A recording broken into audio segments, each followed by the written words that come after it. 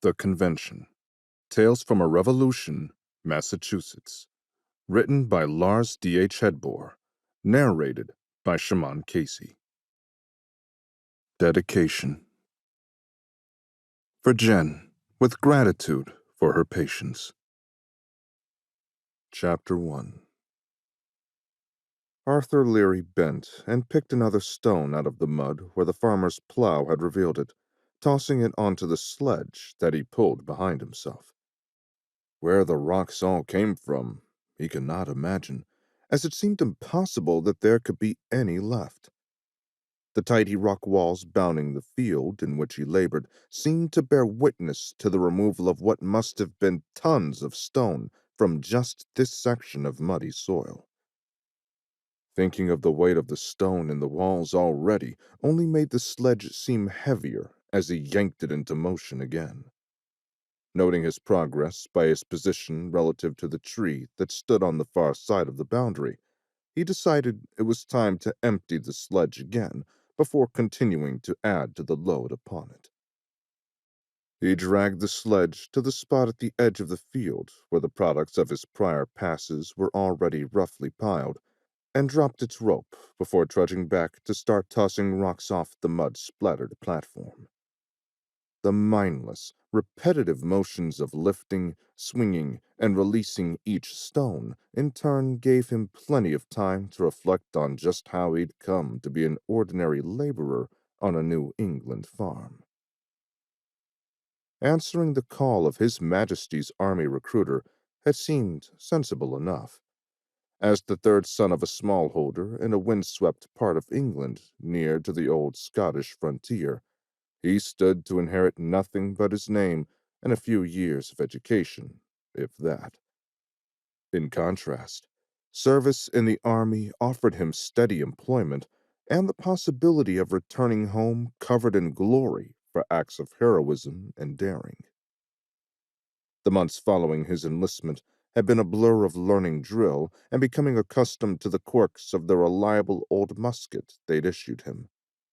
But he kept up with the pace of firing, clearing, and making ready that his superiors demanded of him, perhaps too well. One evening, he was pulled aside by his sergeant, a man whose face was marked by the pox, and whose teeth gave ample evidence of being ready for the dentist's extractor. "The lieutenant says you're to be appointed to the rank of corporal. Mostly, it just means that the officers will hold you responsible for not only your own conduct, but that of your men as well. On the bright side, you'll be paid half again a private's wage, so it's not all bad." Arthur swallowed hard and nodded. The extra pay did a man little good if there was nowhere to spend it in the village but Mrs. Chester's house of ill repute, but he already knew better than to decline what small honors might come his way. Even if they were as dubious as this one, they were still a rarity. One day, the order had come to ship out to America. America!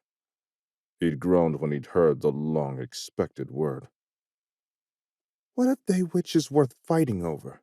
he asked his sergeant. The man grunted non-committally. "Doesn't matter, Leary. The lieutenant says we're going, and that's the final word. It doesn't do to start questioning the orders you're given this early in your career." He grinned, showing his crooked and stained teeth. "You'll have plenty of time to do that when the cannonballs start flying. Muster your men, and see that they are ready for transport." Then came, he begged the author of all to forgive him the thought, the most God-forsaken 11 weeks of his entire life, mostly fit only to be forgotten as quickly as possible. There was day after day of sheer terror at sea, as nothing remained in one place for more than a minute, including the tenuous bit of dry space upon which one stood, and one's stomach. The laughing sailors who climbed the rope rigging of the ship as though it were a fine staircase assured him that the passage was hardly any worse than usual. If that were true, Arthur hoped to never experience a truly bad passage. As the convoy approached Boston, a passing Royal Navy patrol informed them that the city had fallen to the rebels, so they all instead bent their path northward to Quebec. All but one, that was. One of the merchant transports had absconded with a hold full of good powder and other items useful to the rebel forces, betraying his ship to the American cause. Regardless of the unexpectedly altered destination and various setbacks, Arthur had gratefully disembarked at the city of Quebec and thought that he might die a happy man if he never tasted fish again. In Quebec, his squad had set up their crisp white tents, content to follow the labor with a relative feast of bread, small beer, and even a small portion of salt pork. Having a table to sit at where one didn't regularly have to dart out a hand to recapture a knife set into motion by the sea was enough to make even this simple repast taste finer than he could remember the best meal in his mother's kitchen ever tasting. After a few weeks' recovery from their ordeal at sea, they engaged in some cheerful skirmishes against the American forces that had been foolhardy enough to remain in the province after their disastrous attempt at Quebec City in the dead of winter prior. The Americans there had been reduced sufficiently for local forces to deal with. The departure of the army Arthur was attached to from Quebec City was an orderly enough affair, but had quickly turned sour in his estimation. They were directed to load their chests not onto wagons, as he had expected, but onto low, flat-bottomed boats, pulled up in a long row along the shoreline. The sergeant motioned his men to come within earshot, and then spoke in a clear, loud voice. "We're to row up the river, to where it opens into a lake. There, we will follow our guides toward the fort that the enemy seized from us last year through treachery, and we will restore it to Crown control by whatever means necessary. After that," his voice trailed off, and he raised one eyebrow significantly before continuing. "After that, we will be given such further commands as our officers see fit to share with us." Arthur scoffed inwardly. Was this another command given by officers who would never have to labor at an oar themselves, and given without regard for what price it would exact on those who must answer to it? He had reason to ask that question again when they arrived within sight of Fort Ticonderoga. The stronghold towered over the lake, atop a headland that Arthur could just see past the ships carrying the officers and supplies. It looked impregnable, even to his unpracticed eye. He flinched as the first gout of flame erupted from the cannon atop the fort, the Americans' greeting to the British forces. While his squad was directed to beach its boat, the men within the fort continued firing cannon in their direction at a desultory rate, apparently more for range and harassment than for effect, so far. Setting up their tents, weary from rowing, the men in Arthur's unit were not much inclined to converse beyond the necessary directions to finish the task before them and prepare a meal before falling into a sleep only slightly disrupted by the bark and boom of cannon. The next morning, the lieutenant himself had come around, and after summarizing the defenses, he revealed that a scouting party had found a position that would negate all the advantages of the Americans' position within the fort, at the top of a neighboring mountain. The officer smiled, his mouth tight and grim. "Naturally, the rebels will be sensible of the danger should they discern what we mean to do. Furthermore, there is no road, so we shall have to cut one out of the forest that stands between us and the peak." He surveyed his men. "You have been selected to perform this task, and I trust that you will discharge your duties with all possible dispatch. I will turn you over to the capable hands of Lieutenant Twiss of the engineering company, and you will follow his orders exactly." The following morning, after a day and night of incredible labor, they'd succeeded in bringing a pair of 12-pounders up to the peak. Arthur stared in satisfaction down into the fort that had seemed so imposing from the surface of the lake. While they'd still been making ready to rain iron down onto the unsuspecting rebel forces, the enemy had spotted the emplacement, or been informed of it by their scouts, though, and the Americans had fled into the New Hampshire grants. Fort Ticonderoga once again flew the pennant of Britain, and although the enemy had escaped capture, the way was clear for whatever the generals might have planned next. That turned out to be a hard march, then a sad battle with the American forces.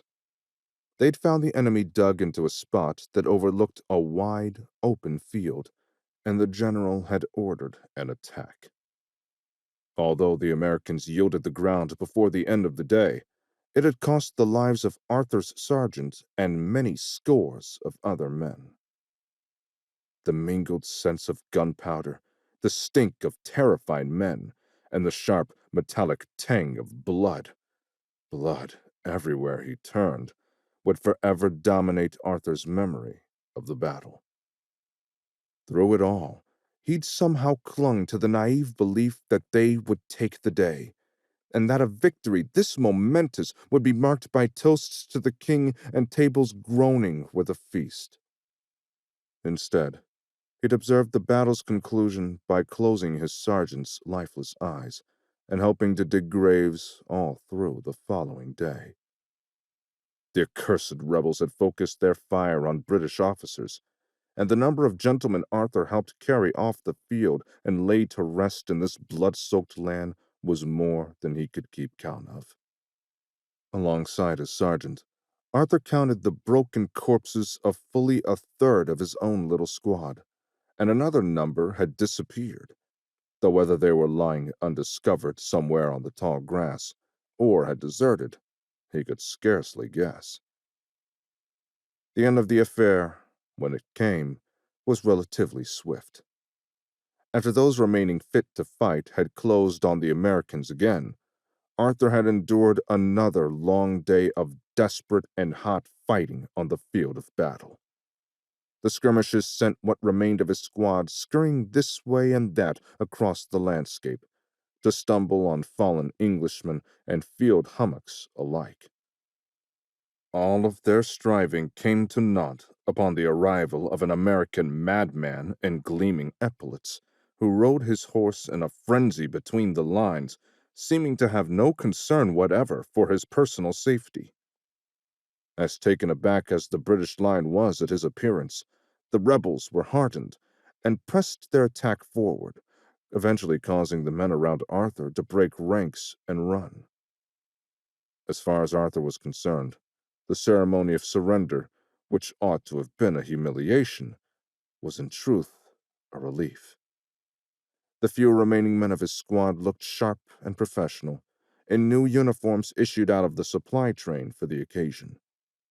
The Americans assembled before them were comparatively slovenly in appearance, with hardly anything like a consistent uniform.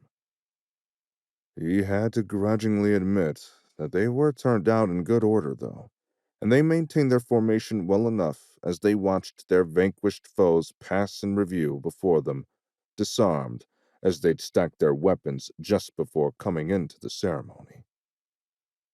Arthur was not sad to see his cantankerous old musket pass into American control, and he half hoped that the barrel would finally explode in the hands of its new American owner. However, the music playing as they passed in review made Arthur grit his teeth. The cheeky, jeering little tune, Yankee Doodle, had long since surpassed being merely an inspiration to the Americans, and had transformed into a taunt against their foe.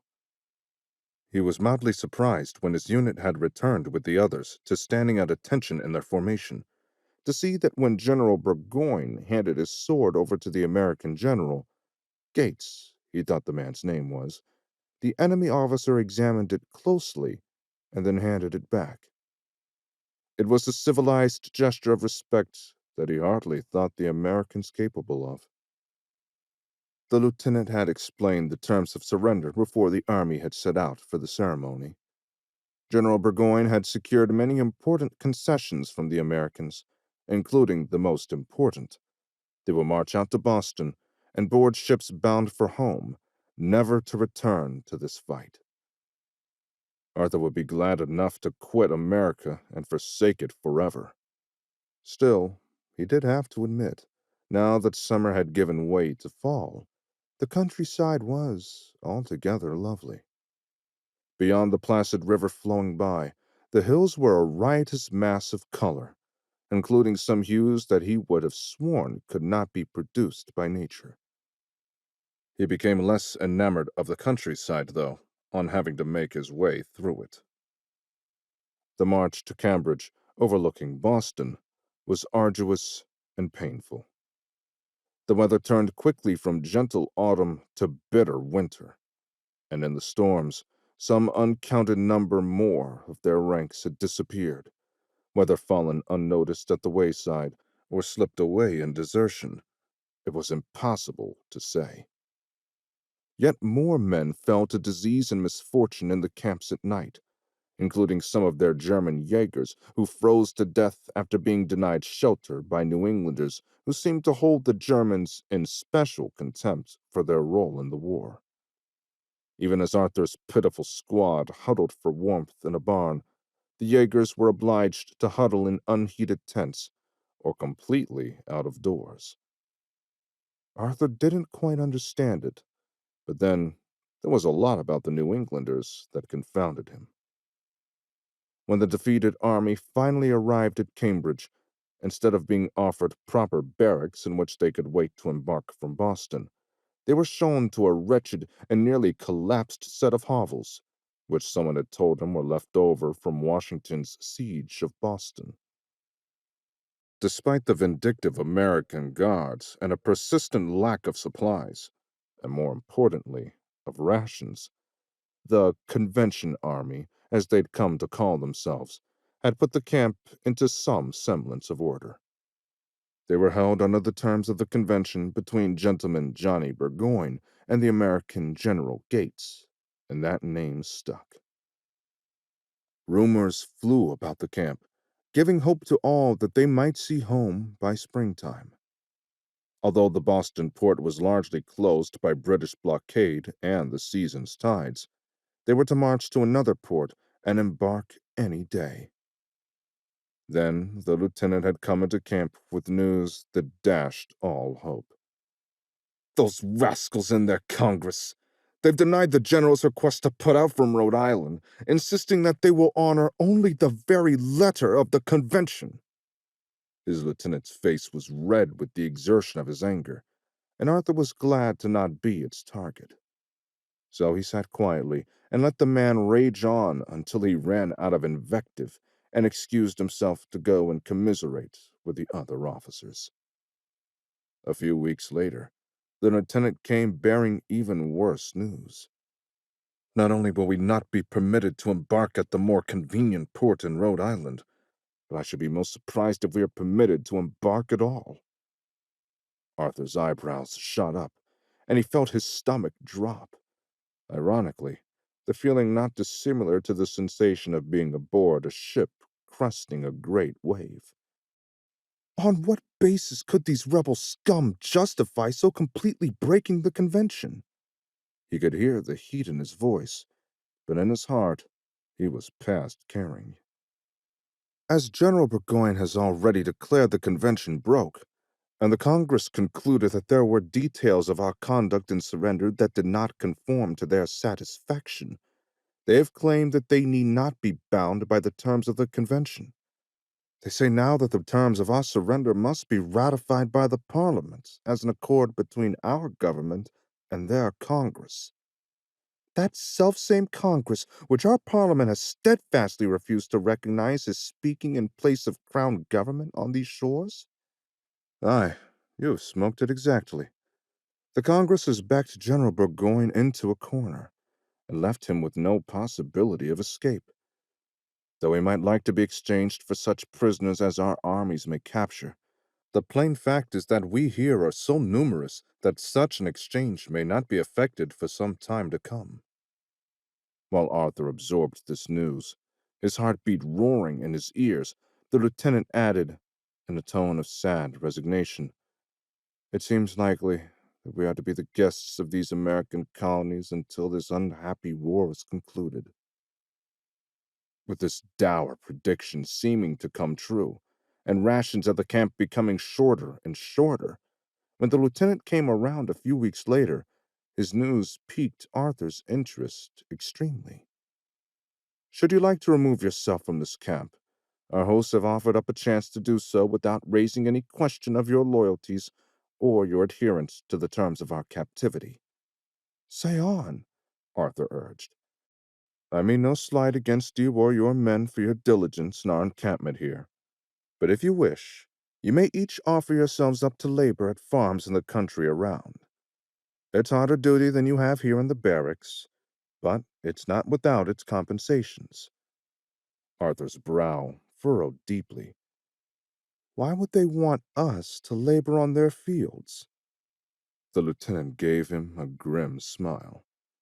"With so many of the young men of this country under arms to oppose His Majesty's forces, there are not enough left to do what is needed on the farms they leave behind. Only those too old to do such work, and those too young." "And what are these compensations?" "A warm place to sleep, good food on the table, and you are not forbidden the cider barrel either, which is a nice relief when the sun is high." That decision had been the easiest Arthur had made in all the time since he'd answered the recruiter's call. Even as his back ached over the load of stone, he was glad to have taken it and grateful to have escaped the barracks. Chapter 2.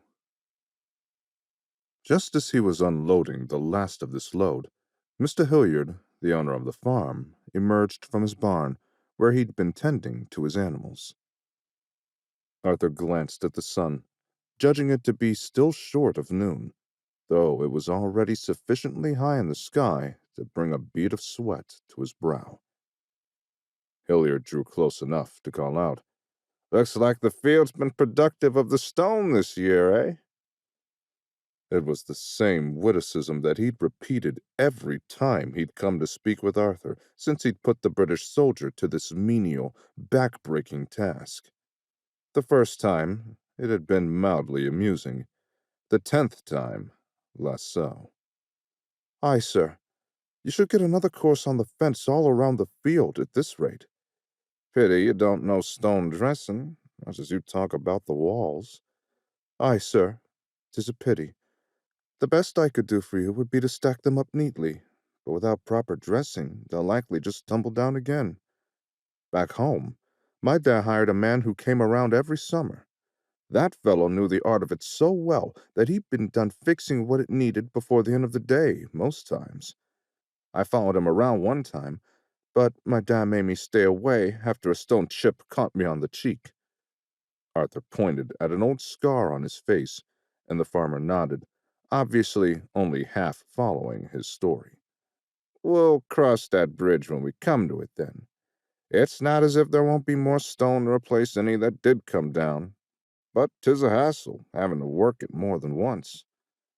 The man nodded to himself once more, this time more briskly. "When you've done this field, come in and have your supper. Constance will have it ready by that time."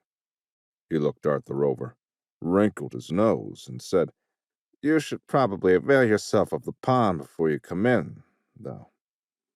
Arthur tilted his head in acknowledgement, but didn't say anything as he stooped to pick up the last rock from the sledge and move it over to the pile. When he looked up, Mr. Hilliard was already going inside the house. He frowned and picked up the rope to bring the sledge back out to where he'd been working. He knew that he shouldn't be irritated with the man. Indeed, an invitation to come and eat with the family was more than he was due, and he had until now exclusively eaten in his quarters in the barn. But he couldn't help feeling a flash of anger at the fact that this peasant farmer thought him so low and grimy that he had to be told to bathe before coming into the house. Just as he was building up a proper sense of righteous indignation, he lost his footing and went down face first into the mud. He sprang up from the ground, cursing and spitting mud out of his mouth. But over his own ruckus, he heard the bubbling sound of laughter from behind him, and he whirled around. Miss Hilliard stood at the stone wall, a large tin cup in one hand and the other covering her mouth, though she could not contain the mirth that danced in her eyes. Seeing Arthur's shoulders slump, she called out quickly, "I am sorry for laughing, but I misdoubt that you could have contained yourself either had you seen it. Are you unhurt?" Arthur looked down sourly at his hands, which had taken the brunt of his fall, but said, "Aye, I think so, other than my pride, which may never recover." She held the cup up higher and added, "My father said that you looked heated from your labors, and I thought to bring you some switchel to cool you off." Arthur mastered his frustration with a deep breath and replied, "That was most thoughtful of you, Miss Hilliard." He dropped the rope to the sledge and trudged over, suddenly keenly aware of the filth that encrusted not just his face and hands, but nearly every inch of his clothing. She held the cup out to him, and he couldn't help but notice that her hand trembled ever so slightly. He accepted her offering, wondering if the oath that had escaped his lips had been so shocking to her ears, or if something else had her nerves high. He gave her what he hoped was a grateful-looking smile and drank deeply from the cup.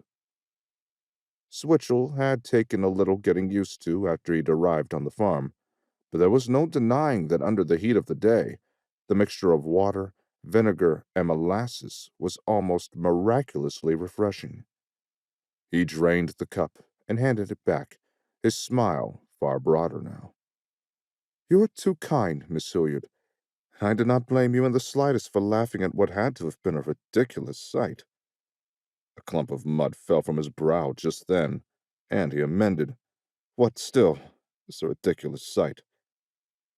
She smiled back, and Arthur thought he saw a hint of nervousness at the edge of her expression. He inclined his head respectfully.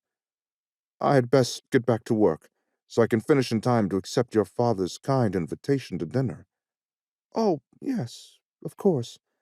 I hope you enjoy what I am preparing for us." He smiled over his shoulder at her as he started back toward the sledge. "I am certain that I will." For the rest of the afternoon, as he continued picking stones out of the soil, Arthur pondered how he had come to be at this particular farm, out of all of those whose proprietors had come to bid for the members of the convention army. He remembered looking over the gaggle of farmers gathered at the American jail that morning and first seeing Mr. Hilliard. The man had been very particular on insisting that he be addressed as such, and Arthur suspected that it was because of the haughty demeanors of so many of the British troops, even the lowliest private soldiers. The farmer had been notable primarily for the hat he'd worn that morning. Unlike so many of his neighbors, he had not chosen a cocked hat, practical though those could be for the sort of rainy day it was. Instead, Mr. Hilliard wore a simple cap sewn of striped cloth. Somehow, it gave him a quiet dignity that the louder men lacked, flamboyant in their manner and in their felted hats, which were aggressively pinned and decorated with cockades, ribbons, and even feathers. Mr. Hilliard seemed to need none of that supposed finery to be taken seriously. When he advanced to the desk where the clerk was taking down the details of the bids the Americans were placing for the various labor contracts on offer, Arthur had heard Mr. Hilliard say gruffly, "Just need the one, no particular skills, though some experience of threshing would be welcome." The clerk looked at his hasty notes on the British soldiers who'd put their names on his roll and said, "I think I've just the man for you. Before his service here, he was a farmer at home." Turning to the knot of prisoners, he called out, " Arthur Leary, please step forward and present yourself." doing his best to ignore the pitying looks that the men of his squad who joined him on the labor rolls shot him. Arthur had walked over to stand behind the clerk, as the man indicated with a careless gesture of one hand.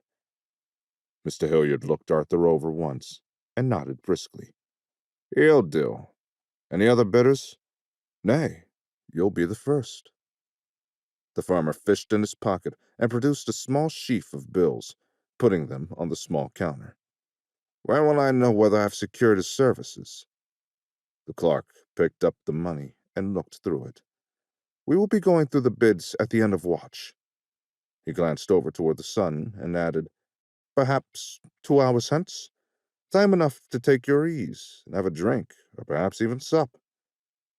He offered the bills back to the farmer. "Until then, you can keep this. We will only collect once your bid has been accepted." Mr. Hilliard nodded again, folded the bills, and put them back into his pocket. He turned away and said over his shoulder, "I will see you at the changing of the watch." At the appointed time, the farmer had appeared. The clerk collected his money, and just that simply, Arthur had new employment for the duration of his time in American custody. He wasn't even sure it was entirely legal under the terms of the convention, but he was happy enough to follow the farmer through the fence that had been thrown up around the barracks and past the glowering guard at the gate. He'd already said his farewells, gifting Jameson from his squad with the buckles from the pair of boots that had worn through on their travels. The man had surprised him on their journey from Saratoga by revealing that he had a wife in the van of the army. More than that, Jameson had confessed that she was pregnant and that her labor had started, and Arthur had agreed to join him in asking the Almighty to permit them make it to some proper shelter before the babe was born. Neither of their prayers did any good, though, as a vicious snowstorm halted the column on the road, where Arthur and several other men had been pressed into service by the midwife to fashion a shelter for Jameson's wife as she delivered a baby boy in the howling wilderness. Smiling slightly at the memory, Arthur expected that Jameson had immediately sold the buckles. A wife and a small son were no mean expense in the best of times, and then Miller similarly made some use of the duty jacket Arthur had left him other than wearing it. But he was glad enough to have been able to make the gesture. After a long afternoon's walk, made longer and more arduous by the enforced inactivity of the past months, he was led by Mr. Hilliard to the tidy farmhouse that the man shared with his wife and daughter. The farmer had stopped at the door and said, "You'll only enter the house when you're invited. I've made up quarters for you in the barn, and according to the regulars who sold me your contract, you're expected to confine yourself to the boundaries of my property until you should be released from my service." "Aye, Mr. Hilliard. That was what I was given to understand when I signed up to be paroled out for labor." "Good. I'm happy to hear that there will be no misunderstandings, then. Unlike those Germans who eat morning, noon, and night, we eat at sunrise and again at the end of the workday. I've no taste for strong drink myself, so I haven't any of that around for you either. But you'll grow to like the taste of switchel soon enough, I'll warrant." He turned toward the barn, motioning for Arthur to follow him. Inside, he opened one of the stalls, which had apparently once held livestock, but was now swept clean and equipped with a pallet, a stool, and a small table. "I had Constance clean this space for you. Mind that you keep it tidy. You'll be warm enough in here, what with the animals and all. You'll get used to the smell before you know it."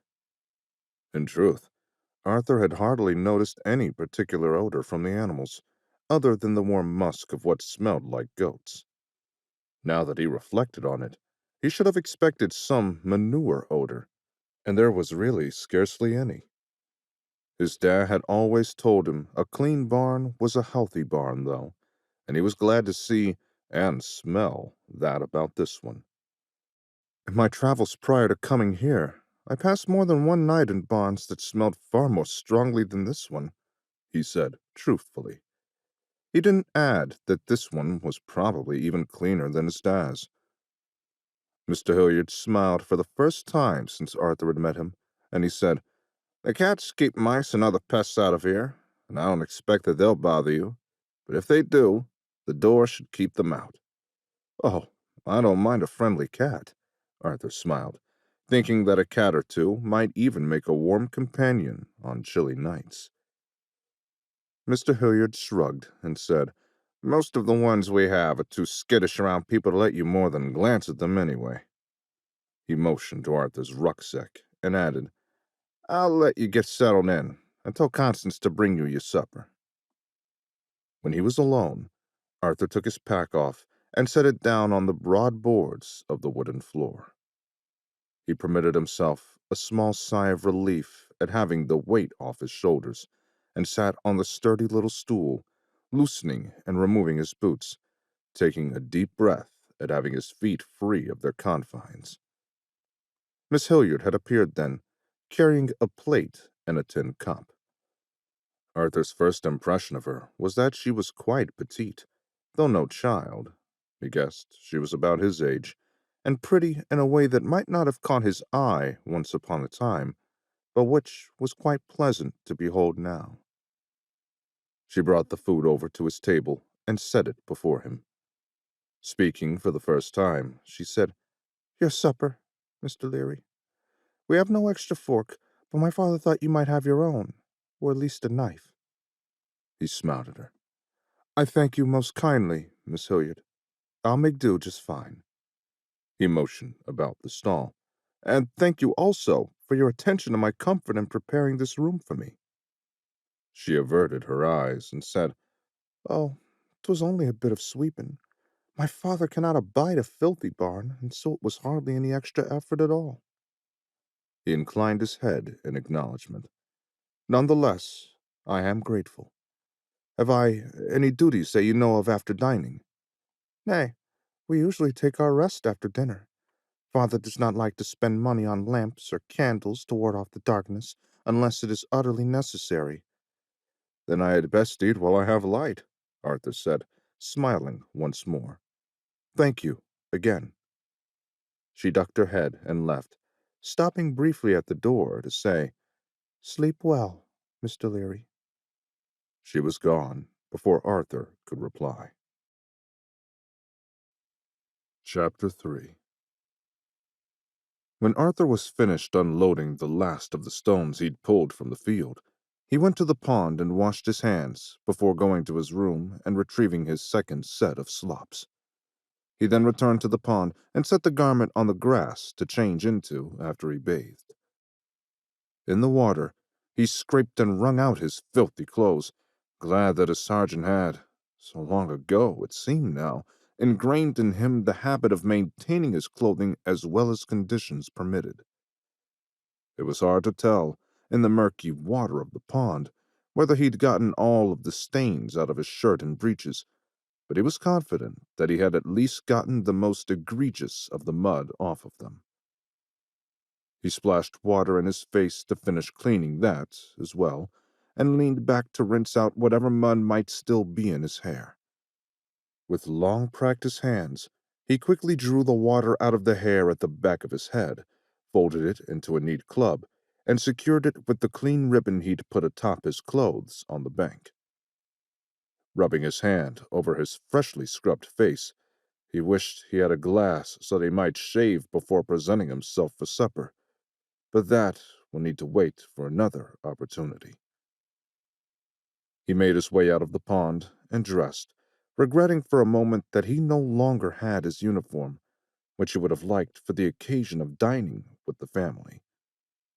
However, he reflected that having a soldier in British uniform at their table might not go over well, and might even raise questions with any neighbor who happened by during the meal. His slops were not as tidy as his uniform, but they were serviceable.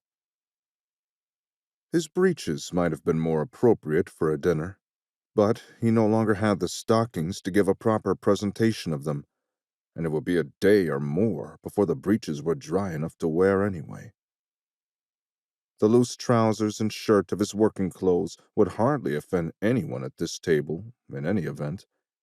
Though Mr. Hilliard might require formality in speaking to him, the farmer's manners did not seem to extend to putting on airs in his dress.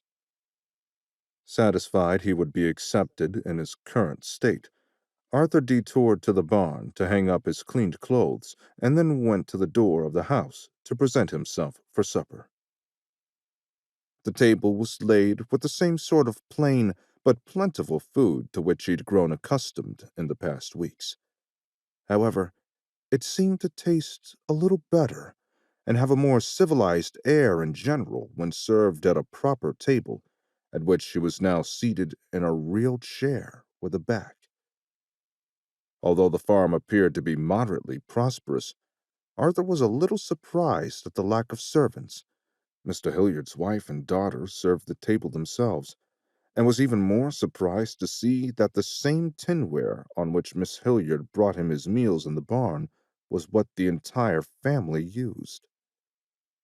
At home, the family of a farm of this size would have been attended by at least a cook and a maid, and he didn't know if this was just one of the many differences between subjects of the king here and those in England itself, or if there were some other cause. He said nothing about it, though, feeling that it would be impolite to comment on it, whether it was a reflection on the prosperity of the farm or just on the frugality of its owner. The conversation around the table was polite and relatively trivial until Mr. Hilliard gave Arthur a significant glance and said, "Had some news from a passing post rider today that might be of interest to you." Arthur stopped with his spoon halfway to his mouth and set it back down, saying, "Oh, what is that?" "Word from Pennsylvania is that the Congress has entered into a treaty of alliance with the French. It seems that the victory at Saratoga convinced King Louis that we have a fighting chance of winning this thing." Arthur strained to keep his emotions off his face, willing himself to maintain a neutral expression. To speak so blithely of the death and destruction that had taken so much from him, as though it were just the strategic movement of a peg on a cribbage board, was unbelievable, and it was all he could do to not break into a rage. Mr. Hilliard continued, unaware of the younger man's internal struggle. "For now, it likely just means that they can be more open about supplying us with arms and powder, but perhaps it will amount to more in time. It's hoped that their navy will help us on the seas, and there's even word that they may be prevailed upon to send troops to aid our forces in the field." He motioned diffidently with one hand at Arthur. "I understand that you're released from your service here once the war's over, so I thought you might like to know that there's some light on the horizon in the direction of that peace." Arthur mastered his urge to react outwardly, saying only, in as mild a tone as he could muster, "Peace is naturally to be hoped for, though you will pardon me for not cheering for the defeat of my own country." Inwardly, though, he could feel shock and anger coursing through his veins. Those accursed French, taking advantage of the unrest in these colonies to put a knife in their longtime enemy's back. He had no doubt at all that what their pipsqueak king was actually after was vengeance for the French defeat in the late war. After all, they, like the English, had long memories and a long list of old grievances to settle.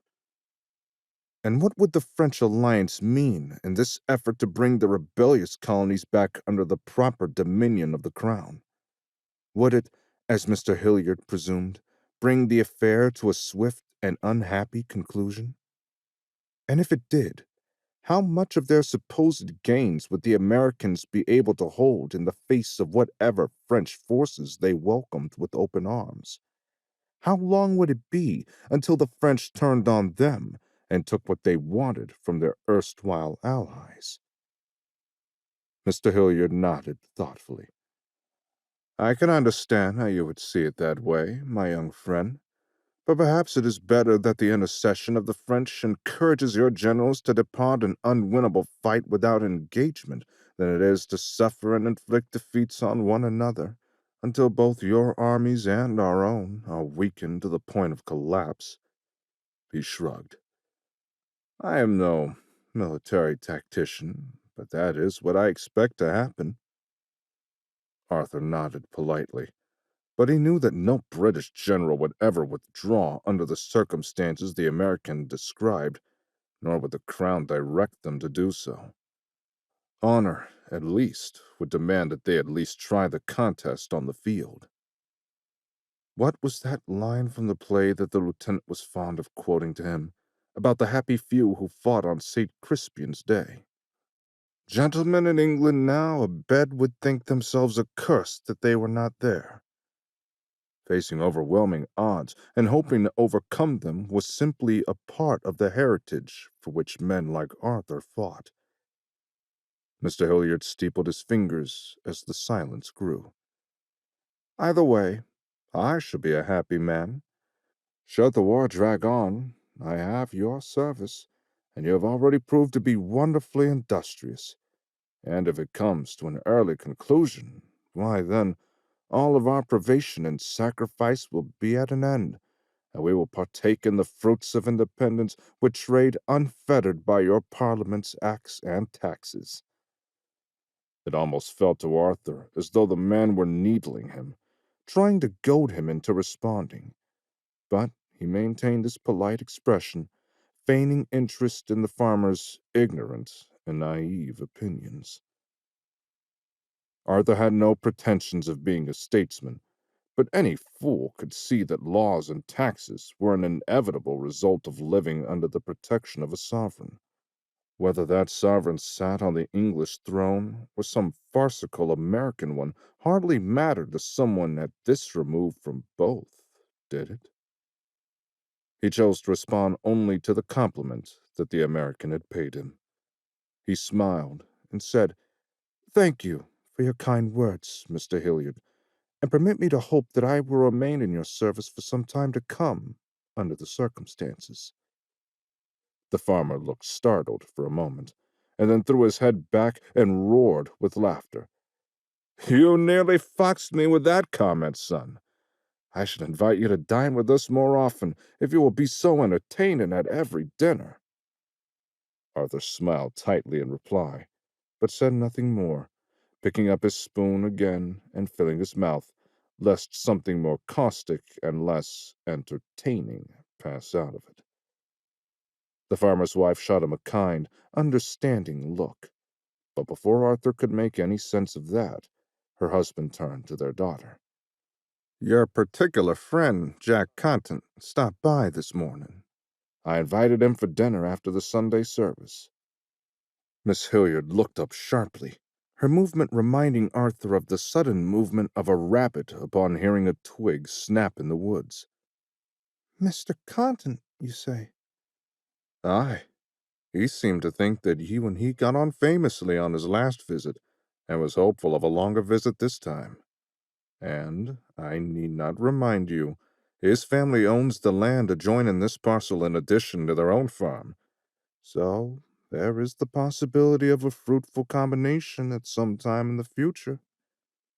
Miss Hilliard appeared to be on the edge of saying something, and she glanced helplessly at her mother, who was studiously looking at her plate. Looking back down to her own plate, Miss Hilliard swallowed hard instead, her face looking a bit pale. "'Tis far too soon to be speaking of such matters, Papa." Mr. Hilliard only grunted in reply, so Mrs. Hilliard said, quietly, "There is no hurry, Gregory. Girls need to be given time for their feelings to blossom, without the harsh light of examination. Content's parcel will be there tomorrow, just as it is today." Arthur was suddenly very interested in his plate, after noticing that Miss Hilliard was no longer pale, but appeared to have flushed bright red. Or perhaps it was just the light from the sunset. Either way, it was high time for him to finish eating and retreat to the barn. On his pallet that night, Arthur reflected on the dinner, wondering at both items that Mr. Hilliard had related at the table. He heard a scratching at the door to his stall, and stood up to let in the great tabby who had made a habit out of visiting him. He laid back down and stroked the cat's ears when it curled up on his chest. His mind was not on the animal, though, but had returned to the news of the day. He'd heard that the Americans were getting all manner of irregular help from many of England's longtime enemies. It seemed as though this little rebellion was an excuse for every out-of-work noble with pretensions of military prowess to come and prove himself. A few, he'd heard grudgingly admitted over campfires, had turned out to be equal to their billing. The Frenchman Lafayette, of course, had surprised everyone by becoming an effective aide-de-camp to the Americans' General Washington. Arthur had heard, too, that it was a Polish officer, he couldn't remember or pronounce the man's name for anything, who had been instrumental in frustrating the pursuit of the Americans after Ticonderoga. He wished that he could remember the man's name, if only to more effectively curse him. Arthur's squad had set out in formation with the rest of the army down a road that was already rough from neglect. They'd started to set a good pace, only to find that the enemy had felled tree after tree across their path, which raised everyone's ire. What had likely taken but a few minutes to drop upon the road cost Arthur and his squad absurd amounts of effort and time to clear, every time it was their turn to remove the obstacles. When the army came to the first burned-out bridge, a collective groan arose from all who saw it, and not a few choice words were shouted before the officers could restore order. It wasn't until later that Arthur learned, and promptly forgot, the name of the man who'd come to America from Europe to help frustrate the Crown in its attempt to hold the colonies. Eventually, the generals gave up battling the Americans' tactic of using axes and flame to fight the British army to a standstill from a safe remove, and orders came down directing the construction of a new road. Arthur could hardly see what that gained them, other than some degree of surprise, but at least they were able to move forward at a predictably steady, if reduced, pace. Spain and Holland had each been helping the Americans in their own way with supplies and secretive advice, so with the French now openly declared for America, how long would it take England's other enemies to add their own voices to the din? It seemed that the king and parliament had managed to make enemies of the entire world, and Arthur felt the first hint of doubt that the crown was on the right side of the question of American independence. He set that thought firmly aside, though, and turned to pondering Miss Hilliard's strange reaction to the presumed suitor Mr. Hilliard had brought up. In a countryside with so few young men in it that farmers had to hire enemy soldiers for labor, having an eligible youth as a neighbor seemed fortuitous indeed. Yet, Miss Hilliard seemed startled that her father had invited Mr. Compton to dine at their table, and evinced no particular enthusiasm at the prospect of his bid for her hand. It was more than mere reluctance, too. There had been a hint of fear in her eyes when his name was mentioned, and though it was none of his affair, Arthur could not help but ruminate on what might have been behind that until sleep claimed him for the night, the cat purring happily atop him and sharing his warmth. Chapter 4. Picking stone was tedious and backbreaking. Picking out weeds and pests, though, was positively stifling. Add the rising summer heat and the fact that Mr. Hilliard insisted on mixing several different crops in the same field, and Arthur's frustration by noontime was nearly a thing that he could pick up and throw by itself. Miss Hilliard had established the pleasant habit of bringing him switchel around midday every day, which gave him an excuse to pause and find some shade for a few minutes. She brought a cup for herself some days, and they talked quietly about the news of the war, or shared gossip about her neighbors, or she answered his questions about how to perform work for which her father had only given him the barest sketch of instructions. She appeared comfortable in his company and seemed to enjoy hearing his stories of the doomed campaign that had found its ignoble end at Saratoga. He was careful not to overly vilify the Americans who'd opposed them, as he was coming to suspect that she was, in her quiet way, a fierce partisan for the American rebellion. Arthur supposed that the desire for independence must have simply seeped into these people from the water of New England, so universally it appeared in his conversations with them.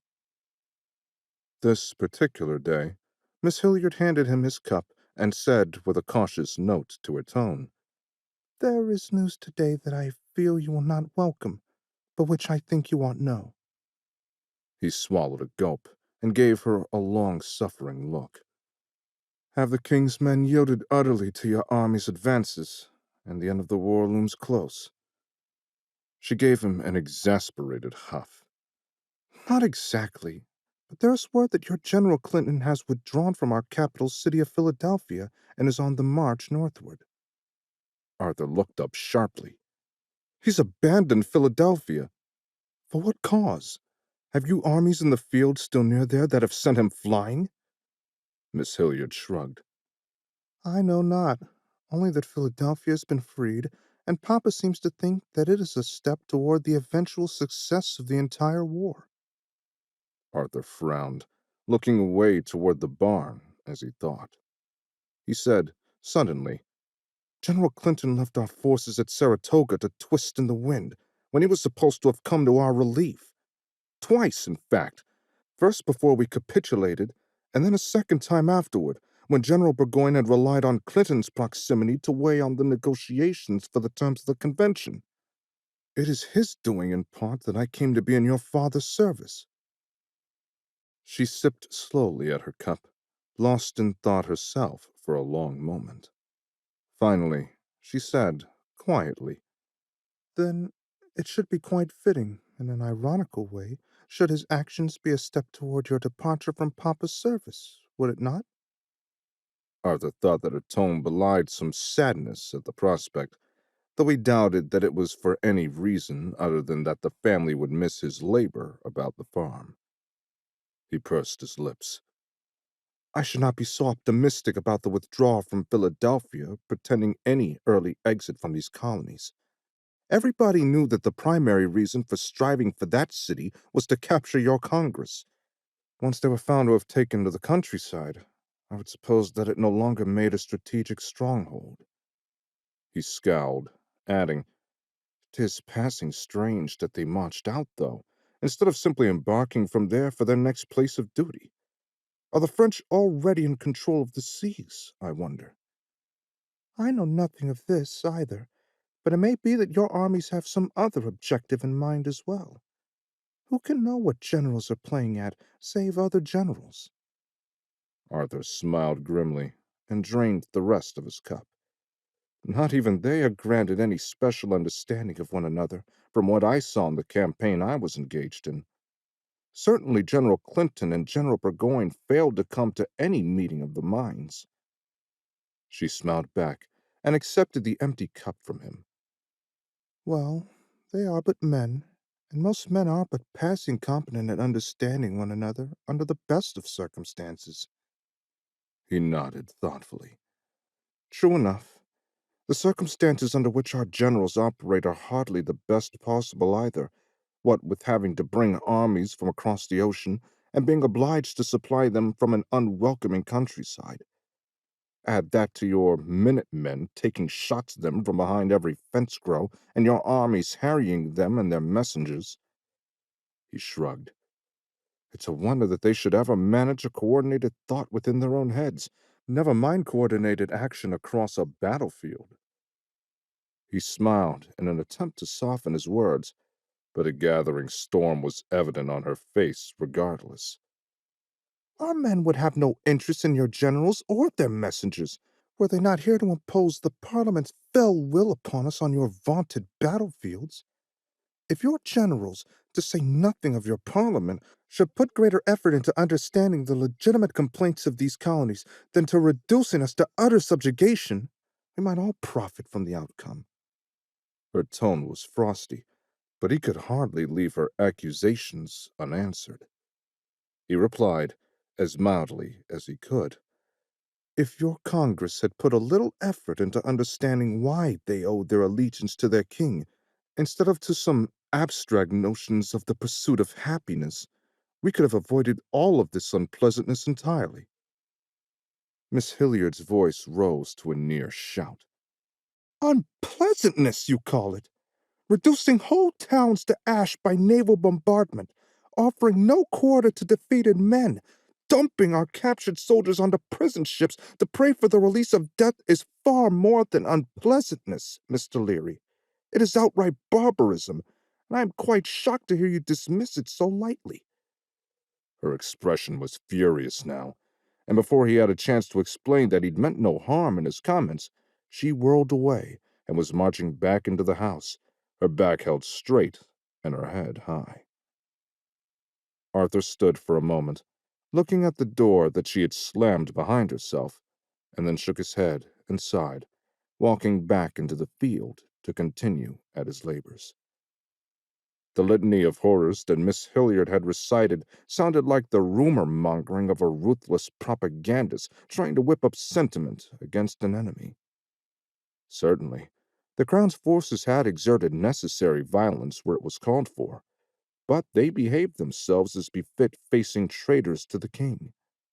Indeed, being held prisoner pending parole was better than the gallows that might otherwise be promised in payment for treason. As for the reduction of enemy coastal emplacements, Arthur guessed that any naval bombardment would look like savagery to the innocent eye of a civilian, and would make for lurid broadsheets and feigned outrage from the erstwhile leaders of the rebellion. That evening, it was Mrs. Hilliard, not her daughter, who brought his supper out to his quarters. "Constance is not feeling herself this afternoon, Mr. Leary, and she asked me to bring you your meal," he replied, automatically. "I do hope that she is feeling better tomorrow." Mrs. Hilliard grimaced. "I misdoubt that she will, as Mr. Hilliard has invited that Contant boy over for supper again. And never mind that our Constance only sat with him because she knows how much her papa desires a combination between our families and our landholdings." She shook herself, seeming to remember suddenly that Arthur was merely a hired hand and not a confidant. "Oh, pay me no mind, gossiping with you about our family matters. You can set your dishes outside the kitchen door when you're finished eating, and Constance or I will pick them up when we rise to get breakfast tomorrow." "Thank you, Mrs. Hilliard," Arthur said. "Please let Miss Hilliard know that I hope that whatever is troubling her is but a passing malady." "Oh, I will, Mr. Leary. You are so kind to say so. 'Tis a pity—" She trailed off, but Arthur suddenly felt certain that he knew what was left unsaid.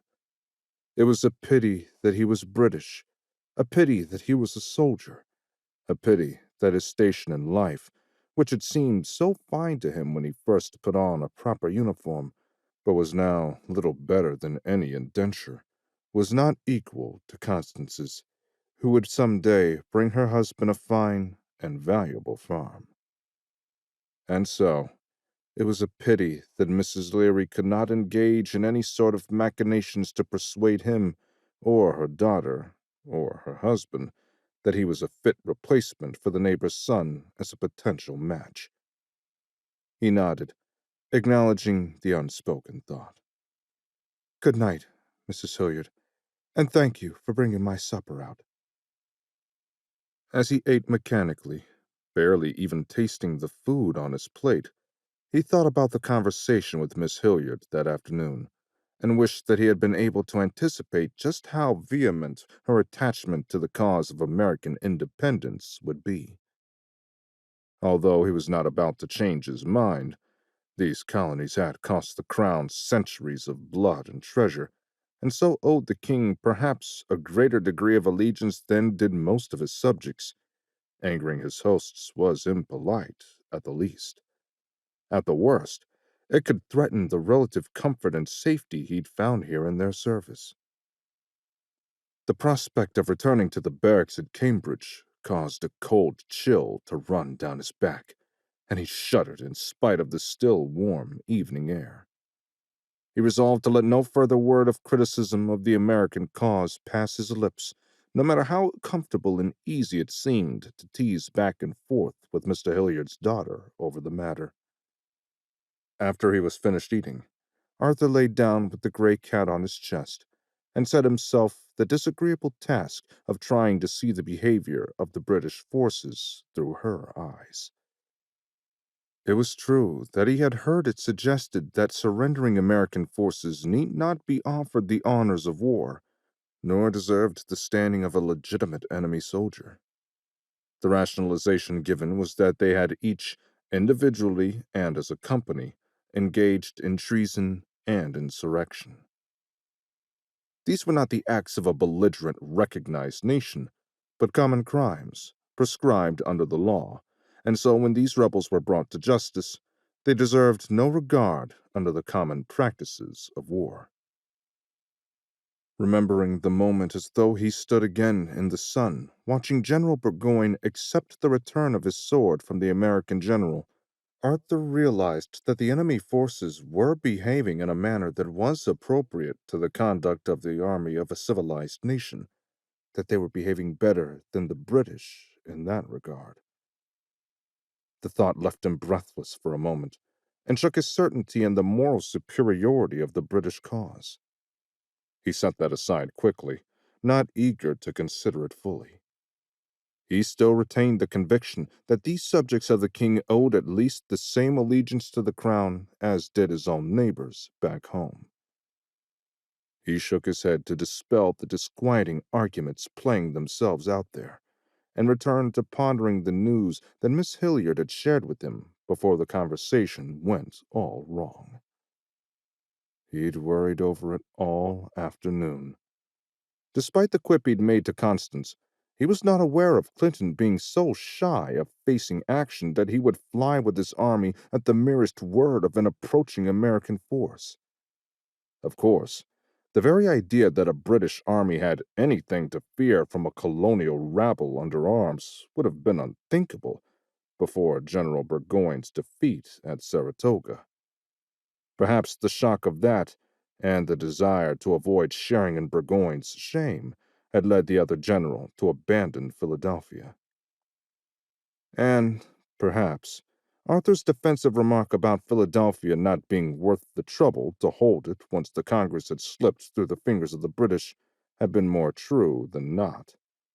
It was, after all, widely known to be one of the centers of the American Rebellion, and doubtless the sentiment of the residents ran strongly against their occupiers.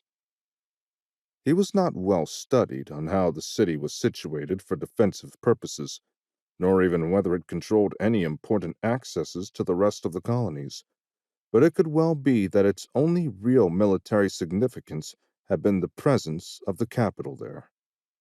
If that were the case, then once the capital was elsewhere, there was no further justification for tying down a whole army just to hold a city. The fact that Clinton's army had marched away overland was somewhat troubling at first blush, but as nothing was yet known of their destination, a land march may simply have been the most efficient route available. It was also possible, as Arthur had mused to Miss Hilliard, that the French had already asserted such control of the seas as to preclude moving the army in transports. But Arthur knew that given his druthers, he would opt for the march every time. He fell asleep, still thinking of the implications of the news, and of Miss Hilliard's fury at him. His dreams were unsettled, as had often been the case after the horror of the battlefield outside Saratoga, but he was able to dispel them well enough to get some sleep before the cock crowed. Chapter 5. "We will start today with sweeping out the barn," Mr. Hilliard said, though Arthur was only able to give him part of his attention. His mind was buzzing with the task of making sense of Constance's breakfast delivery. He'd slept through sunrise, which was unusual enough, so he was still abed when she knocked at the stall door to bring in his food. She didn't wait for his response, but entered almost immediately, setting his food down with perhaps more of a pronounced thump on the table than was strictly necessary. He sat up, dislodging the cat and blinking sleep out of his eyes, and when he could see clearly enough, he found her standing with her fists balled on her hips and a glare on her face. "You will not speak ill to me again of our cause. I know some who have served nobly as Minutemen, ensuring that farms like ours need not fear that they will be overrun, either by your king's men or by any Indians who they may incite to violence against us. I have also known men who have marched away with the militia, never to return." She wiped angrily at her face before continuing, and Arthur was amazed to realize that she was crying. "We are on different sides of this war, you and I've permitted myself to forget that, hoping that you were coming to see the need for our independency in the course of living among us. I see now that I was wrong, and that in your heart you still regard us as subjects to be reduced to our prior state of servitude.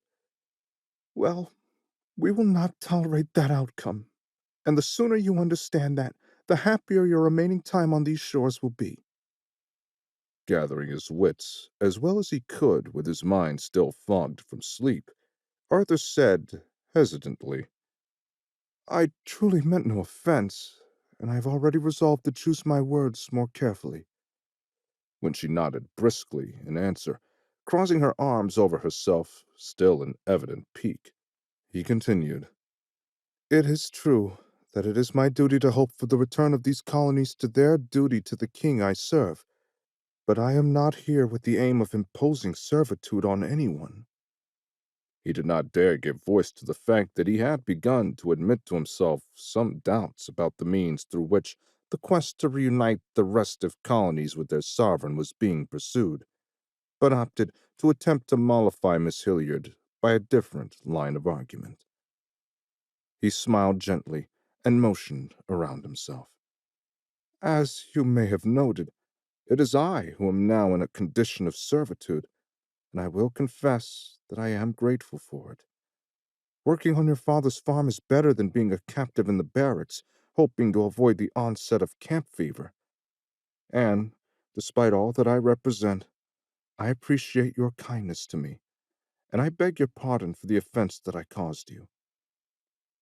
Arthur was gratified to note that Miss Hilliard seemed to relax her stance ever so slightly before she said, "For my part, I ask that you understand that my anger is not directed at you so much as it is the acts of the Parliament that I have heard my papa discuss so often with guests at our table. You are merely the convenient target of that anger." She motioned to his food with a jerk of her head. "Your breakfast is getting cold." As she turned to leave, he called out after her, "Can we yet be friends?" She had stopped and looked over her shoulder at him for a moment, coolly contemplating him. "I suppose I can concede that much." "Are you hearing a thing I'm saying to you, Mr. Leary?" Arthur was jerked back into the moment by Mr. Hilliard's sharp tone. "Oh, aye, Mr. Hilliard.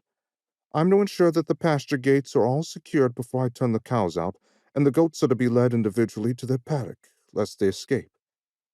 Mind that you tie up the goat's pen with a proper knot, too, just as though you were from the Navy rather than the Army." Mr. Hilliard flashed a quick smile, seeming to try to soften his words. Arthur favored the farmer with a lopsided grin. "Though the men of the sale may know a greater variety of knots and the advantages of each, I've had no small experience in securing tents and the like with rope myself. I can tie a proper knot." "Very well, then. My daughter will be all the busy cooking supper for her guests, so I expect you to perform this chore with all of the care that she would have given it, were she not otherwise engaged." "I understand, Mr. Hilliard." He managed to keep the grimace that wanted to crease his face under control, as he recalled that Mrs. Hilliard had told him the guest was to be the neighbor's son, whom Miss Hilliard did not care for.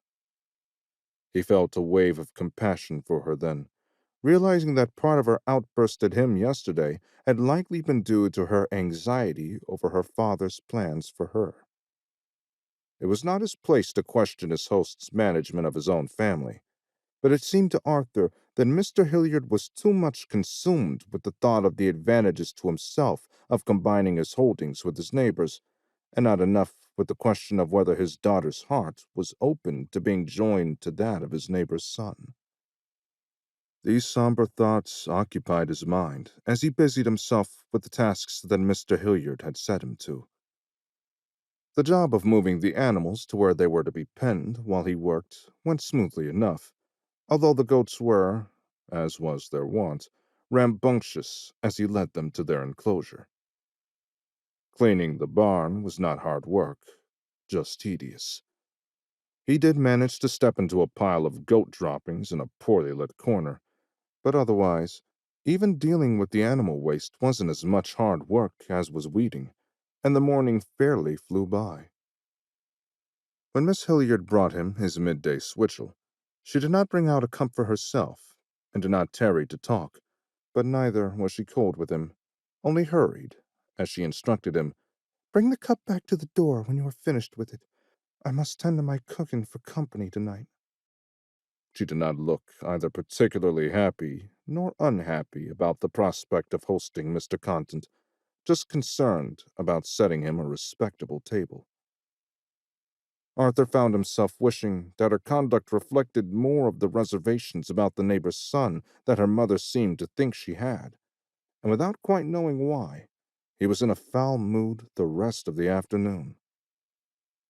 His mood was not improved in the slightest when one of the goats slipped away from him as he was trying to return it to the clean barn, and immediately went running for the hills just as Mr. Hilliard came out of the house to witness the creature's flight. The farmer's face went stern, and he pointed after the goat, shouting, "Well, go and catch him! What are you waiting for?" Arthur had hesitated, because under the terms of his leave to come and work here, he was not to depart the bounds of Mr. Hilliard's property, on pain of being returned to the barracks, and even imprisonment in the jail, depending upon the circumstances. However, he knew also that to fail to follow the instructions of the farmer would have consequences of all sorts, so he sprinted off after the beast. The wily creature either saw or heard him behind itself, and seemed to find new reserves of speed as it dashed toward the wooded ridge behind the farm. It leapt over a stone wall with hardly any hesitation, while Arthur had to slow down and clamber over the piled stones. By the time Arthur caught sight of it again, the animal was stuck firmly in a bramble, bleeding piteously. Although the dense raspberry bushes held the goat immobile so Arthur could catch up with it. Although the dense raspberry bushes held the goat immobile so that Arthur could catch up with it. Getting in to where it stood trembling cost him any number of painful encounters with the thorny vines. Finally, he made his way in far enough to be able to reach the lead that the animal had yanked out of his hand in his bid for freedom. He wrapped the rope securely around his wrist and waded further through the brambles so that he could reach in and untangle the vines wrapped around the goat's body, some of which were tight enough for the thorns to have drawn blood. By the time he emerged, half carrying the goat until he reached open ground again, Mr. Hilliard had caught up and was favoring both man and the animal with pursed lips. He shook his head with an air of disappointment. "It's not the first time that George has gotten the better of one of us, but he is worse off than usual for his little adventure." Arthur set the animal down on the ground and looked him over. He could see trickles of blood staining the goat's fur in several places. He might have felt more compassion if he weren't aware of at least as many places where his own skin was torn and bleeding. Mr. Hilliard sighed, taking in Arthur's condition at a glance. "Well, bring him back, and then get yourself washed up. Take some time to ensure that you get all of the thorns out of your skin. Raspberries as overgrown as these are worth avoiding, for these thorns will fester." I'll have Mrs. Hilliard bring you an ointment that may help." He looked down at the goat. "As for George, there's not much we can do. Maybe this will teach him not to go off on adventures." Arthur glared down at the beast, which looked barely chastened by its minor injuries. After he'd washed and returned to his room, Arthur opened the stall door for Mrs. Hilliard, who tutted and fussed over his scratched and perforated arms and hands. He waved her away, taking the bowl of ointment from her. "Thank you very kindly, but I'll apply this myself. Some of my wounds are in places where that should be tended to in privacy." Mrs. Hilliard colored slightly and smiled nervously as she left. "I'll tell Constance to be sure to knock before she brings you your supper." Arthur felt the flush steal over his own face, and he nodded wordlessly, closing the door. Whatever was in the ointment stung even worse than the brambles themselves, and it was only the knowledge that Miss Hilliard might at any moment be within earshot that restrained his tongue from uttering the most vile oaths he had learned from his fellow soldiers during his time in uniform. Chapter 6. Despite being served on his solitary table in the coarse confines of his stall in the barn, dinner that night was remarkable. A delicately raised pie, rich in meat and hoarded vegetables, and topped with a caudle that smelled of good sack wine and spices. Alongside the pie was a firm pudding, spooned over with more of the caudle, and his tin cup was full of good cider for a change from the usual evening share of switchel. Miss Hilliard was wearing her nicest skirts and an intricately embroidered bodice that Arthur hadn't seen before. "You look very fine tonight," he felt bold enough to say as she turned to leave after putting his meal on the table. She smiled distractedly and answered, "Papa insisted that I dress for a guest tonight. I think I look as though I'm pretending at being one of the fine ladies of Boston society. But Papa seems satisfied, and it costs me only a little effort beyond the usual to accommodate his wishes. I have not seen the ladies in Boston, but I have no doubt that you would put them to shame were you to appear among their number this evening." She dipped her head in acknowledgment of the compliment. "I thank you very kindly, and would hear more of your pretty words. But I have to get the table prepared before our guest arrives. Good evening, Mr. Leary." She hurried back to the house then, holding her skirts up to keep them out of the dust. Arthur sat down and tucked into his meal, savoring every bite. If he had been able to whisper into the ear of a footsore Corporal Leary as he shuffled through the snow from Saratoga to Cambridge with his stomach knotted in hunger, and inform him that a meal such as this lay in his future, he knew that the unbelieving laughter would be echoing still.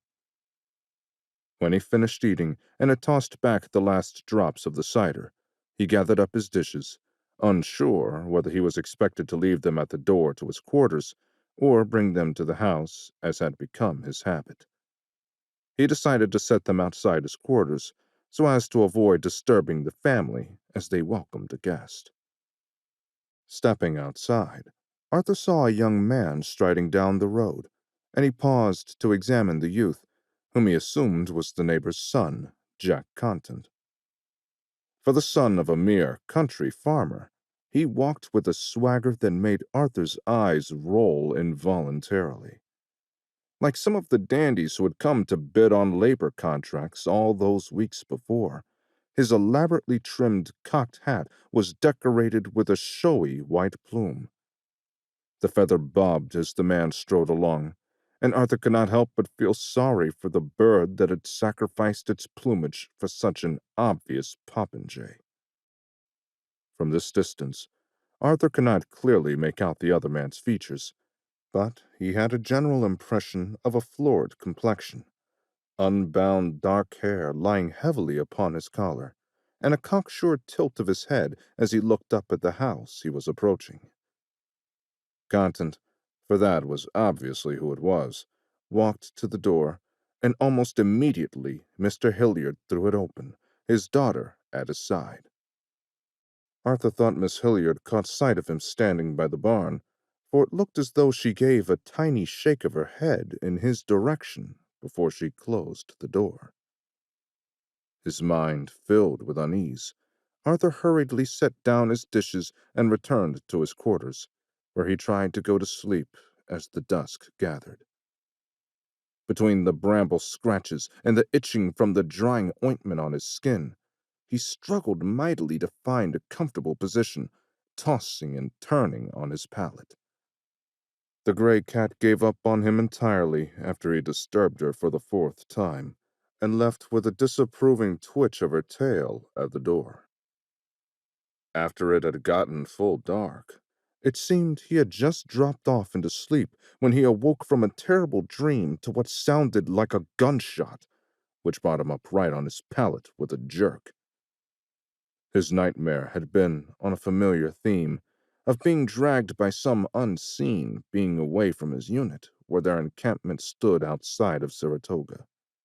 This time, though, in addition to his own screams as his fingers dug furrows in the earth, he had looked over to see Miss Hilliard being dragged away beside him, and her screams were louder even than his own, so loud that they almost seemed real. The report that had woken Arthur from his dream had immediately stopped whatever inexorable force was dragging him along the ground, and in his confusion on waking so suddenly, he felt as though he'd been dropped from the rafters of the barn back down onto his pallet. Outside, he could hear Mr. Hilliard shouting into the darkness, though he could not make out what the farmer was saying. He hurriedly pulled on his trousers to see what was the matter, and to ask whether his host needed some help from him. When Arthur emerged from the barn, the moon was midway up in the sky, and low clouds scudded across its face, permitting him to just see where Mr. Hilliard stood at the road where it passed closest to the house, his nightshirt loose over his knees, and his musket visible in his hand as a long, dark shadow. He was staring off into the darkness down the road when Arthur emerged from the barn, but he turned at the sound of the door, which swung shut behind Arthur, banging on the frame. He shouted hoarsely, "Get back into your room, Mr. Leary, and don't you stir until morning. This doesn't concern you, and you can only come to grief if you attempt to involve yourself. Get back into the barn and bar the door." Arthur was shocked at the man's words, and even more, how he sounded. He wondered whether there had been some sort of attempt made to raid the farm for forage, and if so, whether it had been a British or American force. He knew well enough that when supplies ran low, the countryside around an army could come to be regarded as an adjunct to the commissary, and that it didn't matter much if the landholders were friend or foe. As he reluctantly followed Mr. Hilliard's instructions, though, he realized that he ought to have heard any such intruders first, as they would likely have gone directly to the barn, bypassing the house entirely. This was where there was livestock to pilfer, and barns often held supplies of grain and other stores besides. They also had the advantage of usually being unoccupied, so a party of soldiers intent on securing supplies could do their work unimpeded.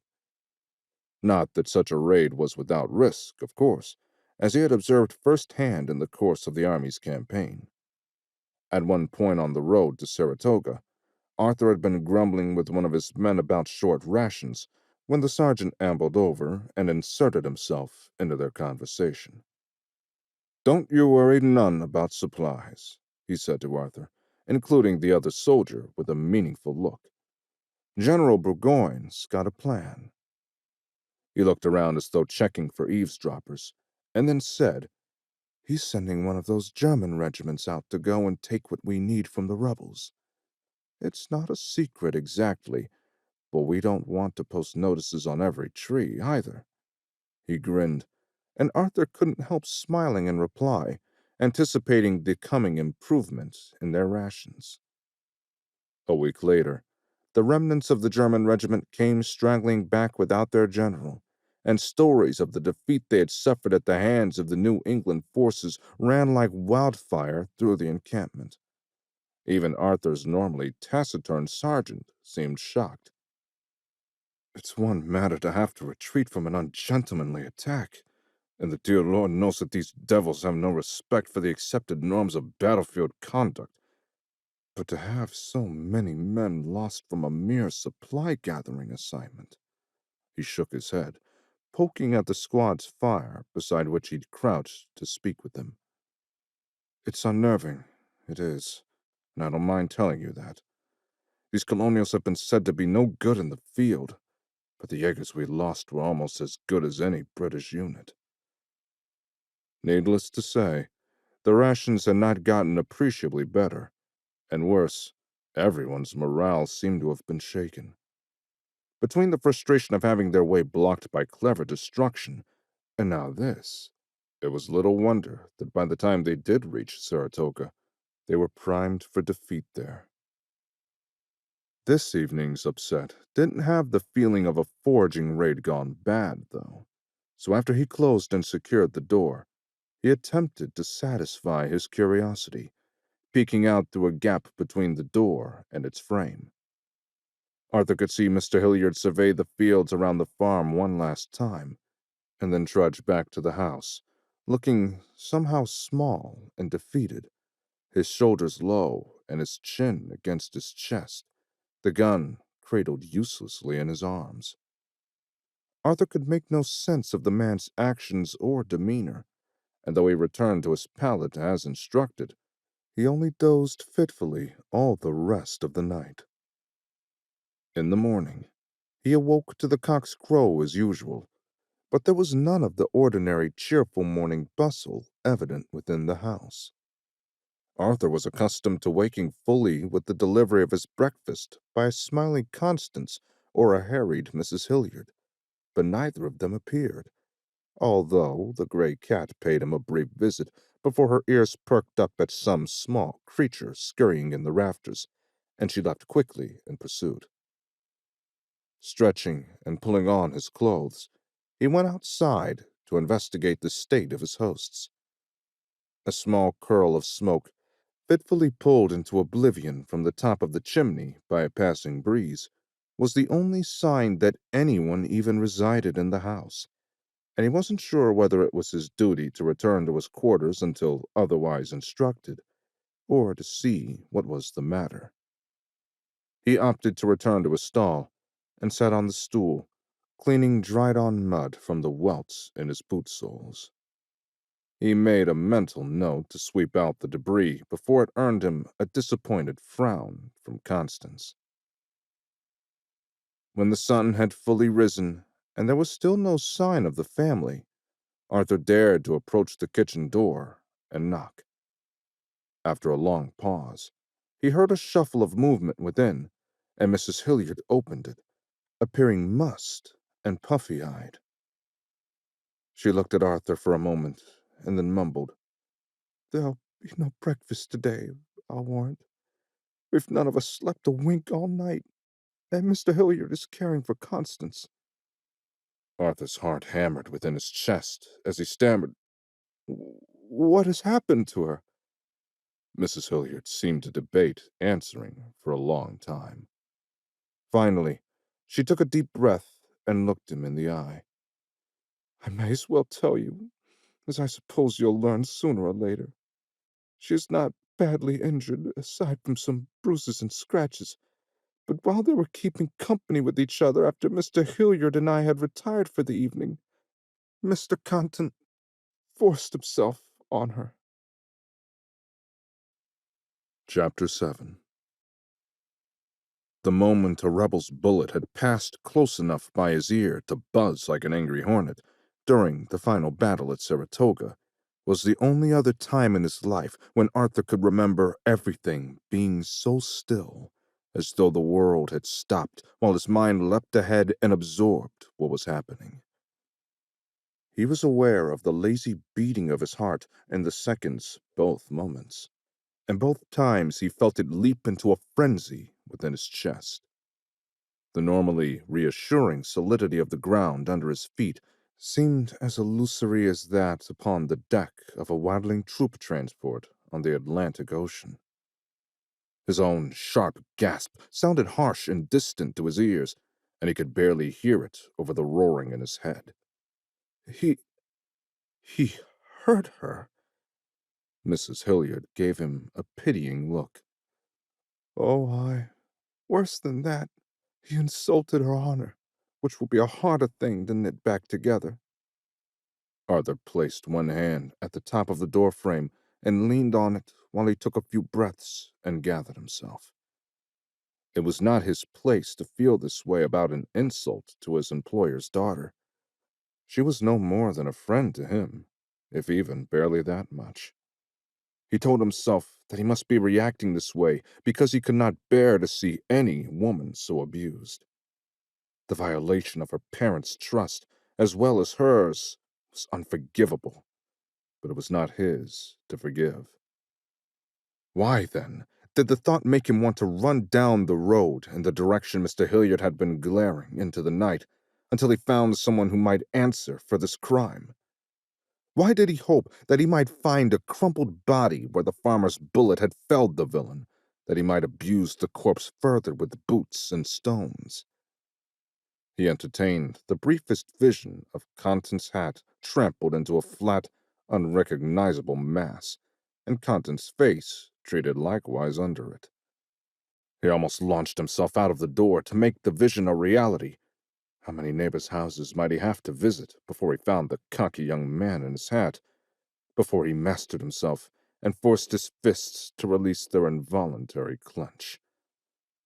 There were better ways for him to be of service to his hosts, ways that did not raise the question of him mistaking his place in their lives. He was a servant, not a member of the family. He controlled his wild thoughts. He realized that here was an opportunity and an obligation to serve them. He shook his head heavily and stood up straight. Will you permit me to make breakfast for us all so that you may regain your strength and health? I know that Mr. Hilliard bid my contract for my back, and not for any ability at the oath, but I should like very much to be of service as I may in your time of need. Mrs. Hilliard considered him for a moment, and then stood aside, making space for him to enter the house. I will return to my daughter's side. I trust that you can find your way around the kitchen without my guidance. Arthur nodded, though in truth, under any other circumstances, he would want advice and guidance before working at someone else's hearth. As it was, he applied himself to the tasks at hand with grim determination to not unnecessarily disturb Mrs. Hilliard. He closed the door behind himself and surveyed the kitchen briefly as she disappeared into the front room. He added kindling from the basket beside the firebox to the coals, still banked from the prior evening, and carefully built it up to a decent cooking fire. Investigating the casks that stood along one wall, he found one that contained meal and started on making a porridge. Arthur wasn't sure of the proportions, but he set a kettle to boil on the crane, swinging it over the flames after filling it to the halfway point with water. He remembered a time in the Cambridge barracks when all they could get was some meal, and the man who had been in charge of cooking had added a bit of molasses to it, rendering the porridge both more nutritious and more satisfying to the palate. Arthur checked the other casks thoroughly, but could find none that contained the ingredient, so he shrugged and told himself that good enough would have to do in this circumstance. Once the kettle was bubbling, he swung it back out where he could reach it without singeing himself and stirred in several handfuls of meal with a wooden spoon he found hanging on a peg beside the chimney until the porridge started to feel as though it would thicken. He returned it to sit partially over the heat, stirring it vigorously so it would not stick. Throughout the process, he tried to let the challenges of working in an unfamiliar kitchen with unknown ingredients and tools consume his mind, but his thoughts kept returning to Constance. He forcefully redirected his mind from the events she had suffered the night before, which left him pondering how angry she had been at him earlier in the day over what now seemed like a trivial disagreement. How could he have provoked her so when she had shown him nothing but kindness and consideration? Though she'd said that she would put aside her anger with him, had that in some way contributed to her finding herself in a compromising position with her assailant? If he'd been more accommodating of his current position in this society, even to the point of keeping quiet about his loyalty to the crown, might this Mr. Constant's suit for her have been easier for her to rebuff?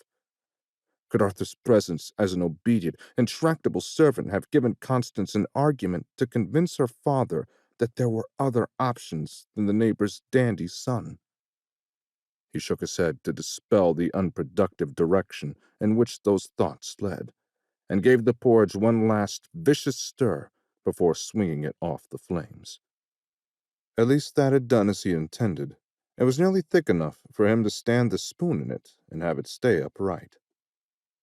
Casting about the kitchen, he finally located where the tinware was kept, and spooned porridge into the first of 4 bowls, hissing and cursing to himself as the thin metal immediately passed the heat of the boiling hot food to his fingers. He set the bowl down on the table and waved his fingers in the air in an attempt to cool them. When the pain in his fingertips had subsided a bit, he used the tail of his shirt to insulate his fingers as he filled the other 3 bowls, setting each of them on the table in turn. Finding where the dining spoons were kept required him to root through drawers and baskets all about the kitchen, which made him feel like a cut-purse digging through a stranger's belongings in search of coins. Finally, though, he discovered the utensils hanging in plain sight on the wall over the casks, and he took down 4 of those. He'd spotted a large serving tray while looking around the kitchen, and he transferred 3 of the bowls to that, and carried it into the house proper, unsure where he'd need to go next. The front room was dim and quiet, shutters still closed against the low morning sun. He could see only a couple of empty chairs and a small settee, which was lying on its back, exposing its 6 stout legs like some grotesque bug overset on the floor. His blood ran cold in his face as he realized that this must be the very scene of the violation against Constance, and he turned away, finding the stairs to the top floor behind him. He steeled his nerves and ventured up them, tucking his elbows in to avoid spilling the tray. In the small hallway at the top of the stairs, light spilled from an open door. He stopped before it and called out softly, "I've a makeshift porridge here for you all." Mrs. Hilliard answered, "Bring it in, Mr. Leary, if you would be so kind." As he entered the bedroom, the first thing he noticed was Constance's form huddled at the far side of her bed, leaning against the hunched-over figure of her father, who sat beside her. Neither of them stirred to look at him, but Mrs. Hilliard's eyes found his, and she motioned with her head at the small writing desk under the window. Arthur proceeded carefully in that direction, keeping his eyes directed to his steps and his destination. He set the tray down on the desktop with a minimum of clattering and turned to face Mrs. Hilliard. She was again focused solely on her daughter and husband, seeming barely aware that he was even in the room. He stole a glance at Constance, whose face he could see from where he stood. Her eyes were swollen and red from tears shed over the course of hours, and an angry red welt the size and shape of a man's hand marked her cheek. She did not seem to see him, and Arthur tore his gaze away as quickly as he could, but he knew that he would never be able to get the image out of his mind. He bowed to excuse himself, even though nobody in it was even aware that he was there at all, and hurried out, maintaining his composure until he was down the stairs and back into the kitchen. As hot tears streaked his cheeks, he remonstrated himself for reacting so sharply to seeing Constance hurt. After all, he had seen men shot through on the battlefield, had watched men die before his eyes, and had not felt so affected as he did now. He had dug graves for close companions, and had shed fewer tears than now overflowed his eyes. However, a soldier laying down his life for his cause was fulfilling the duty he'd said he was willing to undertake. Falling ill of camp fevers, being shot by an enemy, even drowning or freezing while en route, those were all risks that one accepted when taking the recruiter's bounty and signing on the line. Constance had not offered to bear this risk when she had prepared supper and welcomed a guest into her home. She should not have had to pay the price for her father's wish for a business combination with the adjoining parcel of land. Indeed, was it not part of the job of a soldier to protect innocent girls from this sort of disorder and violence? Was that not what had sent him here to these colonies, to maintain the Crown's rule of law and its authority to prosecute wrongdoers over even the most resistant of its subjects? Of course, the force he was a part of had failed in its mission, and even were he still in the uniform of His Majesty's army, the administration of justice would be a task that fell to other men. It had been his job to ensure the conditions that might have prevented such lawlessness. Still, he felt a sharp moment of anger at the rebellion that had removed Crown authority from this community, exposing a girl like Constance to the uncouth appetites of a neighbor's son. He wiped his eyes impatiently on the sleeve of his shirt and shook his head violently to dispel such thoughts from his head.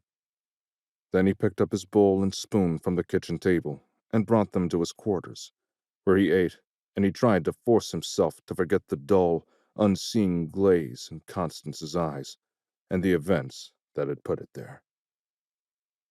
After he broke his fast, he dressed and attended to those chores he knew innately must be done daily around the farm. The animals needed feeding, eggs needed gathering, pests needed to be removed from the plants in the fields, and water needed to be fetched up from the pond for all. The disruptions of human events could not be allowed to interrupt the cycles of the day and season, lest they all suffer for it. He was bone-weary, and his clothes were damp with sweat when he returned to the kitchen door late in the afternoon. His scratches from the misadventure with the goat in the bramble, forgotten in the rush of more pressing concerns, were making themselves known with a vengeance. He wished he had more of the soothing ointment to apply, and missed the rejuvenating effects of his accustomed midday switchel. He hoped that he might be able to at least locate the bottle Constance kept that in before he turned to the chore of attempting supper. He was surprised to find Mr. Hilliard sitting at the kitchen table, a cup and a jug before him. Controlling the flash of anger that passed through him when he thought about the man's role in inviting his daughter's assailant into their home, Arthur turned to leave the farmer in peace. Mr. Hilliard called out, "Nay, come, sit. Join me and take ease for a moment. You've earned it, son." Reluctantly, Arthur approached the table, and the older man motioned to the sideboard. "Get yourself a cup, if you like. There's some cider left yet." Arthur did as Mr. Hilliard suggested, and sat opposite him at the table. He was shocked to see that the man seemed to have aged a decade overnight. The stubble of his unshaven face was white, and his jowls sagged as though his cheeks were too tired to hold them up. His unkempt hair only added to the impression of decrepitude, and as he shakily tipped the jug to pour the last of the cider into Arthur's cup, the younger man realized that Mr. Hilliard was intoxicated. "Thank you, sir," he murmured, as his host set the empty jug back on the table with a deliberate thump. "'Tis the least I could do," Mr. Hilliard said, with a grim smile. "I'm glad someone's been attending to his duties around this place." Arthur stopped with his cup halfway to his mouth and started to object, but Mr. Hilliard raised a hand to indicate that he would brook no argument. "Nay, if I had done mine, that boy would never have crossed this threshold, and I would not have let my hope for a greater legacy for my daughter. Instead, it was assaulted his hands." He scowled as he recalled I've known his father since they earned their grant and built their house. Jack was always a proud boy, taken after his father's haughtiness at having secured a better holding than most any in the district. Mr. Condon believed that his good fortune proved that the Lord himself favored him over the rest of us. Mr. Hilliard shook his head, his eyes on some distant object that only he could see. I thought the boy could overcome his father's weaknesses and prove his worth on his own merits. As we have now seen, I was wrong in that. Wrong about his ability to honestly win my daughter's heart, and wrong to trust him with her honor. He lifted his cup to his lips and seemed puzzled to find it empty. Frowning, he set the cup down and grimaced. As it is, both my wife and my daughter blame me for what happened, and I can offer no argument to the contrary. There's no excuse for putting my ambitions ahead of their happiness. It is an error which I will regret to the end of my days. Arthur dared to speak then. Mr. Hilliard, if I may offer my view of having but a few months' experience of your household, your daughter holds you in high esteem, and with good cause. She was willing to entertain this boy out of her regard for you, and it is in no part your failure that he turned out to be unworthy of your trust or hers. That is his failure, and one which I warrant you will find a way to give him cause to repent in good time, if you've not already done so. The farmer nodded blearily at Arthur, and then slammed his fist down suddenly on the table, making the cups dance upon it noisily. Oh, yes, that I shall. I missed him in the night, but I will make him regret that he ever laid eyes on my Constance, let alone his filthy hands. Chapter 8. Leaving Mr. Hilliard snoring gently on the table, where he'd said he would rest his head, only for a moment, and then I'll be all right again, Arthur brought the tray with 2 plates upon it up the stairs. As well as bringing the dishes down from Constance's room, he noted that someone had righted the settee, though it still had the look of being somehow out of place. At the top of the stairs, he called out, "I've a supper here, if you would eat." Mrs. Hilliard replied, "Bring it in. Constance and I were just talking." He carried the tray in and set it down again on Constance's writing desk, and then turned to face the women. Constance sat up now, the eye on the bruised side of her face still somewhat swollen, but she looked substantially more alert than she had in the morning. Her eyes were rimmed and red, as though she'd spent most of the day crying, but when she looked at Arthur, he could see her make the effort to hold her head high and to regard him steadily. Her hair was loose and uncovered, and it occurred to him that he never thought about how long it was before. "Good afternoon, Mr. Leary," she said quietly. "I trust that my papa has already taken his meal." Arthur hesitated. "Mr. Hilliard is indisposed at the moment." Mrs. Hilliard, who had been looking at Arthur as steadily as had her daughter, looked down suddenly, a pinched expression on her face. She looked back up and said, "Thank you, Mr. Leary. You are welcome, of course. I have only done what is decent and right. Supper is nothing fancy, as I truly have no particular skill at the art, but I hope that it is edible, at least." He carried their plates to them, and reached back to the tray to retrieve spoons. "I will take my leave and retire to my quarters for the evening. I hope that you rest well." He caught Constance's eye, and she nodded just perceptibly. "A restful night to you, too," she said, and took a bit of the stew he'd made. He left the room, impressed that she had not made a face, as he was keenly aware that he'd been too free with the salt, and though he'd boiled the potted beef, it still retained its fibrous texture. He seemed to remember that Jameson had always said that it required nearly a full day of boiling to be soft, but there had been no time for that, nor anyone to tend to it while he was taking care of the chores all about the farm. He returned to the kitchen to gather his plate and the check on Mr. Hilliard. The man had not moved since Arthur had left him, and was still snoring lightly into his arm. Arthur shook his head sadly at the man's state, but left him undisturbed, closing the door behind him as he carried his dinner to the barn. After just a few bites of his stew, he concluded that edible might be stretching the point, but he'd certainly had worse cooking than this, and the day's labors had left him hungry enough to eat boiled shoe leather, as he'd heard it said that the American army waiting to menace Philadelphia had done. Sleep that night was again fitful due to the itching bramble scratches and a loud and lengthy fight outside his door between two cats, but it was, blessedly, not interrupted again by a human disturbance in the night. In the morning, he awoke to Mrs. Hilliard, who brought in his breakfast as though nothing were out of the ordinary, though she did not linger to gossip, and indeed said nothing but a quiet "Good morning," as she set down his bowl and hurried out. Mr. Hilliard, it appeared, was still indisposed, but Arthur had enough of a sense of the routines of the farm to carry on without instruction for several days, so he set about doing what he knew needed doing.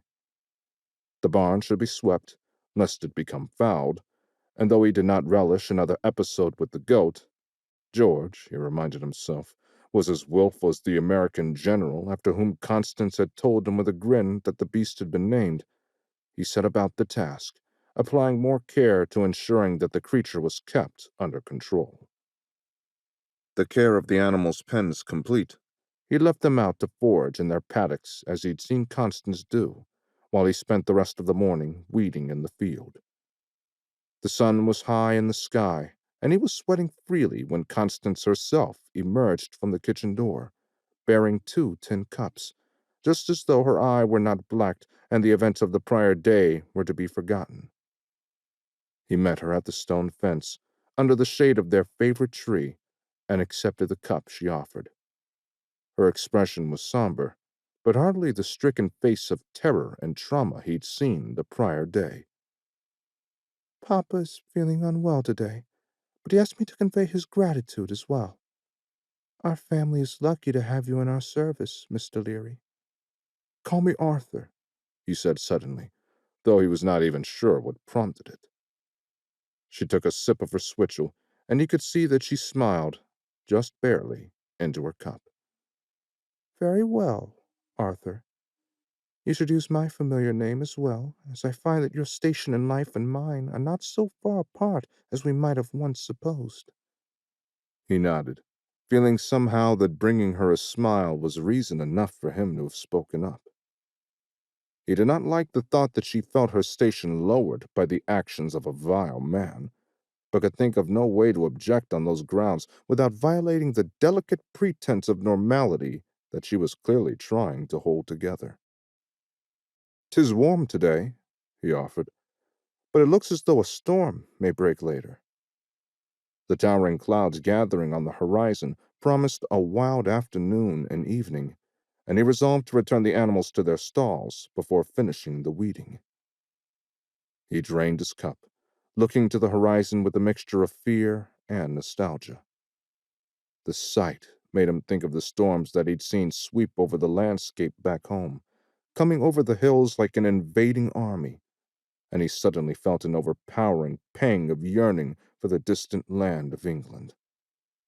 Of course, there, a storm like this could be seen gathering its strength over the hills for hours before it might reach his home, and there was little shelter out of doors either. Here, at least, the woods crowded close around nearly all of the verges of what fields had been cleared. He was so caught up in the memory of home that he almost missed her quiet reply. "Aye, the weather can change in an instant, like anything else." He looked back to her bruised face, finding her lost in sad thought, her gaze stuck on some meaningless detail on the bark of the tree in whose shade they stood. There seemed no way to pierce the veil of sadness that he could see in her expression, so rather than trying to find the right thing to say, he just sat in silence with her, letting his own gaze slide down to the trunk of the tree.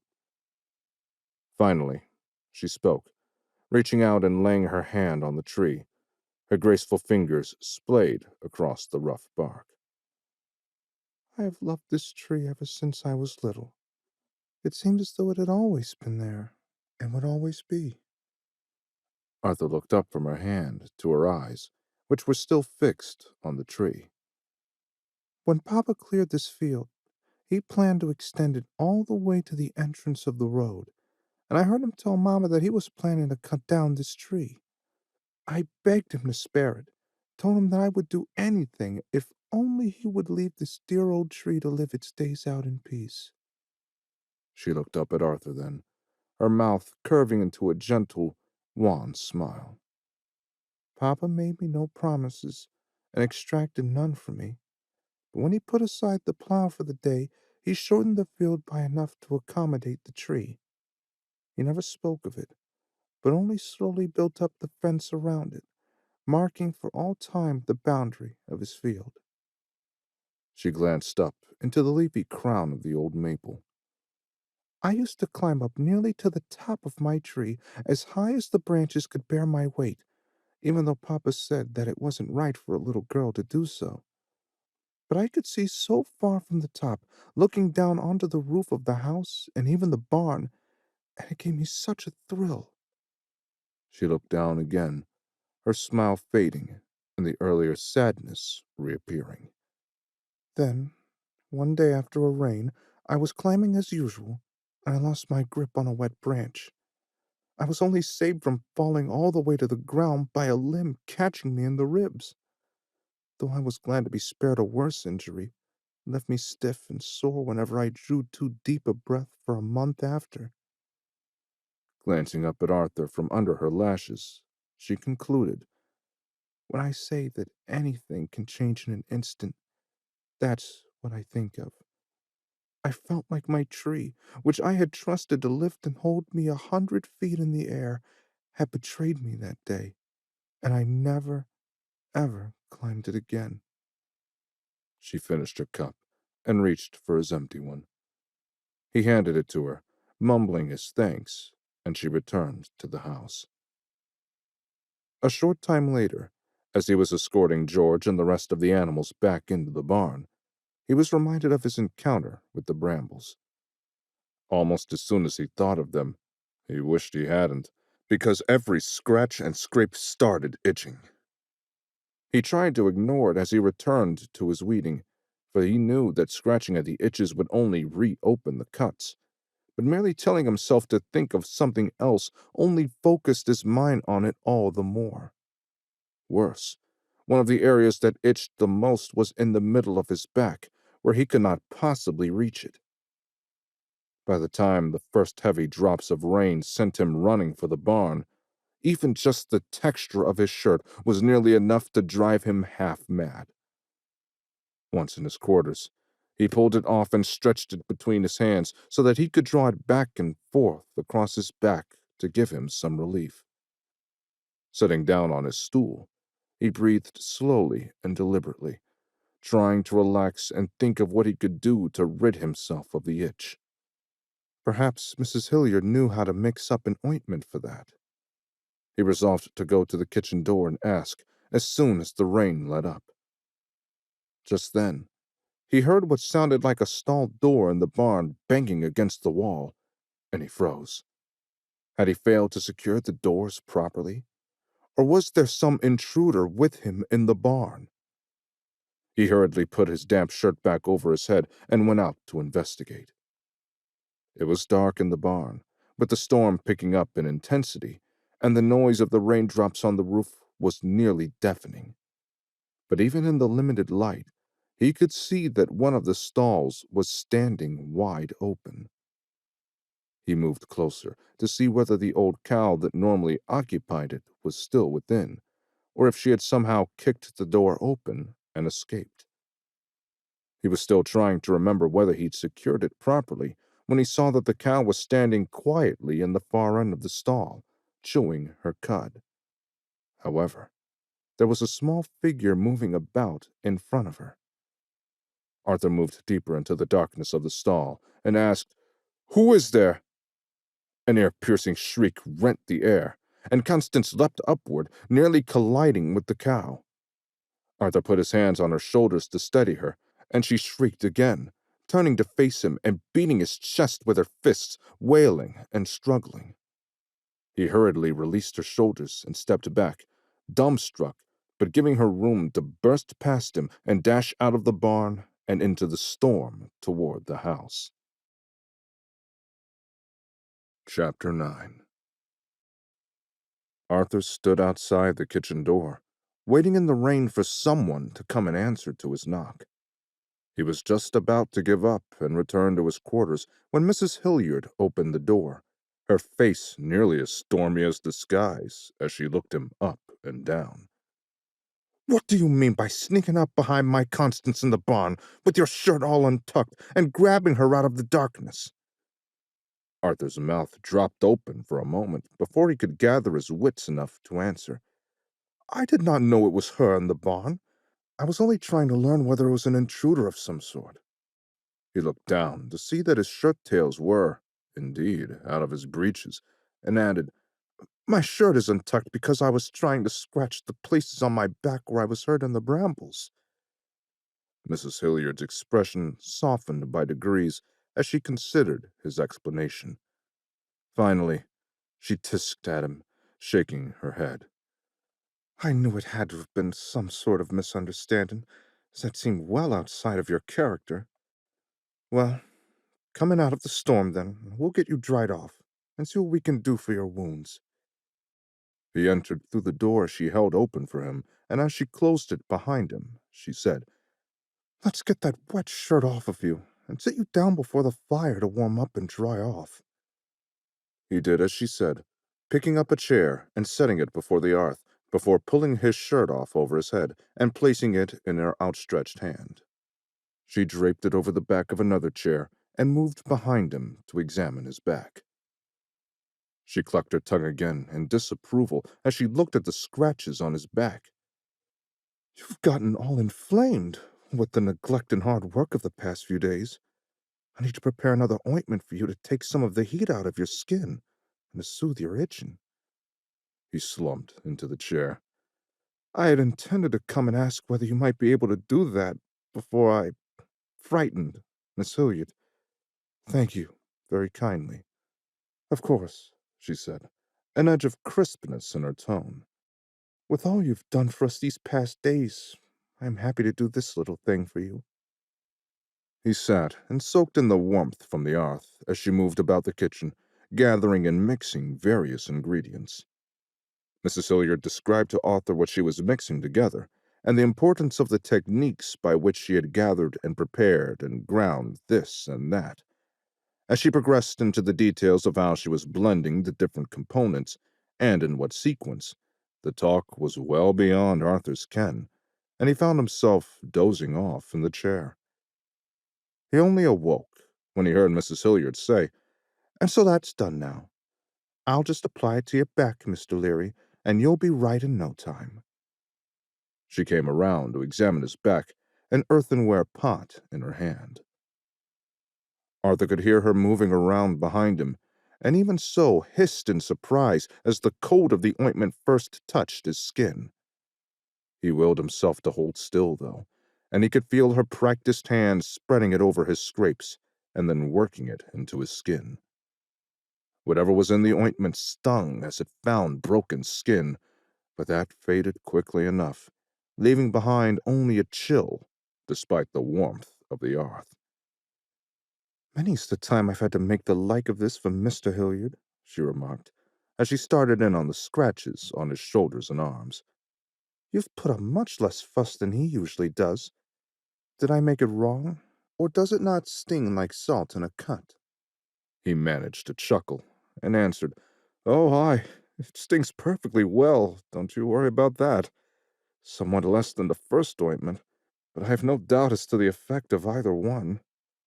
He glanced out the window, noticing that the storm seemed to be abating.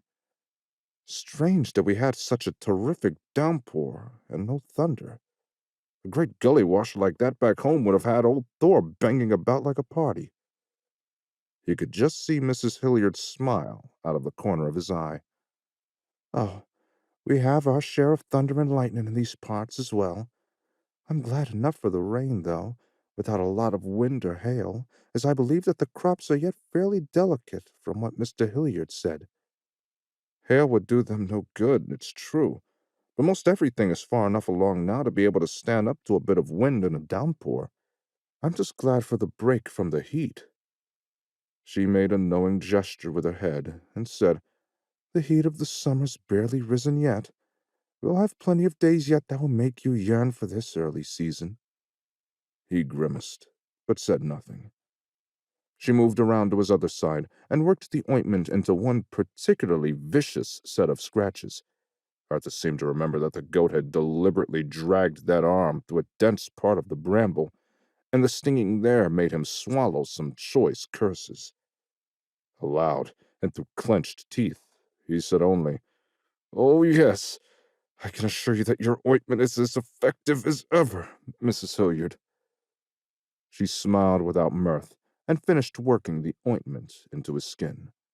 When she was done, she set the pot down on the side table and put a plate over it to cover it. There's enough left for another dose in the morning, which should be sufficient to make you right again. Come in and see me after you break your fast, and I'll apply it where you can't reach. He stood and retrieved his shirt, now significantly drier than when he'd come in, and pulled it over his head. Might I make my apologies to Miss Hilliard before I return to my work for the afternoon? Mrs. Hilliard shook her head firmly.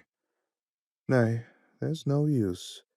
When she came in, she could barely speak. She had such a fright of you, and she went right up to her room. Closed it fast behind her, too. Better wait until the morning, and we will see whether she has recovered herself sufficiently. Arthur's head dropped, and he grimaced. Very well. If there's aught that I can do before then to help her, please fetch me. He thought he saw a glimmer of compassion in her eyes, but she only nodded briskly. Aye, that I will. She turned to get started on supper, and he returned to the field to finish the weeding. He supposed that he must have been consumed with the work at hand, because he didn't even see that Mr. Hilliard had left until the man came stomping back down the road, his curled fist held to his mouth. The farmer's stormy expression cleared substantially when he saw Arthur stand up fully from where he'd been pulling weeds. The older man wiped his fist on his breeches, leaving a bloody streak, and strode over to the fence row at the edge of the field. If you should see that young Mr. Cotton skulking about, you'll know him by his broken face. I give you leave to practice the arts of violence upon him in any way that might suit you. Arthur cocked a brow at Mr. Hilliard and replied, I few such arts that are useful without my brown Bess, but you have my word that I will improvise as best I can, should I spy him. He motioned at the stone fence. I have some ideas that might involve dislodging a couple of those rocks for a higher purpose. I reckon I can throw with a decent degree of accuracy, if I should spot him from afar. He shrugged. If not, the hoe will serve in an alternate use well enough. The farmer gave him a wicked grin and slapped his own knee before going on into the house. Arthur was glad to see that Mr. Hilliard was in better spirits, and was further satisfied that the target of his rage deserved every bit of the beating that it sounded as if he had received, and then some. It was positively healing for a man to have some action that he could take to put things right, if only by a little. On reflection, Arthur was pleased that Mr. Hilliard had been occupied with dispensing some justice when he'd surprised Constance in the barn, else he might have been the object of such action himself, before their misunderstanding could have been resolved. The sun's slow descent toward the horizon gave him cause enough to gather up the weeds he had pulled into his apron and trudge back to the barn to toss them to the goats before sitting down to await his supper. Chapter 10. Arthur presented himself to Mrs. Hilliard at the kitchen door, his empty breakfast plate and bowl in his hand. "The ointment worked a treat last night," he said as she took the dishes from him. "I'm not even sure that I need another dose today." She fixed him with a frown and said, "None of that, my boy. You'll sit and take your medicine like a man, and let it finish its work on you." He let his shoulders slump and said, "Very well. I only hope that it does not burn so much today." "Well, if it has healed you so much as you say it has, then it should scarcely prick at all. Go hang your shirt on a chair, and sit as you did yesterday." He meekly did as he was told, and waited before the fire as Mrs. Hilliard gathered up the earthenware pot and started toward him, her eyes fixed on him with a determined expression on her face. He did not hear Constance enter the kitchen, so he startled slightly when he heard her soft voice from the doorway behind him. "Mr. Leary, I owe you an apology, I think." He twisted in the chair to see her looking very small and forlorn, holding the doorframe as though for strength. The bruise around her eye was still deeply purpled at its core, but was starting to fade to a garish yellow at one edge. He tore his gaze away from it and said, "It was I who surprised you, Miss Hilliard," taking his cue from her formal use of his surname instead of his familiar name. "So it is I who owe you an apology." She emerged fully from the door and shook her head. "Nay, you had no way of knowing I was in the barn, and every reason to come and investigate whatever noise I was making." She wrung her hands and bit her lip before continuing.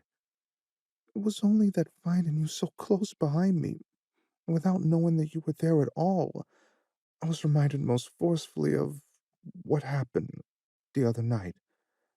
When you tried to keep me from falling over, I lost my senses for a moment. I could think only of making my escape." She then turned to Mrs. Hilliard. "Mamma," she said, "I know that I must have frightened you as well, and I am sorry for that. Once I regained my senses, I knew at once what had happened, and I felt ashamed for having worried everyone." She smiled slightly, adding, "At least Papa was still abroad and was not disturbed by my fit." Mrs. Hilliard set down the ointment pot and bustled across the room to envelop Constance in an embrace. "Oh, my child," she murmured into her daughter's hair, "you've nothing to feel shame about.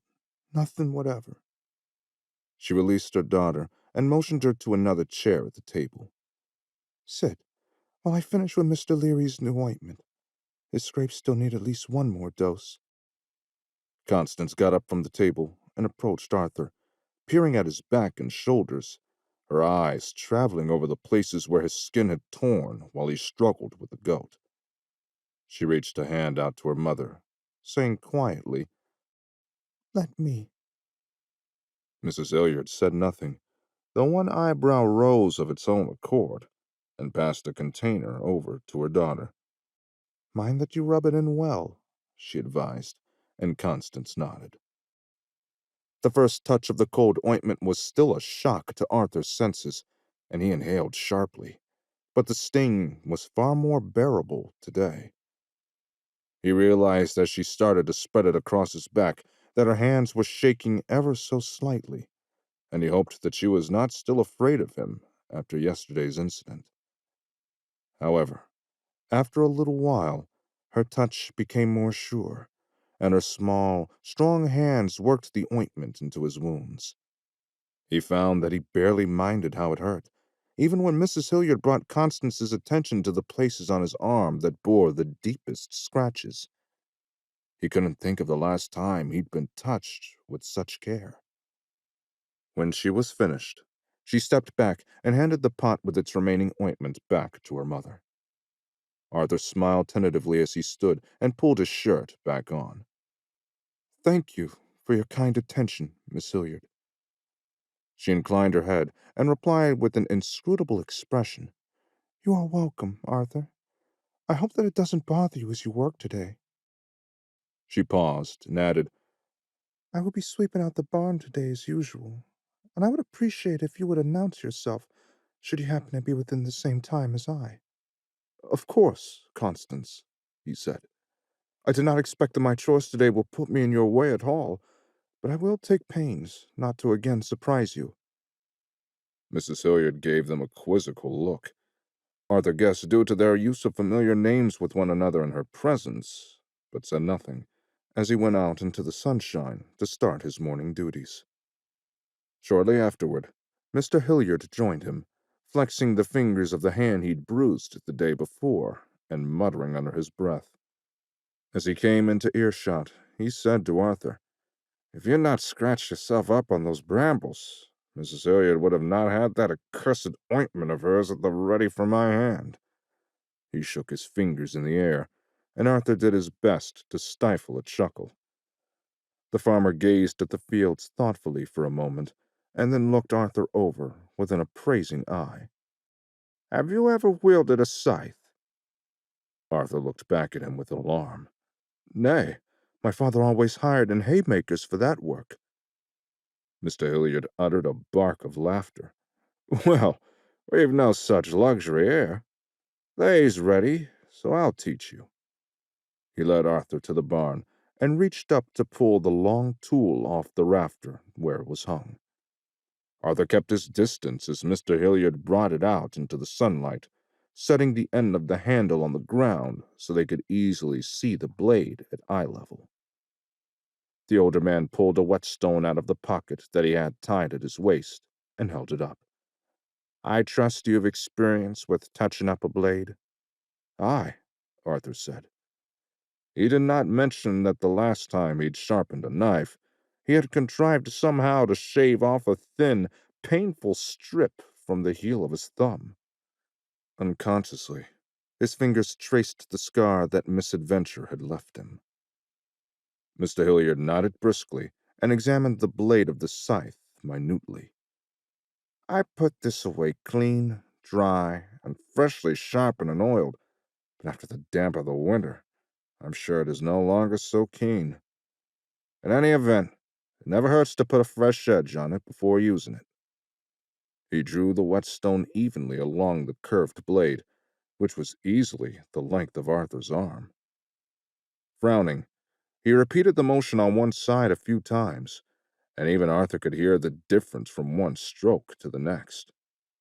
He then ran the stone along the underside of the blade once and twice.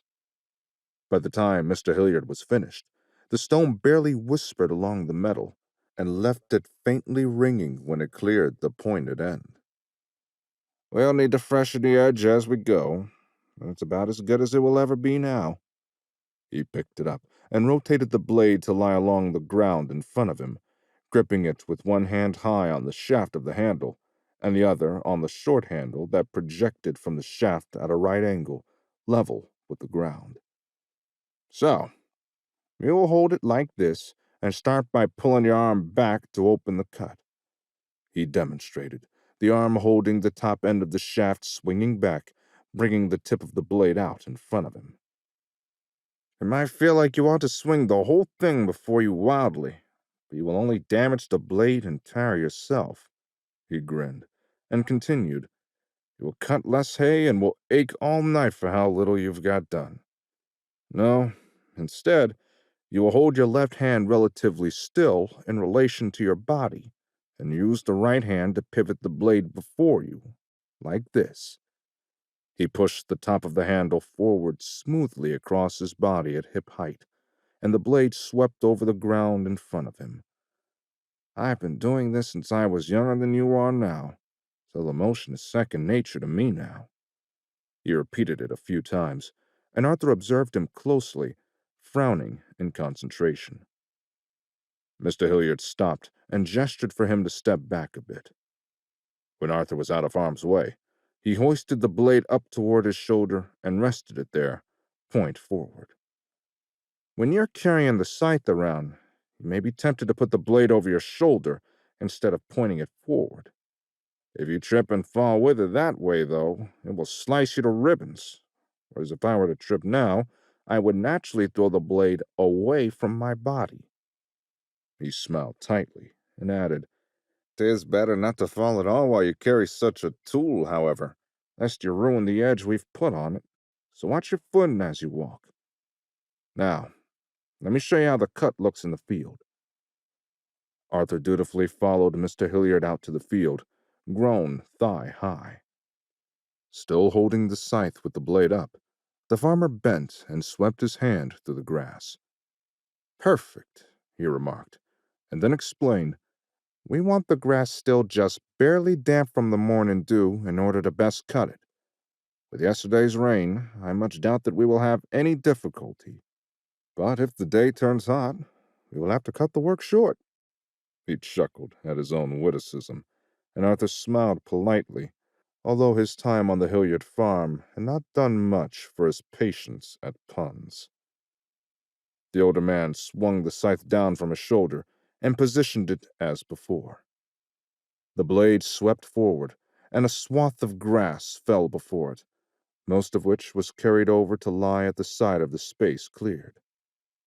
Mr. Hilliard rocked back as he swung the blade to its original position, and then stepped forward a bit to start the next cut.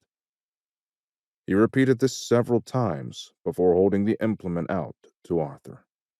"Here, see if you can put this education to use." Arthur took it from him with trepidation and attempted to mimic the positioning that he'd been shown. Mr. Hilliard stepped forward at once and corrected his grip, and then stepped back. "Good. Show me how you would cut." Arthur gave the tool a tentative swing. "Hold the blade closer to the ground," the farmer called out, and added, "Good, good," as Arthur adjusted his swing. "Remember, you're not waving a sword or a bayonet, but mowing. Your right hand should do most of the work." He continued giving Arthur encouragement and suggestions until he finally said, "Now, let's see how you do on the grass." The first swath was a disaster. Even Arthur could see as much. More than half of the blades of grass he tried to gather with the tip of the blade had only been knocked flat, and what he had cut was uneven and looked more ripped than sliced. Behind him, he heard Mr. Hilliard say, "A shorter swath and more speed." Arthur rocked back as he seen the older man do, and stepped forward, sweeping the blade along the ground to recut the same grass, but in a narrower strip. Somewhat more satisfied with the results, he repeated the motion and heard Mr. Hilliard grunt behind him, "You say you'd never done this before?" Arthur paused at the beginning of the next stroke and stood upright. "Nay, though I passed a day once watching the haymakers at their work. I never made brave enough to ask to handle their scythes, however." He pointed with his chin at the blade. "Anything that's sharp and large frightened me excessively as a boy." Mr. Hilliard laughed heartily. "I suppose you had to get over that in order to sign up to be a soldier, though, eh?" Arthur shrugged. "Private soldiers and other enlisted men don't have swords, and bayonets are somehow less frightening, for all that they are probably deadlier than this thing would be in combat. Each instrument has its own purpose, and it only unnerved me before I understood that properly." The farmer grimaced at Arthur's frank assessment. "You seem to have the feel of that, at least." He nodded toward the scythe. "Let's have you work down the row here, and see how you feel when you're done. If you've got it right, you shouldn't be all that fatigued. But if you are, where you're hurting will tell us what we need to improve in your form." Arthur nodded and went to work, the blade whispering through the grass as it fell before him. More often than he would like, he repeated the same mistakes as the first stroke, and had to remind himself that less grass under the blade would cut more, and more speed would cut better. When he reached the end of the field, where Mr. Hilliard was waiting for him, he straightened and leaned his weight on the handle of the scythe, kneading the small of his back with his free hand. Mr. Hilliard smiled at him. "Do you suppose you know what you need to do differently in order for your back not to hurt?" Arthur frowned at him and answered, "Let my arms do more of the work, and my back less? Aye, indeed, your back ought to do almost none of it. Don't be too disappointed with yourself, though. When I was first learning how to use the scythe, I was so backsore that I could scarcely move for a week." He smiled gently in reminiscence, and Arthur was struck suddenly by the odd image of Mr. Hilliard as a youth, years from being the seemingly all-knowing, all-capable man he knew. The man's smile gradually faded, though, and he pointed down the next side of the field. "We'll work our way around the field so that the cut grass may fall onto bare ground as we go. This row, put your mind to making the swath as neat and uniform as ever you can. It will make for less effort with the hay rake when we are finished with the mowing." Arthur nodded and set to it. The rhythm of the blade was almost relaxing, for all that it was hard labor. Its path through the stalks of grass made a susurration that was different in quality from the sound of a body merely moving through a field. Rather than being pushed aside and then springing back, the grass was falling to the ground, and that sequence of events had its own music to it. His mind drifted through these thoughts as his body labored, and before he knew it, he was done with the second side of the field. Mr. Hilliard was there again. "Did that feel better?" "Oh, aye," replied Arthur immediately. "I barely felt the strain down this swath." "Good," Mr. Hilliard nodded. "When you finish the circuit, I will spell you for the next, and then we'll switch back, and so on until the grass is too dry, or we finish the job." Arthur continued mowing as directed, and the repetitive sweep of his arms reminded him somehow of the repetitive motions of marching, and he settled into the same sort of mindless routine he remembered finding himself in during his army training back home. When he'd reached the end of his first circuit around the field, he handed the scythe over to Mr. Hilliard, who said, "Go and get us 2 large cups of switchel. It was made for this kind of work, and will help sustain you for as long as we can continue at it." Arthur nodded and went to the house and into the kitchen, where Mrs. Hilliard and Constance were sitting and peeling potatoes for their supper. Mrs. Hilliard looked up as he entered. "Mr. Hilliard sent you in to fetch some switchel, I'll warrant." "Aye," Arthur answered. "He asked for a large cup for the both of us." At a glance from Mrs. Hilliard, Constance set down her knife and the potato she was working on and sprang up to pour him 2 cups. She had to tilt the jug up nearly vertical to fill the second cup, and she said to her mother, "We shall have to make up a fresh jug right away. Papa will want more soon." Mrs. Hilliard shook her head and said, "Well, you know where the vinegar and molasses are. I don't know if we have any ginger left, but we can make it plain, if not. 'Tis just as sustaining without it, if not quite as refreshing." "Oh, no, we still have ginger. It's in a sack in the pantry." She gestured at a small door on the far side of the hearth. Arthur frowned to himself at not having discovered the pantry when he was trying to cook. Doubtless, that was where the molasses he'd sought was kept, too. "You go ahead and get that started, then," Mrs. Hilliard said. "I'll finish the potatoes on my own." Constance smiled at him and handed him the 2 cups. "I will bring a fresh jug out when I have it ready, Arthur." He smiled back, accepting the cups. "I thank you very kindly, Constance.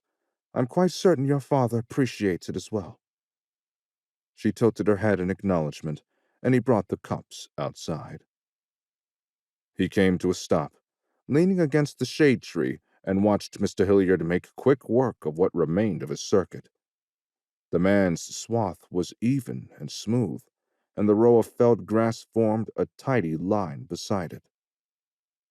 He studied Mr. Hilliard's form to see how it differed from his own, and decided that for the most part, it must be in the small details that he supposed would become second nature to him over time, just as they had for the older man. He took a deep draught of the switchel, and was amazed at how delicious it tasted today. He supposed that it must contain just exactly what his sore muscles were craving, given that he felt better when he finished his cup than he had before picking up the scythe to begin with. When he saw that Mr. Hilliard was approaching the end of his circuit, He set his empty cup beside the tree and walked out to the field to hand the farmer his share of the elixir and to take the scythe from him. Mr. Hilliard accepted the cup from him and drained it in one go, smacking his lips when he was finished. "Nothing better on mowing day," he declared, and Arthur could make no argument. Mr. Hilliard then took Arthur's place under the shade tree, and Arthur bent to starting his next circuit of the field. Constance must have been watching through the window, for she was out with the jug as Arthur was just mowing the last strip. She filled her father's cup, and he again drained it at a single pull, before going back out to the field with the scythe, which Arthur had handed over to him. In the sunlight, Arthur could see that the bruise under Constance's eye had developed a greenish tinge around one side, and his fists clenched involuntarily at the sight. He found himself hoping that young Mr. Contant would make an appearance so he could have a turn at the scoundrel. The ugliness of the bruise disappeared, though, when Constance smiled at him as she poured him a cup of the freshly made switchel. He felt almost though the sun had emerged from behind a cloud, even though there wasn't a single cloud in the mid-morning sky. He smiled back with easy camaraderie as he sipped from the cup.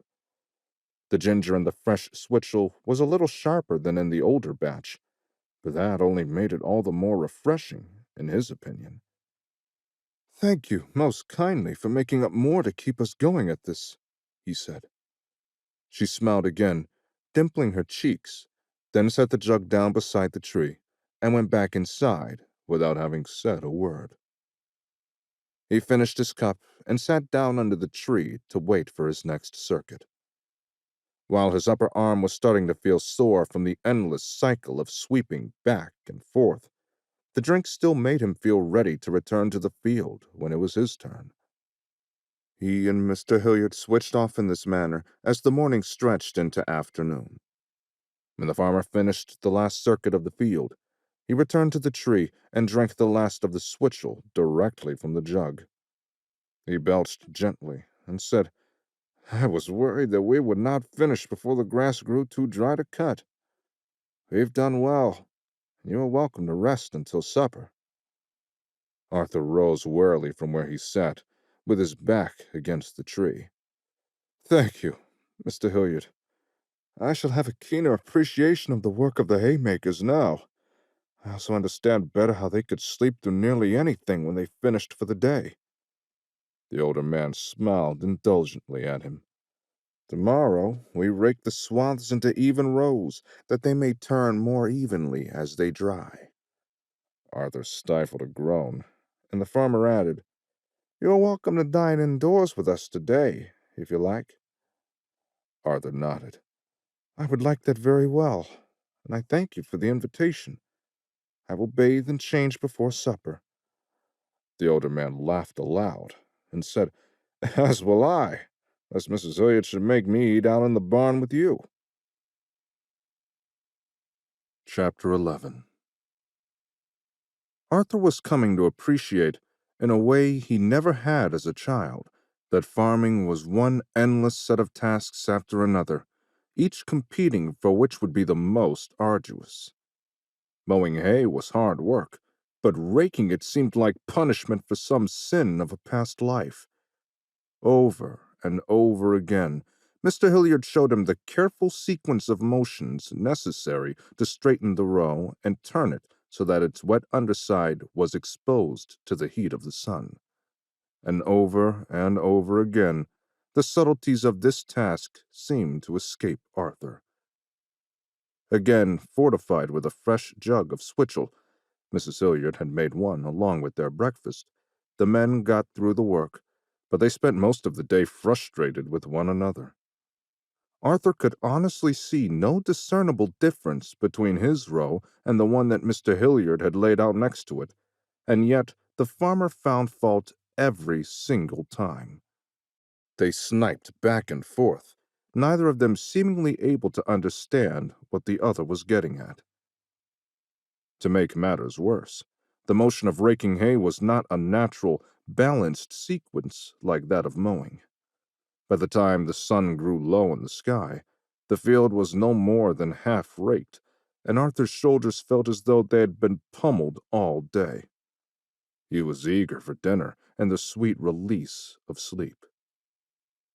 As they trudged out of the field side by side, Mr. Hilliard grunted, "Tomorrow you'll weed, and I will do the raking.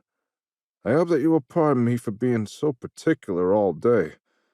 My sleep last night was interrupted by my daughter waking up shouting from a nightmare, and I was enraged anew at Mr. Content's presumption.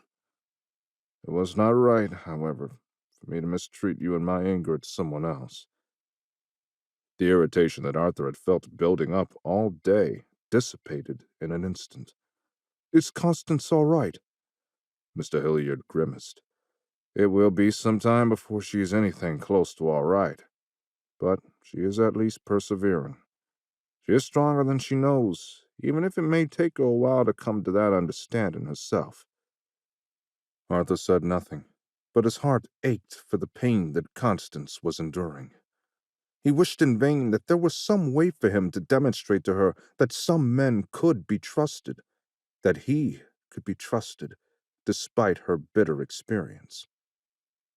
The older man peered over at Arthur, and almost as though he could read the farmhand's thoughts, he said, "Worry not, my young friend. She'll learn to trust again when she meets somebody who earns that honor." He sighed and added, "You're welcome to join us again for supper, if you're not weary of my company." Arthur smiled at Mr. Hilliard. "Nay, not weary of your company, just of the work. I will happily return to the weeding tomorrow, and I will be most grateful to sup in your company this evening." In the pond, as he washed himself and his clothing, he wondered at the farmer's comment about Constance finding someone whom she could trust. Was Mr. Hilliard now hoping that Arthur would take the place of Constance's prior, disgraced suitor? Had he forgotten that they were on opposite sides of a war, and that Arthur was little more than a servant in their home? For that matter, had Arthur himself lost track of that fact? This family, like most everyone he had encountered in his travels through New England, was deeply disloyal to the king, and dedicated to the cause of splitting these colonies away from the crown. Could he truly call himself a friend to someone whose loyalties he did not share? However, the kindnesses and confidences between himself and the Hilliard family seemed to transcend their political differences. Seeing how they lived here, how hard they all labored for what they had, he could even develop a faint understanding of how they might hold resentment toward a distant and meddlesome parliament and king, and how they might have come to believe that their situation would be improved for leaving both behind.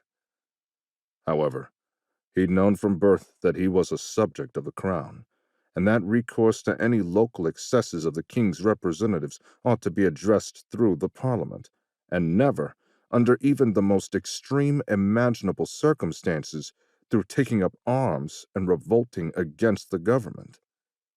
Aside from the self-evident uselessness of such an undertaking, imagine challenging the representatives of the most powerful nation in the world. The disloyalty it exhibited to a nation that had provided protection and order was simply unthinkable.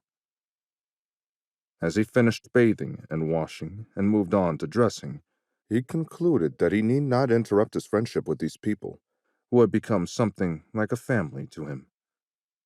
He remembered that he'd once heard a group of officers speaking amongst themselves in familiar and admiring terms of French officers of their acquaintance, and it had not interfered with their determination to defeat their friends on the field of battle, even if one or another should fall. Still, he expected that he would likely never fully understand the Hilliards' point of view.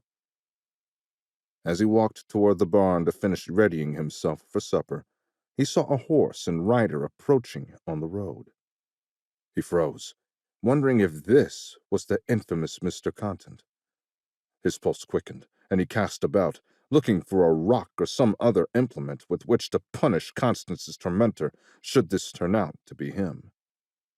As he drew closer, though, He could see that the writer wore a neatly turned out but otherwise modest cocked hat, and the rest of his appearance was similarly simply prosperous, where contents had been dandy. Further, his face was not broken in a manner to match Mr. Hilliard's battered knuckles, and his hair was as neatly clubbed at his neck as was Arthur's own. As the writer turned down toward the house, he called out, "Postwriter, bearing a letter for a British prisoner out on labor contract by the name of Leary." He waved a folded letter by way of illustration, and Arthur stepped forward, frowning. "That would be me," he said, moving in the direction of the horse and its rider. The rider held the letter back, saying, "My instructions for this matter of post are to deliver to the master of the house, who will see to its disposition." He glanced back at the letter and asked, "Is Mr. Hilliard about?" A flash of irritation ran across Arthur's face, but he nodded. "Aye, he's in the house. I'll go and call for him." The postwriter nodded at him, and Arthur turned to go and knock at the kitchen door. Mrs. Hilliard came to the door, looking a bit flustered. "Supper's not quite ready yet, Mr. Leary. They are welcome to come in and wait at the table, if you like." "What? Oh, no. I'm here to summon Mr. Hilliard for a postwriter, bearing a letter addressed to me. Apparently, he can only release the post to the master of the house and not to the addressee." Arthur could hear that he was failing to keep his irritation out of his tone, but Mrs. Hilliard only nodded sympathetically. "Oh, then I'll go and fetch him. He should be finished dressing after cleaning himself up for supper." She bustled off, leaving Arthur there at the door. Inside, Constance was stirring a pot hanging over the fire, and she smiled at him, which helped to reduce his irritation somewhat. He smiled back, and then turned his attention outside once more to the postwriter.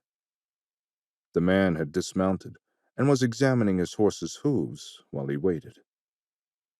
Arthur supposed that his work was relatively arduous and could even be dangerous, were he called to pass through the lines between rebel-held territory and that under the control of the king's loyal men. Still, the imperious manner with which he'd addressed Arthur rankled, and he retained a small coal of resentment in his heart toward the writer. Mr. Hilliard came downstairs and strolled out to greet the postwriter, who immediately handed over Arthur's letter. They exchanged a few words, their tones sounding friendly to Arthur, though he could not make out what was being said. Then the postwriter swung back into his saddle and wheeled his horse about to return to the road. Mr. Hilliard ambled back to the house and held up the letter to hand it to Arthur as he approached. "They have their rules, as does any service," he said, putting the letter into Arthur's outstretched hand. "I am sure you can appreciate that there could be circumstances under which the master might like to review correspondence before delivering its contents to someone in your position, but those circumstances do not obtain between you and I, of course. I trust that you will inform me of anything of import." Arthur accepted the letter, nodding. "Of course, Mr. Hilliard. Even though I can comprehend the necessity, it still sits poorly, as I'm sure you can appreciate." "I do understand. I'll see you at supper." Arthur turned and walked toward the barn, examining the letter. He recognized the strong and untidy hand on the address as belonging to one of his men, Miller by name. That put him immediately at ease that it was not ill news from home, at least. The seal had been broken and a new one applied, and he guessed that it had had to pass American censors on its way to him. He slid his finger under the new seal, breaking it, and opened the letter as he entered the barn. He stopped at the door for the light there, and what he read elicited an involuntary gasp and nearly moved him to tears on the spot. Jameson, his wife, and their new baby had all succumbed to a camp fever that had swept through the barracks a few weeks back. Miller laid out the facts in spare, unadorned prose.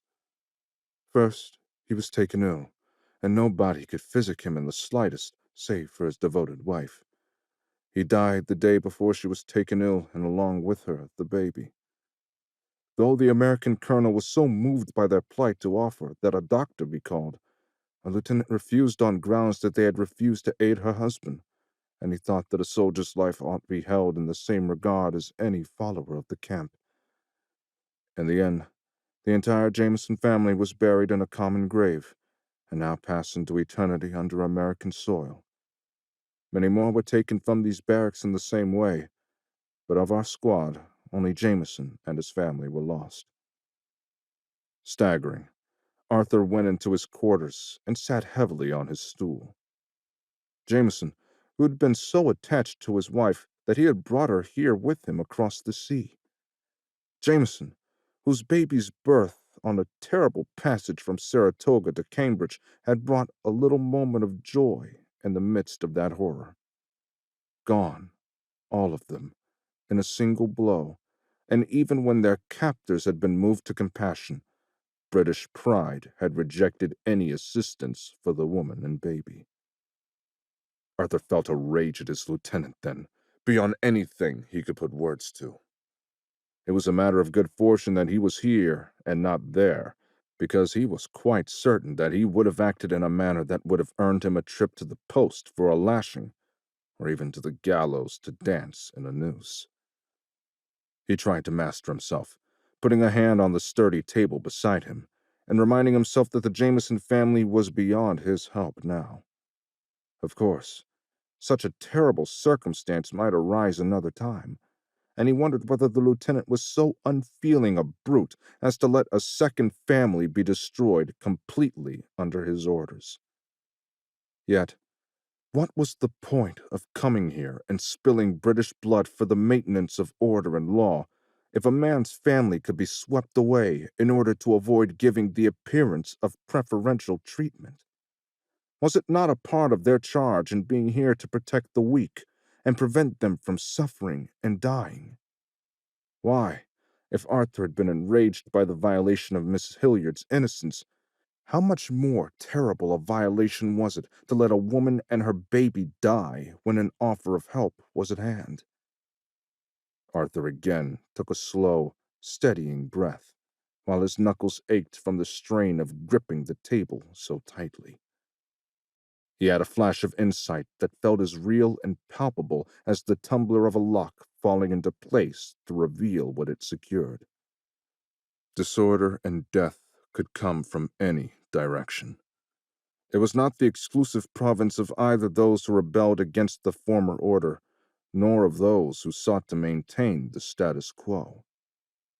One could sow the seed of destruction, even while trying to do what seemed like the right thing. Even the most well-meaning action could result in disaster. So how was one to ever act, knowing that the outcome could be anything but what was intended? Indeed, inaction could lead to disaster, so even that choice could not be proper to one who wanted to avoid harm to others. Arthur could dimly remember that his schoolmaster had spoken of the ancient philosophers having wrestled with similar questions, and he wished now that he had paid closer attention to that lesson than to the antics of his friends. He would have welcomed guidance even from men long since gone from the earth, if only to offer some reassurance of what proper action might be. If there was so little certainty that one's actions were correct, then what was the meaning of loyalty to a cause that might be as wrong as the one it opposed? What was the point of loyalty if it could cost you everything that was dearest to you, including your own life? Was not friendship, shared purpose, and shared sacrifice more meaningful? Arthur was interrupted in this train of thought by Constance, who came and knocked at the door of his quarters. "Are you coming to supper?" she asked. He hurriedly wiped his nose on his sleeve and folded the letter to tuck it away under his pillow. He emerged into the barn to find Constance waiting for him at the door. When she saw him, she cried out, "Whatever is the matter, Arthur?" Arthur bit his lower lip hard to control the tears that sought to well up again, as he answered, "I have just received word that one of the men I commanded was lost to a camp fever, along with his wife and the baby whose birth I assisted in as we marched from Saratoga this winter past. 'Tis a heavy blow to bear." He broke off as the tears got the better of him again, and Constance hurried across the few steps between them and gathered him into her arms. He returned her embrace as though it were the most natural and familiar thing in the world, and not the first time that he had really touched her at all. When they finally released one another, he could see that her eyes, too, were bright with unshed tears. He pulled her into another embrace, and when they finally parted to go inside for supper, they found Mrs. Hilliard giving them an appraising look at the kitchen door. She said nothing, though Arthur thought he caught a glimpse of a smile before she turned and went inside. Chapter 12. Mrs. Hilliard hadn't been wrong when she had said that the heat of the summer was yet to come. Arthur wiped away a trickle of sweat that threatened to course into his eye, where he knew it would sting and blind him. He needed his eyes for the mindless, back-breaking work of picking beetles off of the squash. Mr. Hilliard had shown him the squash patch, instructing him, "Mind that you don't step on the stems or break off the immature fruits as you go." Seeing Arthur's dismay at the dense tangle of stems that he'd have to pick through, he added contemplatively, "I'll have to plant those with more space for them to spread out next year. Fellow who sold me the seeds didn't think to mention that." Worse, as Arthur soon discovered, the stems were studded all over with tiny, abrasive spikes, so they had the means to defend themselves against an unwary movement among them. So, he needed his eyes clear in order to move safely from one squash to the next, looking for the small black bodies of the beetles that Mr. Hilliard had instructed him to pick off and flick into the hereafter with a forefinger and thumb. What he didn't much need were his mental energies, and so those found employment in pondering the question of how it was that both Mr. and Mrs. Hilliard had thought it appropriate to leave Constance alone with a suitor. Such a thing would have been unthinkable in the community where Arthur had grown up, as it would have immediately brought the young woman's honor under suspicion. As he considered the question, though, he was reminded of a conversation he'd had with one of his squad members on the long march from Saratoga, and, inevitably, that thought reminded him of what had come to pass later that same day. They had been making decent time for a change, as despite threatening skies, the road was mercifully dry. Miller, one of the few members of Arthur's original squad still with him, struck up a conversation. "I think that the worst part is the gawking in the towns as we pass." Arthur gave a harsh bark of laughter. "If a few evil eyes are the worst you've experienced, I'd say that you've been shy of the battlefields, save that I saw you there myself. Let them gawk. They've likely never seen a properly turned-out army before, nor any gentleman of England. I've heard a funny tale about one of our gentlemen and these colonials, now that you mention that. Does it involve bundling? Do you mean like wood? Nay, Mr. Miller, 'tis the term the colonials use for the practice of sharing a bed when they are in short supply."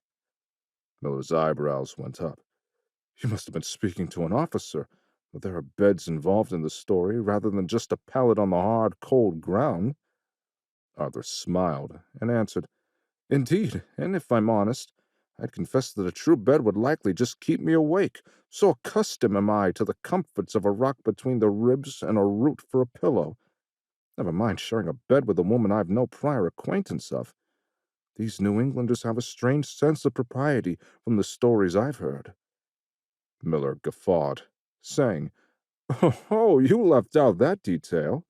I imagine that the officer was quite happy to share that story, then." Shaking his head, Arthur said, "Nay, he claimed that he declined and took his rest on the floor besides." "A true gentleman, then," Miller said gravely, before his face broke into a wide grin. More gentleman than I should have been under that temptation. Well, perhaps that is why you are a private soldier, and not an officer with a commission and all that comes with it, Arthur teased, with a twinkle in his eye. The other man shrugged. That may be, Corporal. In any event, my story is nowhere near so provocative, though I wager it may be as funny in its own way. Arthur gave him a wry smile, and Miller continued. That last time when we were put up for the night, our Lord Napier was boarded up in a house at the sufferance of the owner, and a group of likely lasses appeared at the door. They said they had heard that our Lord was among the guests of the house and demanded to meet him. Miller grinned. You will recall that it rained all the day, and so none of us were all that neat in our appearance, having marched through the mud and downpour since the sunrise. Well, our Lord Napier was prevailed upon to make an appearance, and one of his friends presented him as though he were playing the role of a herald at arms. Miller gave an elaborate bow as he marched, and spoke in a deep voice not his own. I present to you the Right Honorable Francis Lord Napier, which he followed with a whole catalogue of the lordship's titles and some other besides, made up on the spot for the benefit of the ladies. He chuckled and said, the ladies were none too impressed between the lordship's travel-worn appearance and their perception that they were being played for fools. After a moment, one of them said, well, for my part, if that be a lord, well then, I should like to never see any other lord but my Lord Jehovah, and none of these sorts that walk the earth and carry bits of it along with them. Miller cracked into raucous laughter at his own account, and was still wheezing when one of the American soldiers approached and demanded, what is so all-fired funny about being a prisoner of these United States? Miller, with the long-practiced air of a man accustomed to fast thinking in order to cover up misdeeds, adopted the innocent expression that was so familiar to Arthur in his dealings with the man. Why, I was just having a chuckle at the antics of one of our party, a happy remembrance, if you like, as he is back behind us, pushing up your flowers of the field. The American pursed his lips, clearly suspicious that he was being made sport of, and Arthur did his best to maintain his own serious expression as he spoke up. This is one of my men, sir, and I will see to it that his demeanor is more in keeping with our circumstance henceforth. The American glared now at Arthur, but after a moment he nodded briskly. See that you do.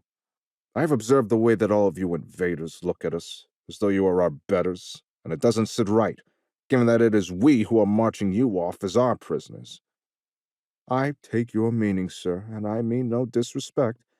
Our general has signed an acknowledgment that your forces defeated us on a fair field of battle. You are our captors, and as such are owed respect and deference as befits your station in life. Arthur held the young man's eyes for a long moment before the American broke his gaze and motioned back to the position from where he'd come. I've no time to match words with you, prisoner, but you are correct that we are owed respect, just as you lot are owed the honors of war. You fought well and lost gallantly, and no more can any commander ask of his troops. He turned away abruptly, returning to his position outside of the column of British prisoners. When the American was out of earshot, Miller leaned over and asked, did you mean one word of that, Corporal? Arthur permitted himself the smallest of smiles. Not a single one. They had to find their entertainment where they could, as the weather and terrain seemed determined to inflict cruelties beyond what the battlefield could on them. It was not enough that the men of the enemy forces had tried to kill them. The very countryside sought to extract its toll for the privilege of being marched over it. It had been that same evening when Jameson's wife had given birth in the middle of a snowstorm. The memory of that afternoon and night, and of Miller's letter, gave Arthur a fresh pang of sadness and a shiver, even as he wiped away another rivulet of sweat, standing in the midst of the squash patch and dispatching another beetle. His men had been making their way up the slope of a particularly steep hill, and the clouds overhead had abruptly darkened in menacing heaviness. Jameson had made his way to Arthur's side and remarked to him, looks like it could snow, Corporal. Arthur looked up at the clouds and agreed. They do look very much like the clouds back home, just before they give us a proper icing down. I should hope that it don't do that while we're still on this hill. The wagons will ne'er make it o'er the top if it do. Arthur glanced over his shoulder at the supply wagons, laden with not only the baggage, but with the camp followers. The horses plodded along placidly, and Arthur reassured the man. I don't think that you need worry for your bag, Mr. Jameson. Oh, 'tain't my bag that I'm worrying after, Corporal. It's my wife, do you see? She's great with child, and her pains have started. The women have her set up in a wagon, and they're caring for her as they can. But I should be very grateful to the heavens if they could but give us time to set up camp for the night before the storm hits. Arthur's eyebrows went up. Wife, you say? How did I fail to know this about you, Mr. Jameson? The man grinned. Can have you knowing everything about me, Corporal, now can I? In any event, she's just a little thing, so she don't take up much space nor eat much food. Hardly worth mentioning to you when you've so much else on your mind. His expression turning more somber, he added, So perhaps you could put in a good word with himself on my behalf? He pointed up to the sullen gray clouds. Arthur hardly felt that he had any greater access to God than Jameson had, but he nodded anyway. I shall do so, of course, and add to your own prayers. It did no harm to indulge the man, and he saw Jameson's relief in the way his shoulders relaxed. Thank you, Corporal. He withdrew to a rank closer to the carts, moving swiftly enough that the American guard never even noticed that he was out of place. Despite the best efforts given by both Jameson and Arthur in bargaining with the heavens for a little more time to travel on passable roads, it was not a quarter-hour later that the first fat, wet flakes of snow were falling heavily onto Arthur's nose. Within minutes, he could scarcely see the trees on the far side of the road, so heavy was the snowfall. Not long after that, he heard shouting and commotion behind him, and he turned to see that a horse had lost its footing, falling and scattering the contents of the packs strapped across its back all over the road. Behind the flailing horse, he saw a wagon tip as a wheel lost the road, and another burst of profanity reached his ears. He joined with the others, helping to put things right, gathering up blankets and bags from the churned-up mud of the road, and adding his shoulder to those helping to push the cart back onto the roadway. The whole column of men and the baggage train alike had stopped as a result of the disruption. When the Americans ordered them into motion again, several of the carts were mired in the mud, and it took more hard shoulder work to get them moving again. The pattern repeated several times through the afternoon, until finally the Americans relented and called a halt, seeming to begrudge the necessity where there were still hours of daylight remaining. Looking over the chaos of the men slogging through snow now rising well up the sides of their boots, Arthur spotted Jameson wringing his hands behind a wagon, an officer standing beside him, looking concerned, but unsure how he might help. Approaching the pair, Arthur heard the keening wail of a woman's voice, and he picked up his pace, sliding and skidding through the snow. He put his hand on Jameson's shoulder, and the man whirled around, panic in his eyes. She can't wait any longer for us to get to a proper house where she can be delivered of the babe, Jameson insisted. She's going to have it right here on the road, and with this weather, too. Arthur glanced around the side of the open-topped wagon and saw a slight woman, her belly distended with the child who was so eager to enter the world. She was clutching the hands of two women on either side of her, and as flakes of snow fell through the branches of the trees that were already bent with its weight, Arthur could see that something had to be done. He turned to Jameson. Can you get it some oilcloth from one of the other wagons? We'll need a sheet of it large enough to rig over this wagon for your wife. Some of the wild fear faded from Jameson's eyes as he took on the look of a man with a purpose. Oh, that I can. Give me but a minute. Turning to the officer next, Arthur said, Sir, Could you help me secure some ropes to the side of the wagon so that we can pull them across the top and thus secure the cloth? The officer, an aristocratic-looking fellow with a lieutenant's insignia on his epaulets and bearing an expression of shocked curiosity as he stared at the scene within the wagon, started ever so slightly, as though he had not even been aware of Arthur's presence. Huh? What's that? Oh, yes, certainly. Thank you, sir. Arthur reached past the officer to retrieve a rope coiled in the bed of the wagon and handed it to the man, loosening the free end.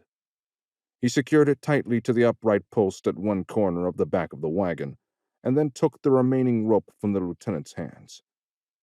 Hold this fast, sir, as I secure it over the other side. He grabbed the knot to indicate where he wanted the officer to put his hands, and then moved over to the other side of the wagon, glancing inside as the laboring woman gave another agonized wail. He shook his head to keep himself focused on the task at hand and busied himself with the rope, winding it about the opposite back post on the wagon. By the time Jameson had returned with a wadded-up oilcloth clutched to his chest, Arthur was satisfied with the ropes that crisscrossed tautly over the open space above the bed of the wagon and the women in it. He took the oilcloth from Jameson and unfolded it, pleased to see that it was actually a little larger than he needed. He then caught the officer's gaze. Sir, if you can take the other side while Mr. Jameson holds the back, we can lift this over the top and then secure it with the remaining rope. The lieutenant wordlessly took the corner of the cloth from him, still seeming to be in shock at the sight of a woman laboring under these conditions. Together, the three men enclosed the top of the wagon with the oilcloth, providing the women with at least some rudimentary shelter from the storm.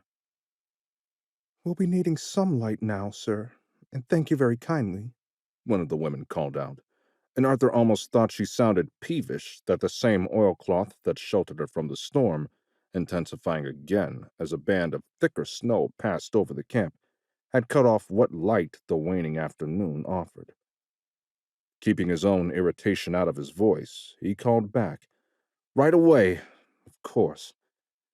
He turned to Jameson, sensing that it was a blessing to distract him from the pained cries his wife was more regularly emitting. Find a signal lamp, and mind that you get its owner to light it for you before you accept it. Two would be even better. The lieutenant spoke up. Find Sergeant Giles, and tell him that Anbury said to give you the lamps. Aye, sir, Jameson said, and again hurried off. The lieutenant seemed to have recovered himself, and was slowly shaking his head as he turned to Arthur. You seem to have matters in hand, dire though they seemed when I first came upon this scene, Arthur answered briskly. I am only doing my duty to a fellow soldier of the army, sir. The need was obvious, and means were readily at hand. He gave the other man a quick, sardonic smile. Our lot is accustomed to thinking in terms of tents and the like for shelter.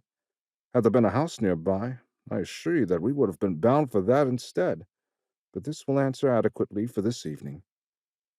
Jameson was back already with 2 tin lamps, light shining through the gaps around the door and through the multitude of holes punched through the sides. Giles made me swear to return them come morning, but he even gave me an extra candle for each one when I told him what I needed them for. Arthur nodded, smiling at the man. Give them to the women inside, then, and let us see whether we can find something warm to drink, all right? Turning to the lieutenant, he asked, Should you like to join us, sir? Oh, no, I couldn't possibly, the officer said. I need to return to my captain, as he is doubtless already convinced that I have contrived to fall off the mountainside. He turned to leave, and then whirled around suddenly. Please inform me when she has given birth, and relieve my concern for both her and the babe. Arthur touched his knuckle to his forehead respectfully. I will gladly do so, sir, and thank you for your assistance, both with rigging the shelter and with securing the lamps. The lieutenant acknowledged the salute with a slight bow and walked away, disappearing into the swirling snow. Arthur put his hand on Jameson's shoulder. The prospective father was again peering into the back of the wagon, that expression of panic overtaking his face once more. "Come, worrying yourself to death will not change the events of the night. The squad should have our tents raised, and I'm pretty sure I can get some rum from Mrs. Kelly, both to stave off the cold and to steady your nerves." Jameson gave him a grateful, if nervous, smile, and with one last glance into the back of the wagon, followed the corporal back to where their squad was encamped.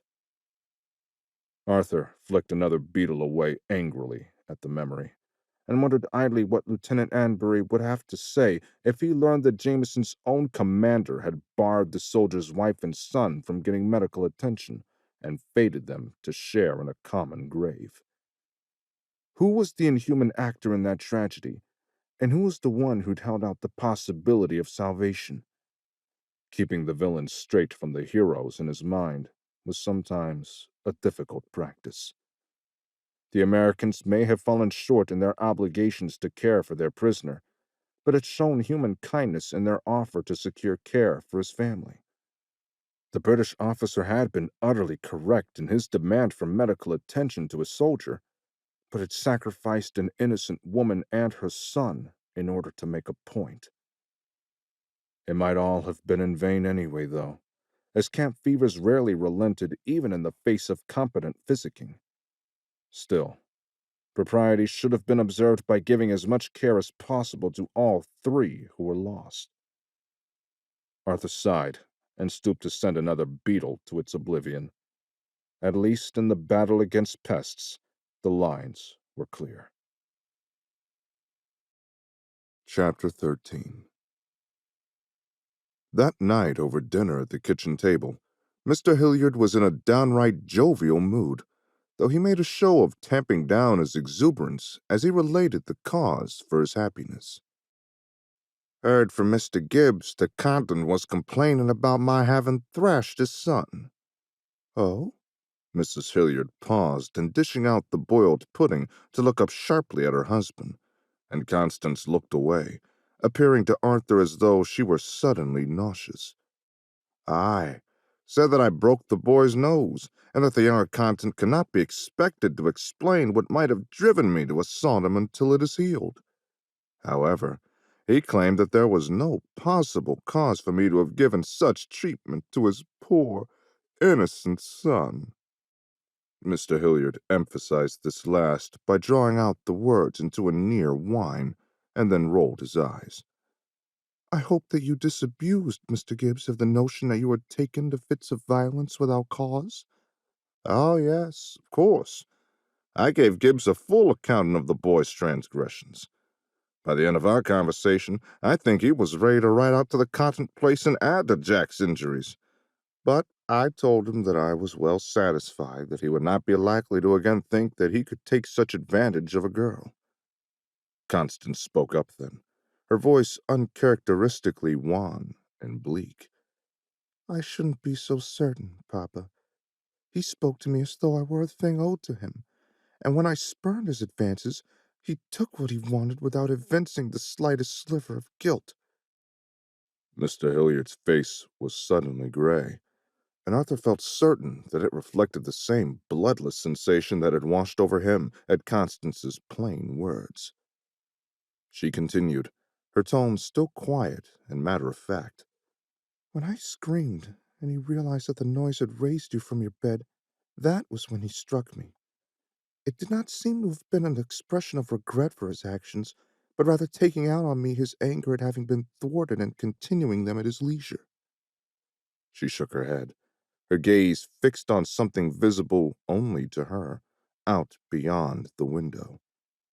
"No, I do not believe that the thrashing you delivered to him, no matter how well deserved, will make him more likely to treat any more gently the next girl with whom he has an opportunity to have his way, though it may make him more wary about the circumstances under which he tries her." His jaw clenched. Mr. Hilliard grated out, "And I shall have to ensure that he does not have such an opportunity with any other girl." Mrs. Hilliard spoke up then, her tone sharp. "And how do you propose to do that, Mr. Hilliard? While the Council of Safety may take little notice of a boy who oversteps the bounds of decency with a girl, They will not so lightly overlook a murder. The muscles in Mr. Hilliard's jaw jumped, but he did not reply immediately. Arthur made bold enough to speak up. A man need not die to be rendered incapable of assaulting a woman. There were plenty of jokes passed around camp of the risks of having something precious carried off by an unlucky shot from the other side. Yet those jibes had a foundation of truth behind them. He smiled grimly. But I suppose that your counsel of safety would look no more favorably on such a wound being inflicted. Nay, nor would it stop the boy from visiting some other nature of violence on another woman, Constance reasoned. I believe truly that what he did to me was not simply a matter of satisfying his bestial urges, but was a means of imposing his will upon me. When it became clear that his little flatteries were not going to persuade me to give willingly what he was after, he hesitated not a moment to take it instead. She flushed deep red at the memory, and her eyes were bright with unshed tears. Mrs. Hilliard reached across the table to squeeze her daughter's hand. There can be no apology sufficient for what you have suffered, my dear Constance, but your papa and I will carry to our graves the sorrow of having exposed you to such a hazard. Constance shook her head emphatically. Don't, Mama.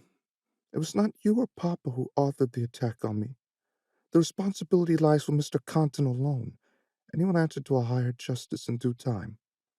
Between now and that happy day, though, I only wish that there was something we could do that would save another woman from his vile clutches. Mr. Hilliard sighed. The best we can likely hope for is to prevent him from hurting anyone who might hear our warnings of his monstrous conduct. Mrs. Hilliard frowned and answered, all that is likely to accomplish is to ensure that he hurts some poor girl beyond the reach of our words. Still, it is better than doing nothing at all. Her husband grimaced, but said nothing, and after that, it was as if by an unspoken agreement that they all let the subject drop. A rumble of thunder rolled across the fields outside, offering an opportunity for a welcome change of topic. I hope that the storm doesn't sour the milk from goats like my ma always said it did the cows back home, Arthur said, with a faint smile of remembrance. Not that I've ever noticed, Mrs. Hilliard said. Your people back in Britain kept cows, did they? Mr. Hilliard seemed as eager as Arthur for conversation on safer ground. Oh, aye, Arthur nodded. My dad's a smallholder there, with a farm not unlike yours, only more wind and less sun. Your farm is larger, but we still make space for one milch cow. She never liked storms, though, and Ma always told us not to drink of her milk after there had been a great boomer. Constance spoke up suddenly. Do you miss it terribly? Arthur shrugged. When I joined up, it was because I knew I would never inherit the farm, unless some awful fate befell both of my brothers. I knew, too, that I might never return home, but for a short visit, subject to the needs of the service. I was not eager to make that sacrifice, but it was the best option my circumstances offered. He sighed and squinted thoughtfully. I miss the great vistas of one hill after another of well-tended land, each square inch devoted to some purposeful use by men who lived before my grandfather was born. There's a somber grandeur to it, one that's missing in this new, untamed land. He glanced over at Mr. Hilliard, adding hastily, No offense intended, naturally, sir.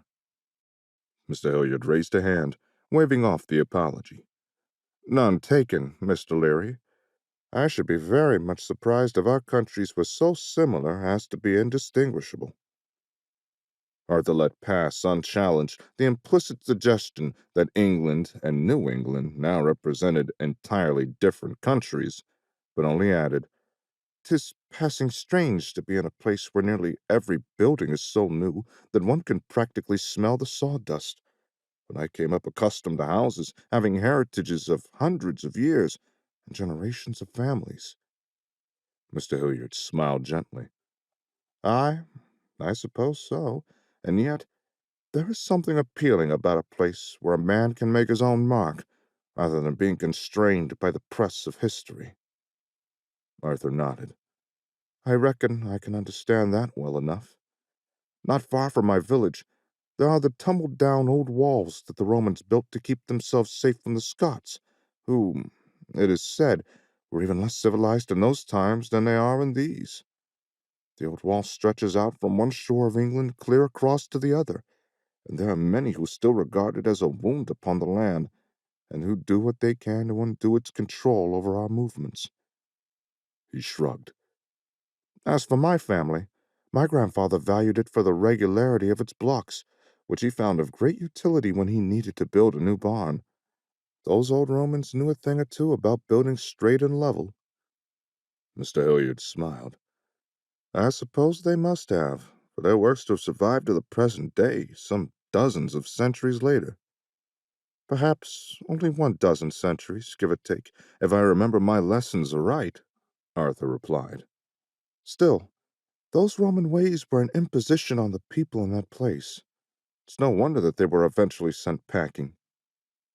He paused, realizing that he was starting to give his host a compelling argument against his own cause, and smiled ruefully to himself. Although Mr. Hilliard did not give any sign of having found a greater significance in his words, Constance caught his eye and gave him a playful, quick smile. Sic semper tyrannis, hmm? Arthur ducked his head and flushed. I never did learn any of the Latin, I'm afraid, Miss Hilliard. My schooling was concluded before I could get very far past agricolae, for it seemed unlikely that I'd ever be more than a farmer myself. She smiled fully at him now. There is no shame in being a farmer. 'Tis indeed farming that gave Papa the means to ensure that I did get some Latin. Arthur enjoyed the way her smile lit up her face, though her comment reminded him of a conversation he'd had with one of the Jaegers as they'd taken their ease following a long day on the road from Saratoga. The man had been full of wonder at the wealth of even the common man in New England. Have you seen of their tables? The poorest farmer even, he breakfasts on roasted meat, fresh milk from the morning, apples baked in the coals, and plate after plate of butter cakes. In Hesse, a nobleman is eating so good-heartedly. The man's cheeks were red from the cold air, and he was huddled within his clothes, but even half hidden, Arthur could see the amazement in the German's eyes. He offered, Perhaps they put on a feast for a show to impress upon you how well they eat. No, we asked, and the farmers all say no. They eat this way every day. Need full bellies for the work on the farm.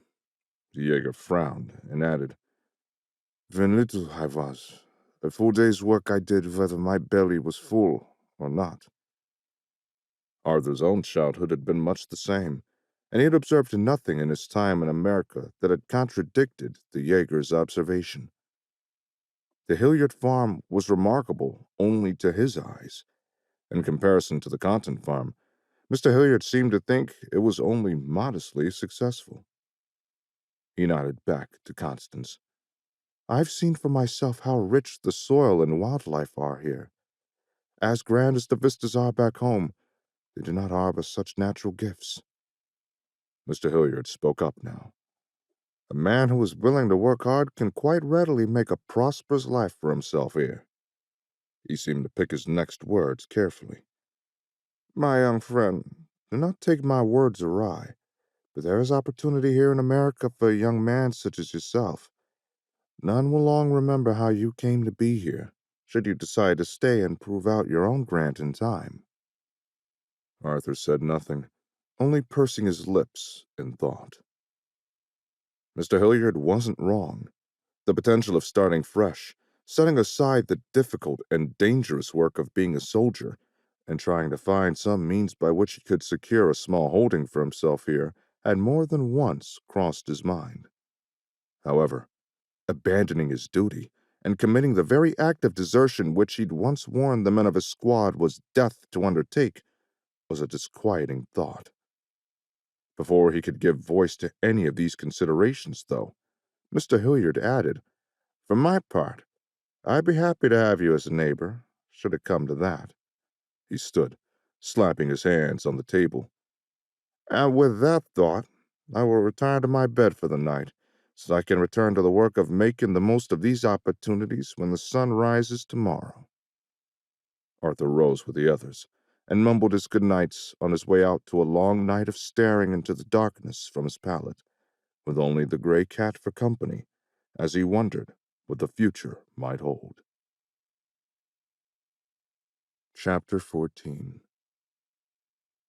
The next afternoon, Arthur was drawing a sledge laden with goat droppings over the field, shoveling them out in as even a distribution as he could manage. He was grateful that they did not have the reek of fresh cow manure, and Mr. Hilliard assured him that the smallest pellets of waste wouldn't hurt the next crop going in, despite being fresh. Back home, Arthur knew, manure from the cows must be permitted to age for a year and more before it was safe to use on the fields. Arthur looked up when he'd reached the spot where he'd left off with the last load, and grunted to himself in surprise. A squat, solidly built man, whose graying curls were cropped tightly to his head under a hat nearly as dandy as Jack Constance had been, had appeared on the road.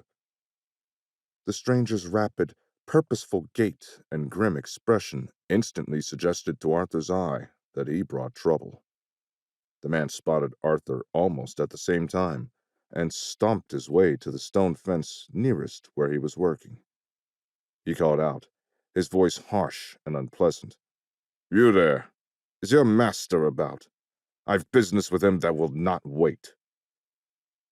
Arthur had learned in his time in the army that what was a crisis for another man need not represent a matter of urgency for himself.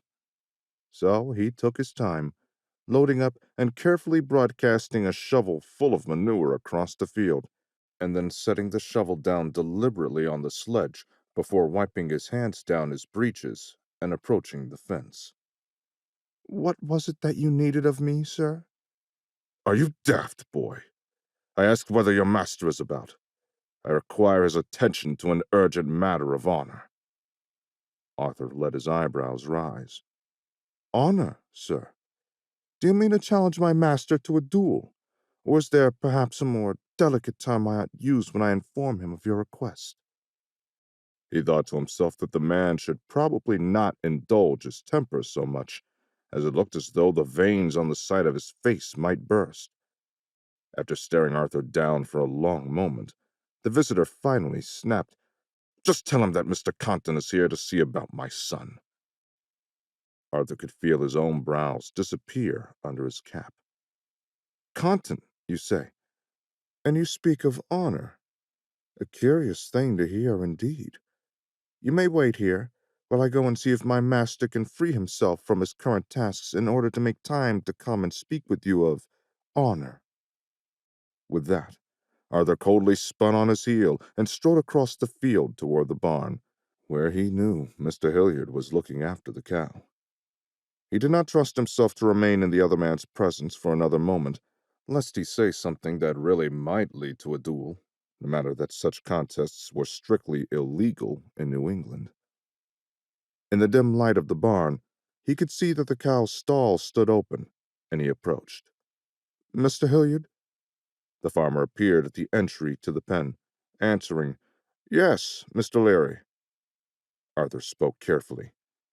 "Mr. Compton is waiting by the fence around the field and wants to speak to you about his son.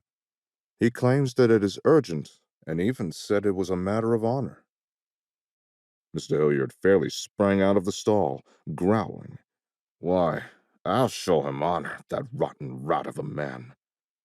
Arthur could see him casting about with his eyes for something he could use as a weapon, before he asked sharply, "Was he armed?" "Not that I could see, no." "Worse luck. I shall be obliged to meet him similarly unarmed. But if he so much as utters one word about his so-called honor, I may just thrash him with my hands, as I did his son." "I shouldn't be surprised if you did, Mr. Hilliard. Shall I see to the cow?" Mr. Hilliard retrieved a cloth from the stall door and carefully wiped off his hands with it. "Please do, and then return to the field. that you might at least discourage Mr. Compton from any thoughts of doing further violence to our family by your presence." He chuckled. "You might also restrain me from doing any further violence to his." "Aye, sir." Mr. Hilliard stomped out of the barn, and Arthur glanced into the cow's stall. It appeared that the farmer had been checking her over, as she was due to calf any day now. Arthur approached her, speaking quiet nonsense so that she wouldn't take surprise at his appearance, and patted her side as he approached her head. She was much more interested in the grain that Mr. Hilliard had put down for her than in anything that Arthur was doing, so he quickly untied her and coiled up the rope around his arm, leaving her to finish her treat. He closed the door to the stall, ensuring that the latch was secure, and hung the rope on a peg beside the door before following Mr. Hilliard out into the light of day outside. He saw the farmer standing a distance away from Mr. Compton, and he could already hear the other man's shouts. He couldn't quite make out what he was saying, though, so he approached more closely, feigning his return to the sledge. From there, he could hear every word of Compton's accusations. "Jack went out hunting yesterday morning, and I expected him back by nightfall with a brace of pheasant for our supper. Instead, Mrs. Compton and I have neither seen nor heard anything from him since the moment he closed the door, and I knew at once that you must have done something to him." "Me, sir? I have had the satisfaction of breaking your son's face for his vile assault upon my daughter, but I have no designs on pursuing any further justice against him, so long as he keeps his distance and never again steps foot on my property." "So you say, Mr. Hilliard, but I've only your word on any of these matters. All I know is that Jack told us the next morning that you would no longer entertain his suit for marriage. Then you showed up and thrashed him, a grown man beating another man's son, and I had to call out the barber to physic his nose. We had a fine understanding, you and I, until you decided that your little strumpet of a daughter was too good for my boy, and whatever Compton was going to add was cut off, as Mr. Hilliard closed the distance between them with two fast strides and swung at the other man. Compton stumbled and fell onto his backside, his hat flying into the dirt behind him. He may have eluded Mr. Hilliard's fist, but not his words. "You will never again mention my daughter if you don't want to be thrown out for the pigs to dine upon, sir. What your son did to her was beyond the pale of civilized behavior, and I am only shocked to discover that I failed to perceive that he was raised by a man as crude and unrefined as he himself has become." Compton scrambled to his feet, and Arthur recognized the swollen vein that popped at the side of the man's forehead before he answered, his voice a hoarse scream. "You dare threaten me and heap abuse upon me after whatever you did to my son? Do you say you would feed me to your pigs, sir? Shall we look to your pigsty for my boy's wretched remains?" Mr. Hilliard laughed aloud at his neighbor. "Mr. Compton, you all know that I do not even have any swine, much less would I actually feed you to them if I did.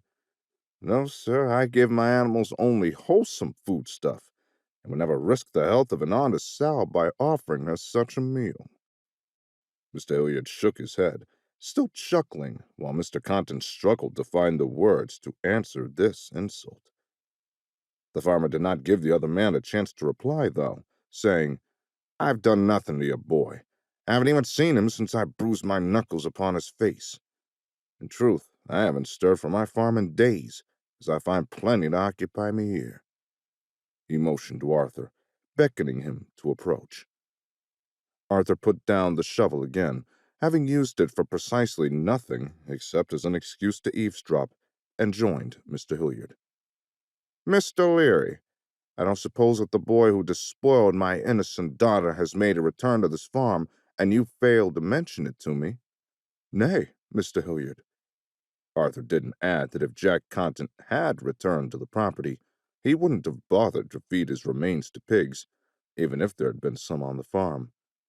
There was no lack of places where a deep grave would be easy enough to dig, after all, and he'd had plenty of experience in efficiently burying bodies in the aftermath of Saratoga.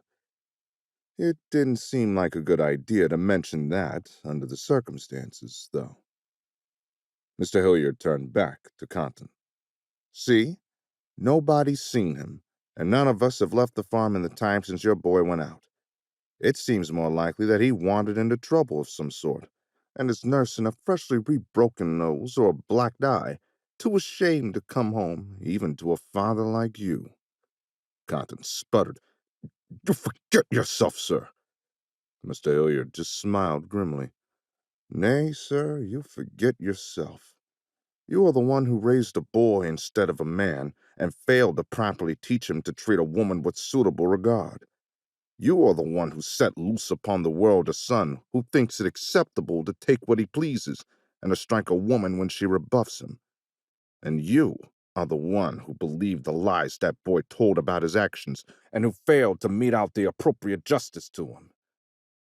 Mr. Hilliard fixed Contant with a glare. Why, sir, if I had a son who had done what your boy did, I would have been at the door of the girl's father with my hat in hand, begging to know how I could start to make up for the crimes that my blood has inflicted on the world. He pointed to the road, his finger forming a line from his shoulder as straight and firm as the line of his mouth. Get off my land, and don't you ever think to make accusations against me or my family again. You have done enough already, sir, and I will be well satisfied if I never clap eyes upon you again in this life.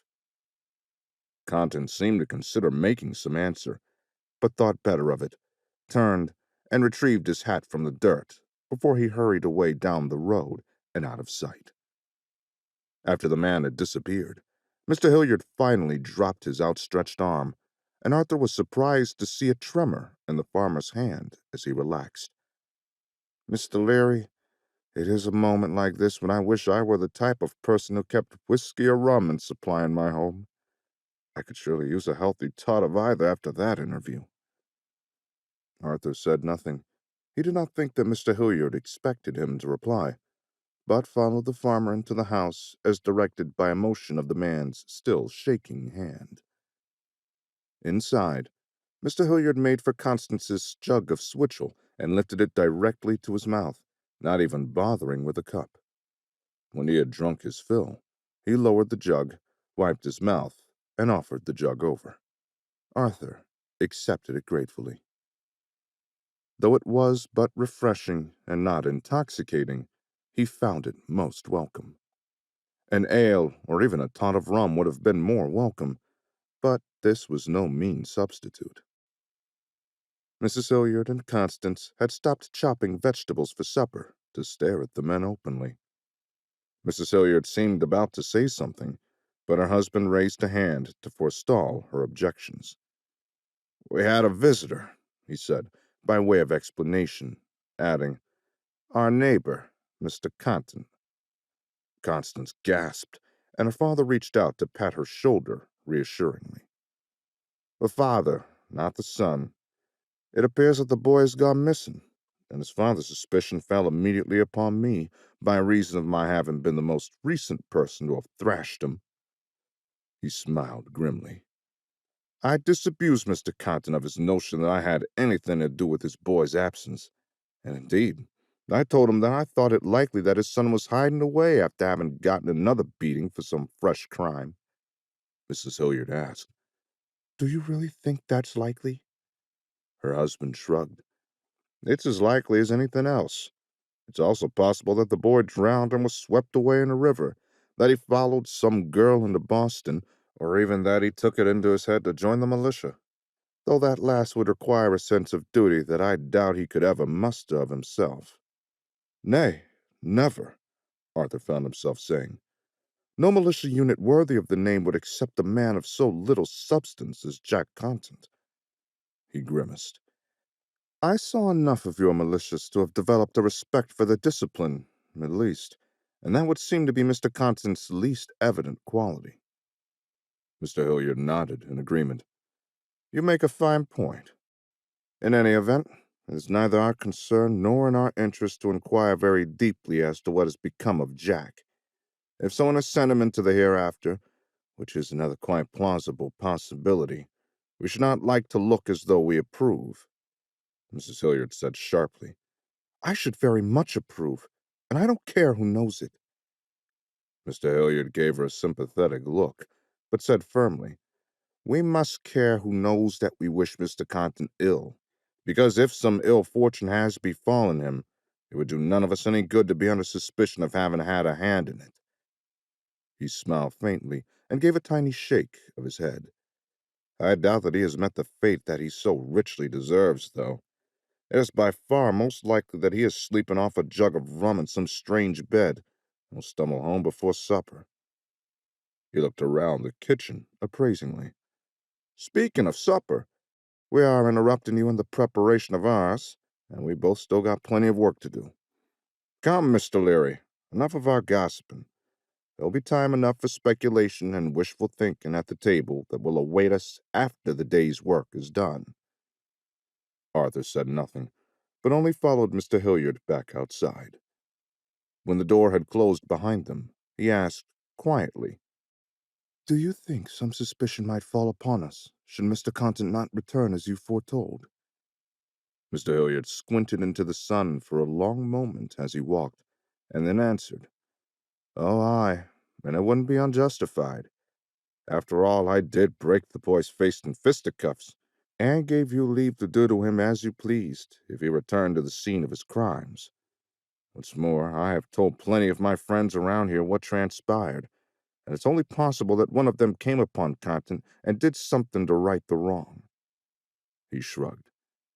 "Most likely of all, though, is that we will hear from his father tomorrow, though it had best be through an intermediary if Compton knows what's good for him, and that the boy came crawling home reeking of drink and misdeeds."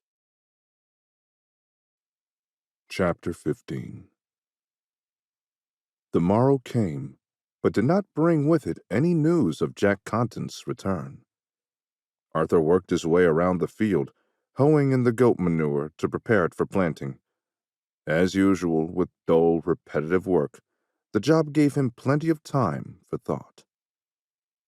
Although there was no end of work on the farm, there was ample food to eat, which was a thing that Arthur had learned to never again take for granted. He went to sleep each night well worn out, but was never plagued with the hunger pangs that had been his constant companion after Saratoga. Looking at his arms as he worked the hoe through the rich soil, he thought that he'd already filled out to something resembling his former health. Beyond simply being able to feed his family adequately from the bounty of his own land, though, it was clear that Mr. Hilliard was able to trade enough, even in the midst of the convulsions of a rebellion, to maintain a comfortable lifestyle. The things that Arthur had thought might be the marks of poverty were, he realized, simple frugality. After all, he guessed that dinner tasted as good from a tin plate as it did from fine Delftware, though he could not testify to it from personal experience, and he doubted that a crystal glass would be a better way to enjoy cold switchel than was the tin cup that was daily handed to him by a smiling friend. As though summoned by the thought, Constance emerged from the kitchen with 2 cups in her hands, smiling as the breeze caught a strand of hair that had escaped from her cap and blew it across her nose. Arthur paused, leaning against the handle of the hoe, and smiled in reply as she approached. In a moment, he gratefully accepted the cup that she offered to him and took a gulp. "Papa's going into town to buy a few things that Mama needs for the kitchen, though I think they both are just looking for excuses to see what word there may be of Mr. Compton." Arthur lowered his cup to find Constance looking at him with an anxious expression on her face. "Oh?" "I don't know whether I'd be better satisfied should he have come to an end of some sort, or if he is sitting smugly at home, lifting any shadow of suspicion from Papa," she admitted. Arthur placed a reassuring hand on her arm. "Whatever has become of Mr. Compton, it is entirely outside of our control. There is naught to be gained by worrying on it now, and furthermore, he made the choices that placed him in whatever peril he may have faced." Constance's face screwed up in an angry frown. It is always his choices, his decisions, his actions, and I am expected to but sit passively by and wait for his consequences." The anger passed from her face, and she favored Arthur with a crooked smile. "In truth, I agree with my mother and wish Mr. Contant nothing but ill. But more than that, I find I also wish that I had the opportunity to be the author of his ill fate. I should like to be the one making the decisions for once." Arthur nodded slowly. "I can understand that, though I should like to offer a counterpoint, if I may." "Say on," Constance said, hiding her expression behind her cup, but Arthur could see wariness in her eyes. "I have had the opportunity to, as you put it, be the author of the ill fate of another man." He raised a finger. "Now, before you take offense, let me point out that I was doing my duty as I understood it, and that this man was earnestly doing his duty in turn, by which I mean to say that he had a musket leveled at me, and I at him." Constance frowned into her cup, and Arthur could see her brow furrow above it, but she said nothing, so he continued. "We came upon each other in the smoke, and we were close enough that I could hear him curse as he pulled his trigger, and his gun failed to fire. Mine did not fail to fire, and he fell." Arthur shrugged. "It is the only time that I am certain that I killed a man, though I certainly fired enough shots while both sides were yet in formations. This time, though, I heard his voice, saw him try to kill me, and beat him to the act." He looked Constance in the eye and found anger there, but also understanding. "Constance, the only reason that I mention this moment of my history is to tell you that this soldier has haunted me ever since, and when I think of him, I feel a sense of responsibility to be worthy to be the survivor of our encounter." He sighed. "Make no mistake, had the spark in his pan reached the charge behind his ball, you would never have known me, other than perhaps as an anonymous grave had you ever chanced to visit Saratoga. I am glad that I lived, and that I have come to know you and your family, but I am not glad that he died." He lifted his gaze to the sky in contemplation. "I will permit myself to dream of what might have been, had this war not been joined, and had I simply come to be your father's hired man through a peaceful sequence of events, and had neither that soldier nor I been forced to stain our souls with the murder of another man." He smiled gently, turning back to look at Constance now. "So do not wish that fortune should deliver to you the obligation or opportunity to bring about the death of another person, no matter the circumstance. Mr. Contant, if he still lives, will find his own fate, and even if that is not as satisfying as it might be to help him along to it, it leaves your soul untarnished by the violence we both wish upon him." Constance sighed. "I fear that you are a bad influence on me, Mr. Leary. There was a time when I would have spat in your face at the revelation that you took the life of one of our men. Indeed, I grieve to hear it, and I will confess that my grief is entirely for the man you killed. That you suffer anguish for your act is just as unsatisfying a justice as whatever mere loss of reputation Mr. Compton has suffered, as Papa tells any who will listen what he has done." She pursed her lips and drew a deep, unhappy breath. "There are no truly good men, I am learning. Each of us carries some kernel of evil in our hearts, whether we have acted upon it or frustrated in our wish to do so. To the contrary, Miss Hilliard, I believe that there are very few truly evil men, and that restraint and good judgment are more common than malevolence and error. Your father did not impose the full measure of justice that I am certain his heart wished for against Mr. Contant. You have not, in fact, acted to bring Mr. Contant low, despite your wish to do so, and I did not fire indiscriminately at all who I saw on the field of battle, but only upon orders and on the most dire and immediate of threat. What of Mr. Contant? Will you now try to convince me that he acted with any restraint or good judgment? Not much, I will confess, but another, worse man might have done you far more grave harm than even he did. You have the chance to build a life not defined by the actions of another, not all get that chance." Constance frowned thoughtfully for a long time and finally sighed deeply. "I never thought that I would take lessons in how to be a better person from a soldier sent to put down our revolution against the crown. But these are strange times." She looked down into her cup and tossed back the last of her switchel. "In any event, is there anything that I should ask Papa to fetch back from town that you might need for your work?" Arthur shook his head.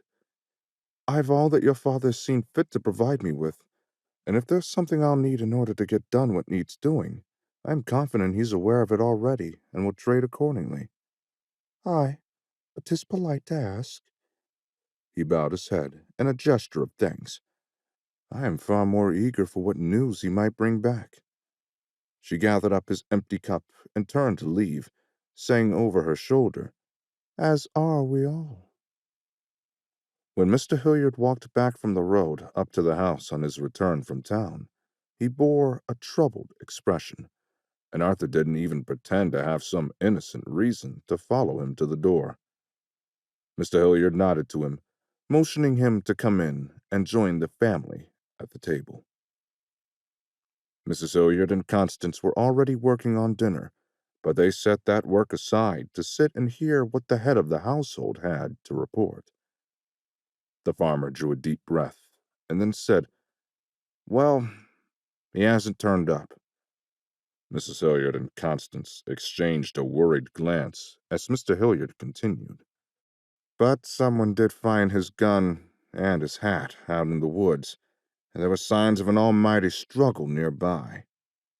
He hesitated and then plunged on, saying in a rush, "There was a not inconsiderable amount of blood on the ground there. They found no body, but I think it is safe to presume that we will never again see Jack Cotton in this life." Mrs. Hilliard's face bore a stunned look, and Constance unaccountably burst into tears. Mr. Hilliard rose and pulled her into an embrace, his face a rictus of pain for his daughter's anguish.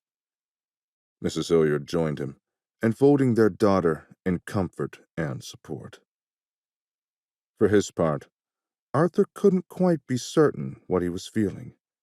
Not sorrow, certainly, nor any particular satisfaction.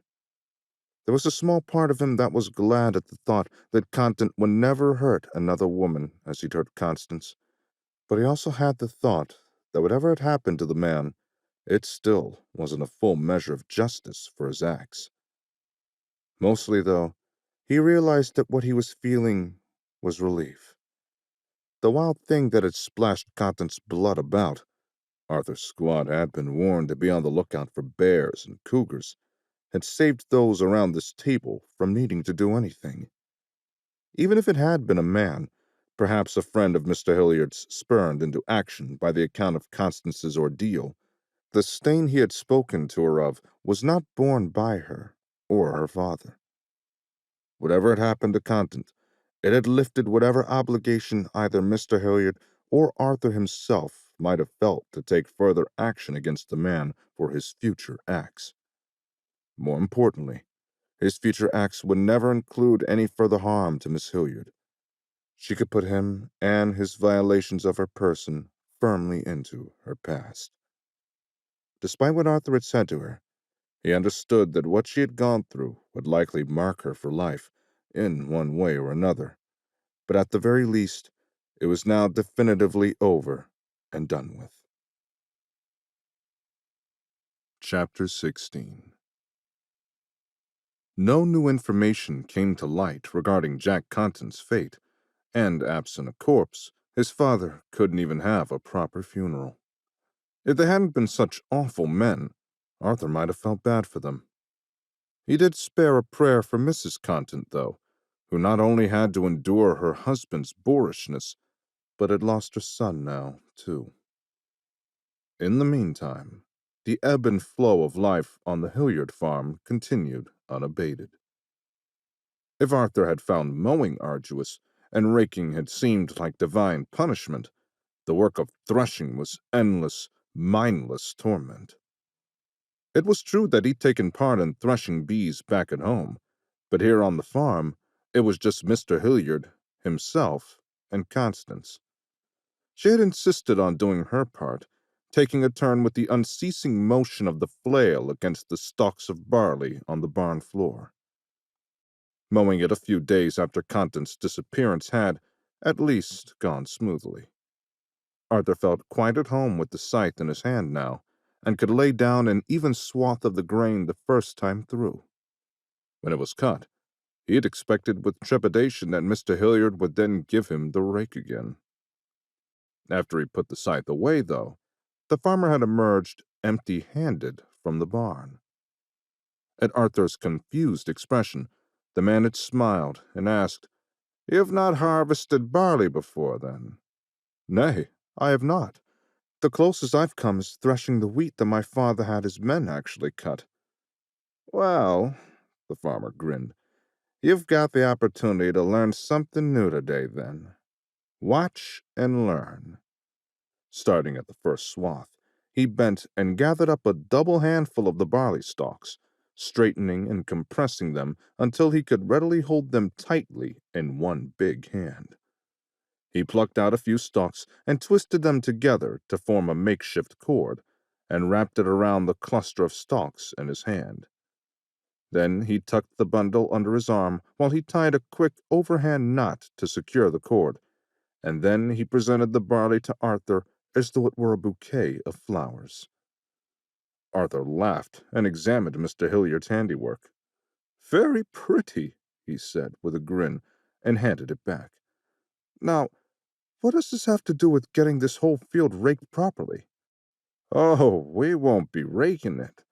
We'll be gathering it all into these sheaves, standing them up in stocks to dry for a few weeks, and then we'll get to the threshing. As I recall, that is your favorite part, no?" The older man's eyes twinkled, and Arthur favored him with a sour expression.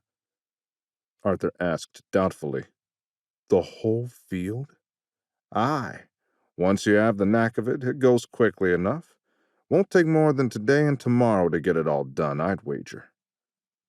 Arthur groaned for show, but his heart wasn't in it. In truth, he was enjoying getting to understand the operation of all the different aspects of the farm. Amidst his conversations with Mr. Hilliard, he was making his peace with the anticipation that he would wind up in farming himself, whenever his service in His Majesty's army ended. Though there seemed little prospect of doing so back home, he'd become convinced, in learning how things were done here in America, that he would be back here, whatever the outcome of the war. He bent beside Mr. Hilliard and tried to gather up a similar sheaf of barley stalks. Right away, he ran into trouble, as it seemed that half of what he'd picked up wanted to fall right back to the ground in a confused jumble. Frowning, he mimicked Mr. Hilliard's motions as best he could, though when he was done, his bundle was pathetically small and uneven in comparison. "Not to worry, Mr. Leary. Easier to practice tying it that small anyway. Now, if you can't get a grip on the stalks you'll use to tie the rest with, you can use your mouth to hold them while you twist, like so." He demonstrated, and then wrapped the cord around his bundle, holding the loose end with the thumb that he had clamped around the bundle. Again, the bundle went under his arm as he knotted the cord, and he bent to retrieve the first one, crossing them and standing them up against each other. He held them in place and motioned to the bundle in Arthur's hand. "Need yours to hold these two up," he said. "So get along with it." Arthur extracted a trio of stalks and tucked the end in his mouth, clamping the stalks between his teeth. He twisted them together, but as he released the cord from his mouth to wrap it around the ragged little sheaf in his hand, the three stalks sprang apart, undoing much of the twist he'd given them. He frowned and pushed on doggedly, catching the cord under his thumb near where it was still partially twisted, and then wrapped it around the sheaf. Next, he tucked the bundle of stalks under his arm tightly and cinched the cord in a firm knot, just as Mr. Hilliard had done, and finally handed over the completed sheaf. Mr. Hilliard smiled and braced his two sheaves against Arthur's, stepping back to admire their combined handiwork. "Well begun is half done," he recited, and stooped to gather his next sheaf. By the time Constance emerged with their midday switchel, Arthur felt as though he were finally getting the hang of this task. When he and Mr. Hilliard went inside for supper, they had, indeed, finished stacking up a little more than half the field. Arthur's hands were dry and chapped, though, and covered in little scratches where the cut ends of the stalks had found skin. At the end of the day, Mrs. Hilliard was ready with a liniment, which she handed first to Mr. Hilliard and then to Arthur. He didn't even really notice what they ate for supper that night, and his sleep was swift to arrive and dreamless. He appreciated that all the more, considering how often of late he'd been visited in his dreams by Jameson and the pale specters of the man's wife and baby. In his dreams, he and Jameson had discussed questions of loyalty, duty, and friendship, and how a man could find balance between the three. Upon waking, Arthur never remembered the content of these conversations with a man who was as dead and gone as the philosophers whose arguments they rehearsed. However, his dreams continued to chip away at his loyalty to the crown and made him much more comfortable in his friendships with all three members of the Hilliard family. When word reached the farm a few days later of a terrible battle in Pennsylvania, pitting British allied Iroquois and Loyalists against an ill-prepared militia, leading to a disastrous loss for the Americans, Arthur felt just as shocked as his hosts. The grim detail that the Iroquois had taken hundreds of scalps had filled him with the same revulsion that he saw on Constance's face. He bowed his head and joined in the prayers for the souls of those lost, feeling not that their deaths were a victory for the crown, but just another cost imposed by the conflict between two rivals who were both capable of committing heinous acts. Constance had followed him to the threshold of the kitchen door after supper and demanded of him, "Are you but feigning sympathy to the losses we suffer at the hands of your government's agents, or have your views so changed that you share in our grief?" He looked steadily into her questioning eyes. "After what happened to my man and his family at the barracks, I came to the bitter conclusion that no side in this conflict has the right of it, nor can any side that would impose such a terrible fate on innocents continue to have a claim to my loyalty. I grieve because you grieve, and I am sad for the lives lost, more than which side claimed those lives for its own." She nodded slowly. "It is a difficult path that you are treading, my friend, and I esteem you greatly for taking the first steps along it." He shrugged. "I was placed on this path by my regard for your friendship, and by the callous disregard for the lives of a man whom I loved as a brother, and those whom he loved. It would have been a greater effort to have abandoned both of those in blind loyalty to a cause that has shown that it does not owe me any particular protection." She had smiled, a distant expression of melancholy in her eyes. "Whatever drove you to this path, I am glad that you are on it, and that you are my friend in this time when true friendship is so difficult to rely upon." She squeezed past him and returned inside without another word. Now, days after that conversation, watching her take her turn with the flail, Arthur was reminded again of her determination. This work was difficult, but within her capacity, and more hands wouldn't make it a lighter job, so she came out to do her part. She could just as easily have stayed inside helping her mother, but she understood that she was needed here more, so here she was. The repetitive thump of her flail and Mr. Hilliard's against the dried stalks of barley was almost soothing, and the chaff that was carried up into the air by the breeze had a delicate beauty of its own as it drifted to the ground. After some time, Mr. Hilliard signaled to Constance with his hand, and both of them ceased their movements and stepped back. Arthur gathered up the corners of the canvas on which they'd stacked the barley and poured it into the winnowing bucket. He spread the canvas out again with Constance's help at the far end, and then pulled a couple of new stalks of barley from the wagon, tossing them onto the canvas. Constance set her flail down and took up position with the other winnowing bucket, holding it in place as Arthur poured the barley into it, letting the breeze carry off even more of the chaff. Unfortunately, they judged the wind wrong this time, and she ended up with a face full of chaff, which made her sneeze. Her father laughed as she brushed the broken stalks and other discard parts of the barley plants out of her hair and off her face. "It happens without fail," he said, mirth still evident in his tone. "Chaff in the wind is worse than smoke in a breeze." Plucking a stalk out of the neck of her chemise, Constance said, ruefully, "At least smoke clears away on its own." She spat out a bit of chaff that had gotten into her mouth and glared at Arthur, as though daring him to join in her father's laughter at her expense. He maintained a straight face until she turned her back to him to finish clearing out her neckline, and then he shared a look with Mr. Hilliard that caused the older man to erupt into laughter again. Picking up her winnowing bucket, Constance smiled grimly at Arthur. "Your turn to take your chances, my amused friend." The next stream of golden grain between the buckets yielded less chaff, and Arthur had judged the breeze correctly enough that he did not suffer the same fate as she had. He stood with his bucket and shrugged her. "Lucky, I guess," he said.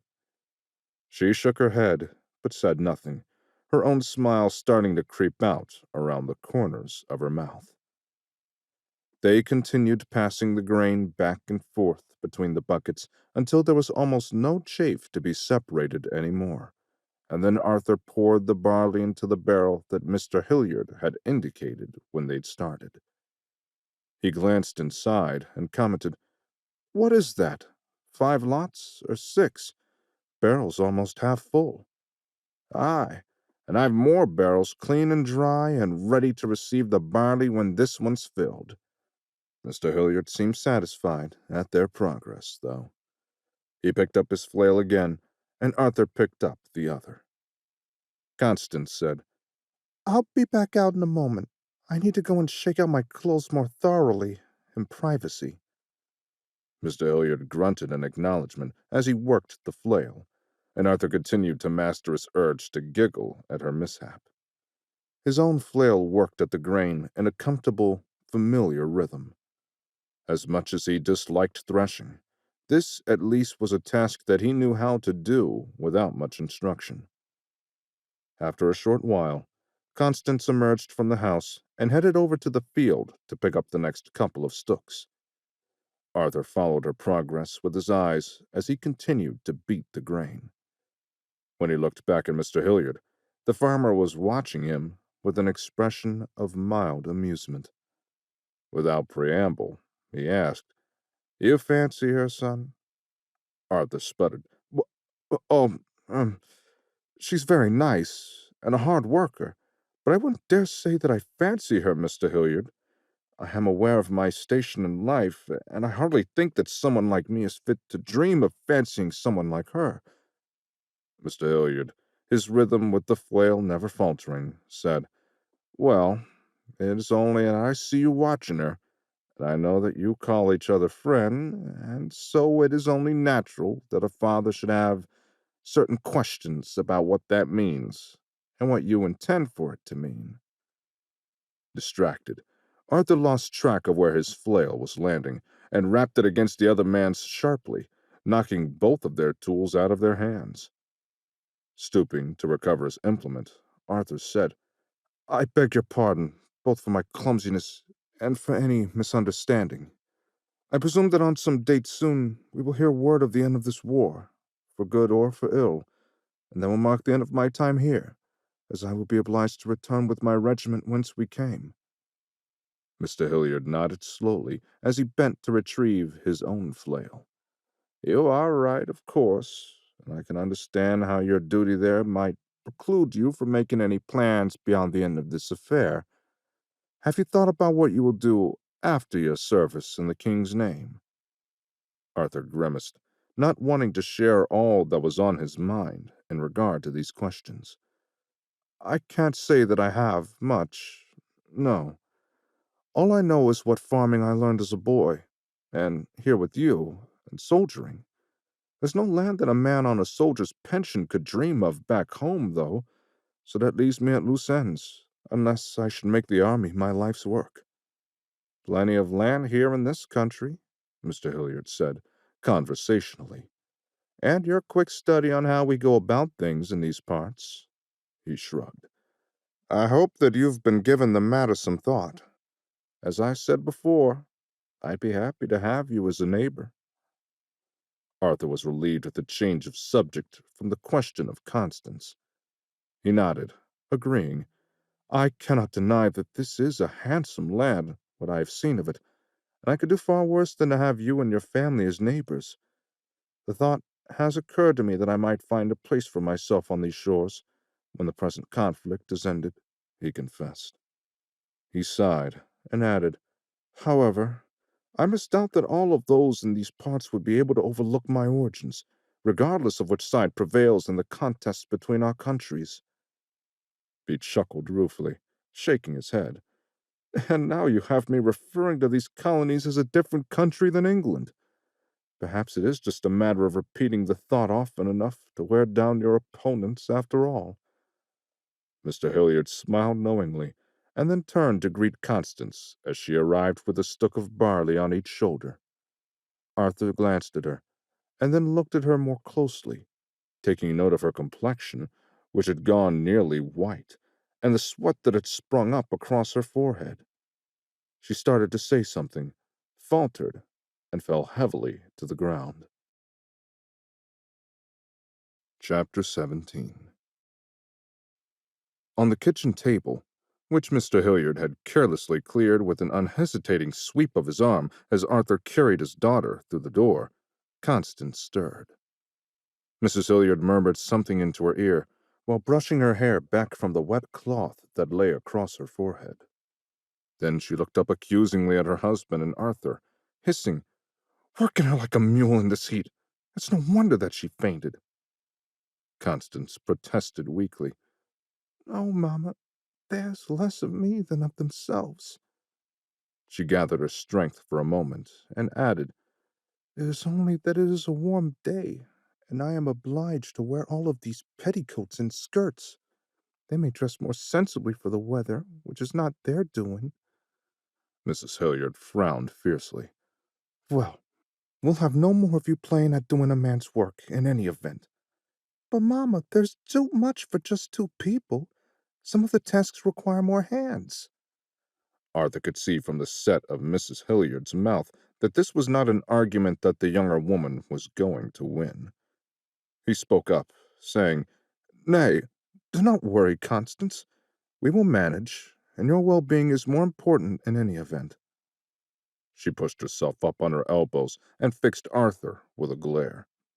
"Arthur Leary, I am perfectly able to look after my own well-being, thank you very much." Mr. Hilliard headed off the brewing argument, interjecting, "Be that as it may, Constance, Mr. Leary is right. We will manage with just the two of us. Your help was greatly appreciated, but we haven't yet even reached the heat of the day, and as you pointed out, your attire is not well suited to doing heavy work under these conditions." He turned to his wife and said, "See that she takes her ease for the rest of the afternoon. There's no sense in taking any chances of her falling in a faint twice in one day." Constance's expression had gone from obstinate to outright stormy, and Arthur braced himself for the explosion that was obviously imminent. Instead, he watched her take a deep breath, control her temper, and say in a tight, even voice, "Very well, Papa. I will rest, but only because I find that I still do not have my strength. If the work is not done tomorrow, I will join you again." Mr. Hilliard exchanged a glance with Arthur, and it was clear that they both understood that whatever it took, the threshing would be finished today. However, to his daughter, the farmer simply said, "Of course, dear. Now, do you need help to get upstairs to your bed?" Once Constance was settled down, the two men returned to the seemingly endless routine of threshing, winnowing, and storing the barley, and then getting more stooks from the field. By the time the sun was low on the horizon and Mrs. Hilliard had come out to call them to supper for the second time, they were just winnowing the last round. Supper was punctuated by Arthur falling asleep in his seat for a moment between the boiled pudding and the soup, much to everyone's entertainment but his own. He excused himself and collapsed on his pallet in his quarters as soon as it was decent, and was aware of nothing until Constance knocked on his door with his breakfast in the morning. Blinking sleepily and sitting up, he called out, "Come in." She entered with his customary porridge and cider, which he set on his table. She straightened and said, quietly, "You and Papa did not need to labor so hard yesterday just to spare me from helping again today."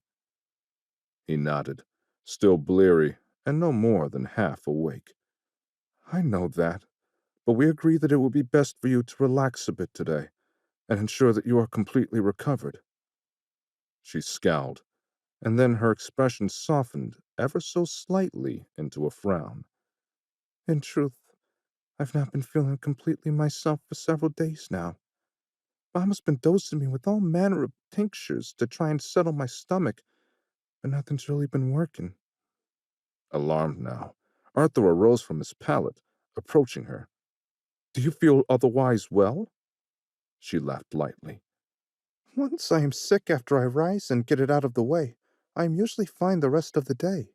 But it's still a nuisance. In any event, it should not have been cause for you and Papa to work so hard yesterday." Arthur took her hands in his, struck anew at just how small and fine-boned they were in comparison to his own. "I would do it again, to spare you from another spell of fainting, or worse." She smiled and looked away, seemingly bashful, but she did not pull her hands from his grasp. Turning back to face him, she smiled brightly. "Well, it just leaves me free to complete my chores in the barn today, so I shall still find a way to earn my keep." He returned her smile and shook his head ruefully. "Thank you for bringing me my breakfast, Constance." "You are most welcome, Arthur. After you've finished, bring the plate in to Mama, and I'll get started on my work before it gets hot." He nodded and sat down to eat. He didn't really even taste the food. He was still so tired. But when it was done, he dutifully brought the plate inside.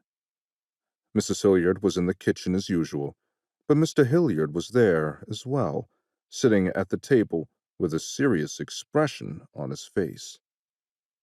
As Arthur handed the plate to Mrs. Hilliard, her husband said, "Sit down, son. There's a matter we need to discuss with you."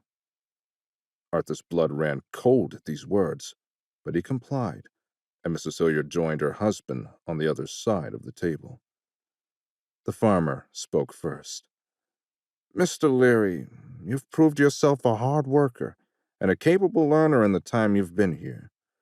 Mrs. Hilliard and I have been pleased to see your willingness to do more than merely what is asked of you, and to apply yourself to doing as credible a job as you're capable of in every task we have set you to." "Why, thank you, Mr. Hilliard, Mrs. Hilliard. I guess it never would have occurred to me to do otherwise." "Well, you would be surprised at the sort of excuses some laborers we have seen will offer in place of honest work. It was a stroke of good fortune that I thought to bid on your hire, and I want you to know that your efforts here have not gone without notice." "Thank you," Arthur replied, unsure what else he could say. "Now, I know that you and our daughter have developed a good understanding, despite your differences in background and even beliefs, and have become valued friends to one another." Arthur's head was spinning at the rapid change in subjects. What did the one have to do with the other? Outwardly, though, he just blinked and said, "Why, yes, she and I have come to an understanding about the differences in our outlooks." He smiled ruefully. "If nothing else, she is a lively conversationalist, and a capable and determined help with work when I must call upon her." Mr. Hilliard nodded. "Aye, that she is, even to her own detriment, as we saw yesterday. Now, you and I talked not long ago about your plans after the war, and you said you'd like to someday have a farm of your own." Once again, the course of the conversation was going in seemingly random directions, though the way that Mrs. Hilliard gripped her husband's hand, it seemed as though there was some reason to it that she was well aware of. "Well, I, when my duties to my regiment have been satisfied, I believe that I should like that well enough, yes. As we also discussed, your prospects of getting a farm back in England are dim, so you mentioned you might well wind up back on these shores, whether we are yet a colony under the king's thumb or an independent nation, if only because land is the one thing that we have in boundless abundance." Hesitantly now, Arthur answered, "Aye, so there are other places under the king's dominion that also offer the possibility of land grants, should General Washington prevail in the end." Mr. Hilliard nodded, although his attention didn't really seem to be on what Arthur was saying, but rather on what he was planning to say next. The farmer took a deep breath and looked to his wife for reassurance. She met his eyes and gave him a quick nod, and Mr. Hilliard plunged on. "It's like this, Mr. Leary. Mrs. Hilliard is quite certain that accursed Compton has got our daughter with child, and we should like for you to marry her and save the baby from being born a bastard." Arthur's ears roared, and he shook his head violently, as though he were a plow horse bedeviled with flies. "Come again, would you? You're asking me to abandon my regiment, stay here, and marry your daughter?" Mr. Hilliard looked grave, and he nodded. "Aye, that I am. And in the fullness of time, this farm will pass into your name, should you do so.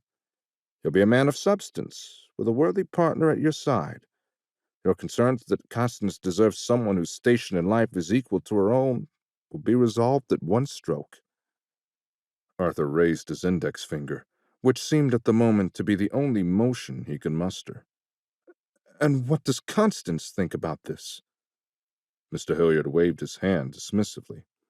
"You fancy her, and unless we misunderstand our daughter greatly, she fancies you well enough, which is more than Mrs. Hilliard and I had when we married." He chuckled. "Mrs. Hilliard had only clapped eyes on me for the first time a fortnight before our wedding day, and her father pointed me out to her, telling her that he was going to try to get me to marry her." He grinned.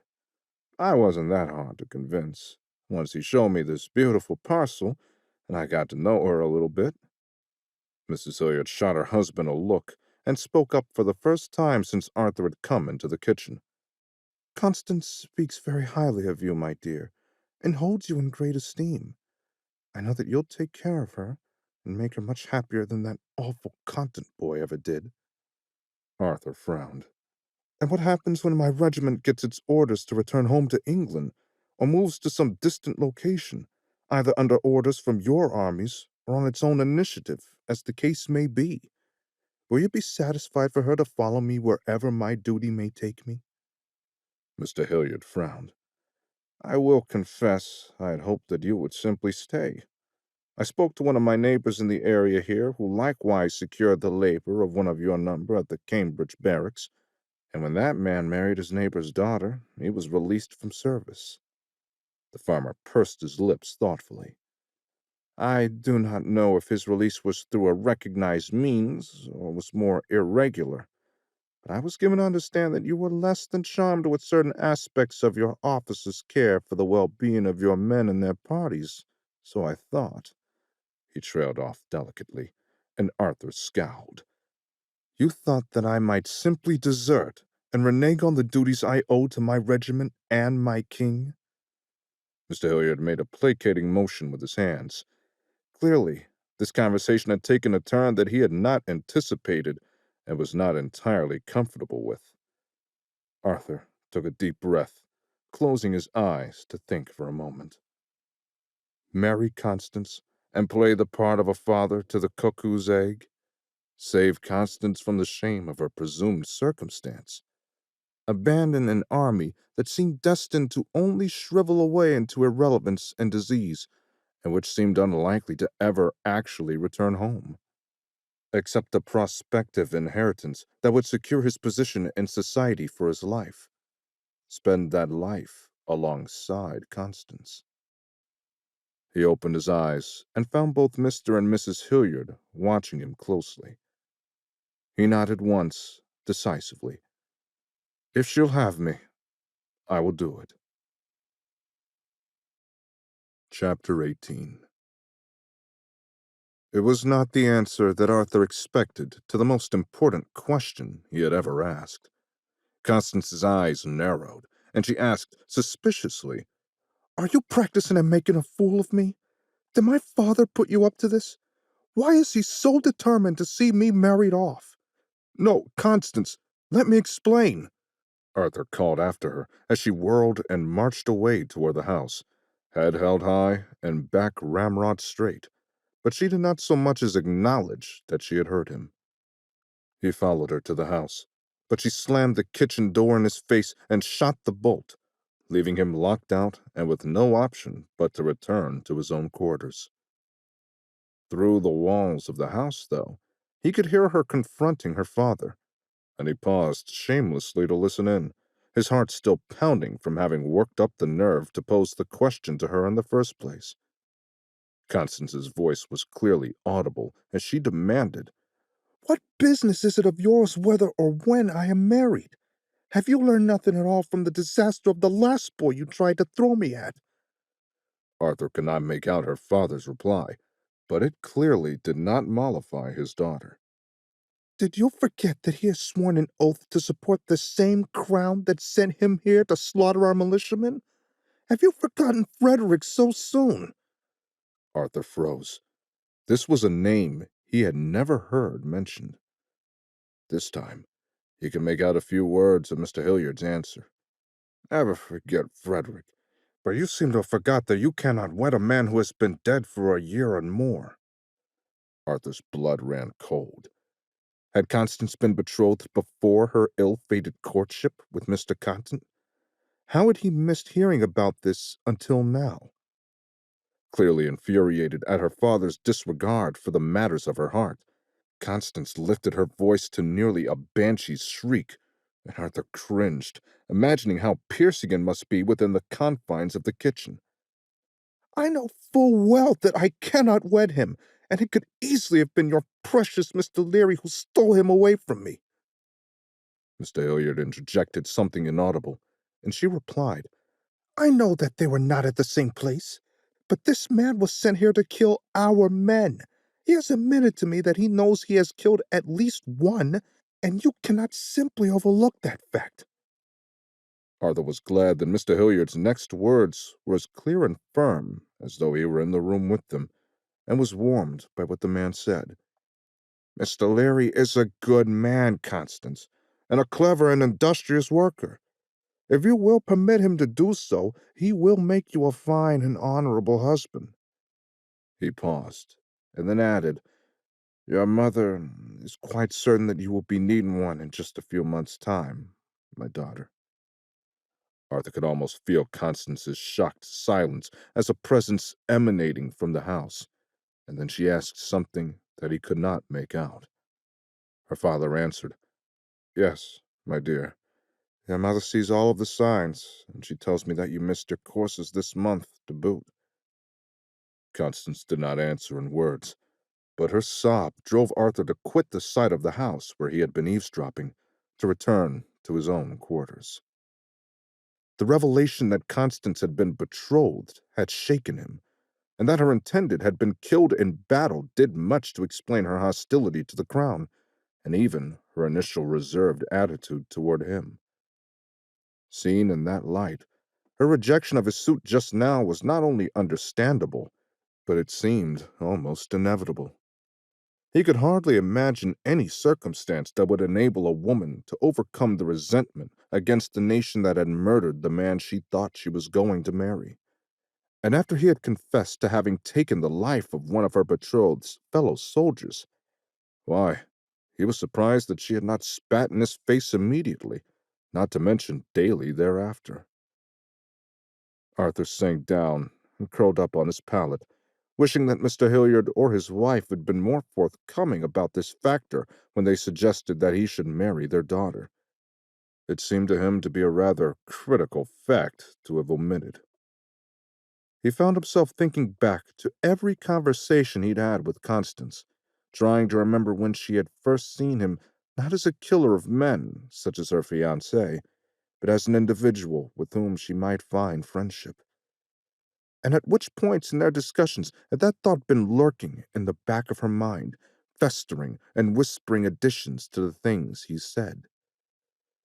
They had never again discussed the battles Arthur had seen, nor had he been particularly keen to do so, even before learning this new fact about her.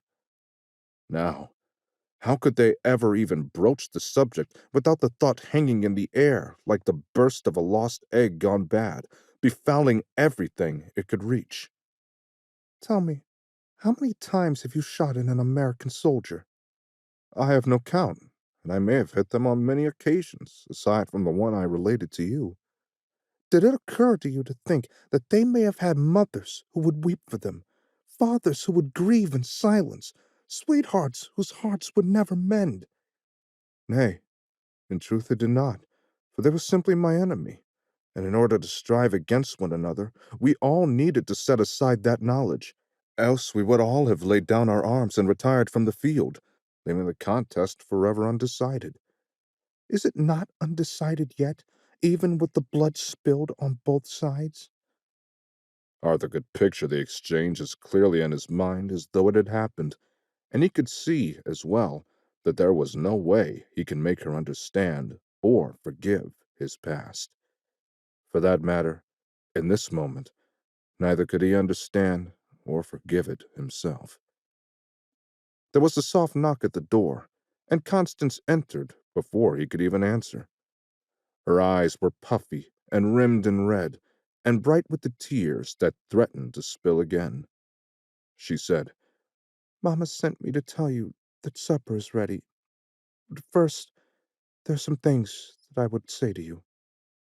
He nodded and stood, preferring to meet his fate on his feet. "Papa has explained to me that it is likely that I bear Mr. Compton's baby." She reached down and almost unconsciously cupped her hand over her belly. "I was innocent of this information when you spoke to me earlier, and it explains at least why Papa pressed you to propose marriage to me." Arthur interjected, quietly but firmly. "I was not unwilling, as you are a better woman than I could hope to deserve." Constance shook her head dismissively. "There is much that you do not know about me, Arthur, and I may change your opinion of me." Arthur tried to speak, but she raised a hand to silence him, and continued.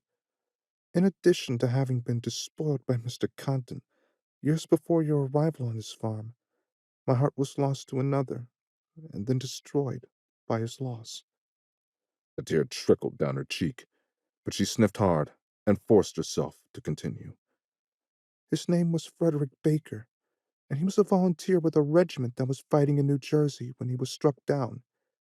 He had asked me to marry him before he departed, and though I had accepted his suit, we both decided that it was best to wait until he was released from his service, rather than try to find some way for me to follow him, or to be left here as his wife in name only."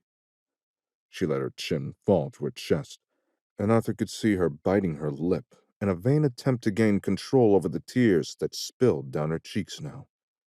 She angrily swiped them away with her hands and lifted her chin. "When the news reached us that he was lost, I refused to believe it. I do think Mamma and Papa were afraid that I had lost my senses entirely." She smiled wanly. "Although Papa may have dreamed of seeing this farm enlarged by the addition of Mr. Compton's parcel, in truth, he wanted even more from my heart to find some new safe haven." She sighed heavily. "And now, with Mr. Compton first proved false and unworthy, and then gone without a trace, Papa thought to suggest you as a possible substitution to him, instead of accepting that his daughter's heart might simply be unhealed for all time." She started weeping openly then, and Arthur could bear it no more. He stepped forward and pulled her into his arms. She stiffened at first, but then relaxed into him, and he stood just holding her until her shoulders stopped quaking. Eventually, she sniffled and pulled away, murmuring, "We should go in for supper." He nodded, but kept his hands on her shoulders for a moment, his eyes roving over her face. "Unhealed or not, your heart is the truest I've known, and no loss is too great to bear for the spirit that I see in you." Though he'd started saying the words at first to offer her some comfort, as they emerged, he could feel the truth in them fall into place in his own mind. She leaned into his embrace once more, but this time it felt different. When her breathing calmed, she finally looked up at him. Almost inaudibly, she said, "Thank you, Arthur. Knowing what you know about me now, and knowing that coming to trust you will demand the utmost effort from us both. If you'll still have me, my answer is yes." Chapter 19. Mr. Hilliard stood from his pew in the small church and spoke in a clear, strong voice. "I hereby declare the banns of marriage between Constance Hilliard and Arthur Leary. This is the first time of asking. If any of you know cause or just impediment why these two people should not be joined together in holy matrimony, ye are to declare it." He looked around at the congregation, and Arthur could see his eye light upon Mr. Contant. It seemed incredible, in light of all that had passed between the families, that Jack's father might be present at the church, and Arthur noticed that Mr. Hilliard's eyes narrowed as he looked at the man. Mr. Contant tightened his mouth into a grimace, but said nothing, so Mr. Hilliard swung his gaze back to the priest at the front of the church. The priest paused for a moment longer, nodded, and intoned, "The banns of marriage between Constance Hilliard and Arthur Leary have been declared and published for the first time. Should there be nobody who declares any just impediment to their union after the third declaration of the banns, they shall be wed as soon as it is convenient for them both." In the pew, Constance's hand tightened around Arthur's, and he returned the squeeze. The rest of the service flowed past in a series of other community announcements, a homily from the priest, and then came an item that perked Arthur's ears up, and he paid rapt attention. "We have received word of a decisive victory by His Excellency General George Washington against the forces of the British Grand Army under the command of their General Clinton, as they attempted to complete their flight from Philadelphia by sea. Despite their having suffered a withering attack at the beginning of the battle, General Washington personally rallied the American forces at a place called Monmouth, New Jersey, and left the British no choice but to retreat from the field, leaving behind their dead and wounded." He looked out over the congregation, his expression determined and serious. "I would ask that you join me in prayer for the continued success of our esteemed General Washington, and for the safety of his men in their efforts to throw off the yoke of the British crown." The priest bent his head, and Arthur, whatever his misgivings, knew that to do other than to join the congregation in following his lead would be a bad idea. He was unsurprised that General Clinton had again been involved in a debacle for the British forces. At first, he did not appeal to God on Washington's behalf, but neither did he find that he could ask the great author of the world for his intercession on the behalf of the British side, particularly Clinton. The sacrifices he had heard of and witnessed of these people, and their industry in making their way in this country, those had merit as well.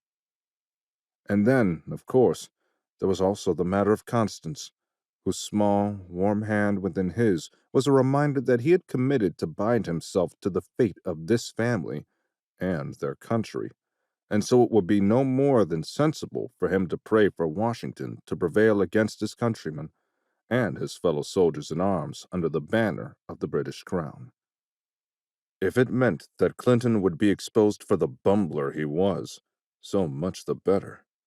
Still, he could not bring himself to ask God for the defeat of his fellow soldiers on either side, he realized with a start. He sighed inwardly and settled on asking only mercy for the souls lost and peace for those who yet fought. With that, a peace could be concluded before any more men had to sleep under the soil of this country. That was up to the men in London, though, and wherever the Americans' Congress now met. As with all wars throughout history, those who carried the sword had little voice in how they must direct its strike, but could only hope for the good fortune of being under competent leaders at all levels. He was brought out of these bitter thoughts when Constance squeezed his hand to alert him that it was time to stand and sing. As with all church services he'd attended, he didn't know the music, but there were enough in the pews around him who did that he could move his mouth in silence without being caught out. Constance noticed, of course, and he saw her mouth twitch in a half-smile between verses. He glanced at her and smiled back, shaking his head ruefully. After the service was over, they had just left the small church when Mr. Compton approached the family, his hands clasped behind his back and his mouth still set in a deep grimace. He addressed himself to Mr. Hilliard. "Gregory, eh? A word?" Mr. Hilliard turned and regarded the man. Arthur felt Constance's hand clenched tightly around his, and he drew her closer, putting his arm around her protectively. Stiffly, Mr. Hilliard replied, "We have already exchanged some words, Mr. Compton. Have you some new ones to offer?" "I might, at that," Compton said, his voice cold and flat. "My boy is gone, and I salute you for having the wit to make it look as though he was taken by an animal." Mr. Hilliard's eyes narrowed. "Are you accusing me of murder in front of this congregation of our neighbors and friends?" "Nay, as I said, you were canny enough to make it believable that you bore no responsibility." Mr. Hilliard stepped toward the other man, who stumbled back in surprise. "Mr. Compton, your boy was foolish enough to go alone into the woods. Or perhaps he had no friends left who were willing to suffer his company. Whatever the case may be, he alone is responsible for what happened to him. If you want to fix blame on anyone else but your son, I suggest that you look to the nearest mirror." Mrs. Hilliard took her husband by the elbow. "We had best be going, Mr. Hilliard. The afternoon is getting on." "True enough, my dear," her husband replied, and waved at someone in the slowly dispersing congregation who had waved to him. "We had best be getting home, as there are chores that need doing before sundown. We wouldn't want to be caught out of doors when there are dangerous animals about." Mr. Compton's eyes flashed dangerously, but he said nothing, spitting on the ground beside Arthur's feet and stomping away. The members of the congregation followed his progress away from the church with expressions that ranged from open hostility to careful neutrality. Mr. Hilliard bowed his farewell to the priest and accepted the congratulations of many in the congregation before he was able to lead his family away and back to their farm. After supper that evening, Arthur retired to his quarters, where he laid awake for some time, petting the gray cat curled up alongside him and pondering the question of loyalty. General Burgoyne's convention, how long had it been since he'd thought of that, meant that he would likely not ever again be asked to take up arms against the American cause anyway.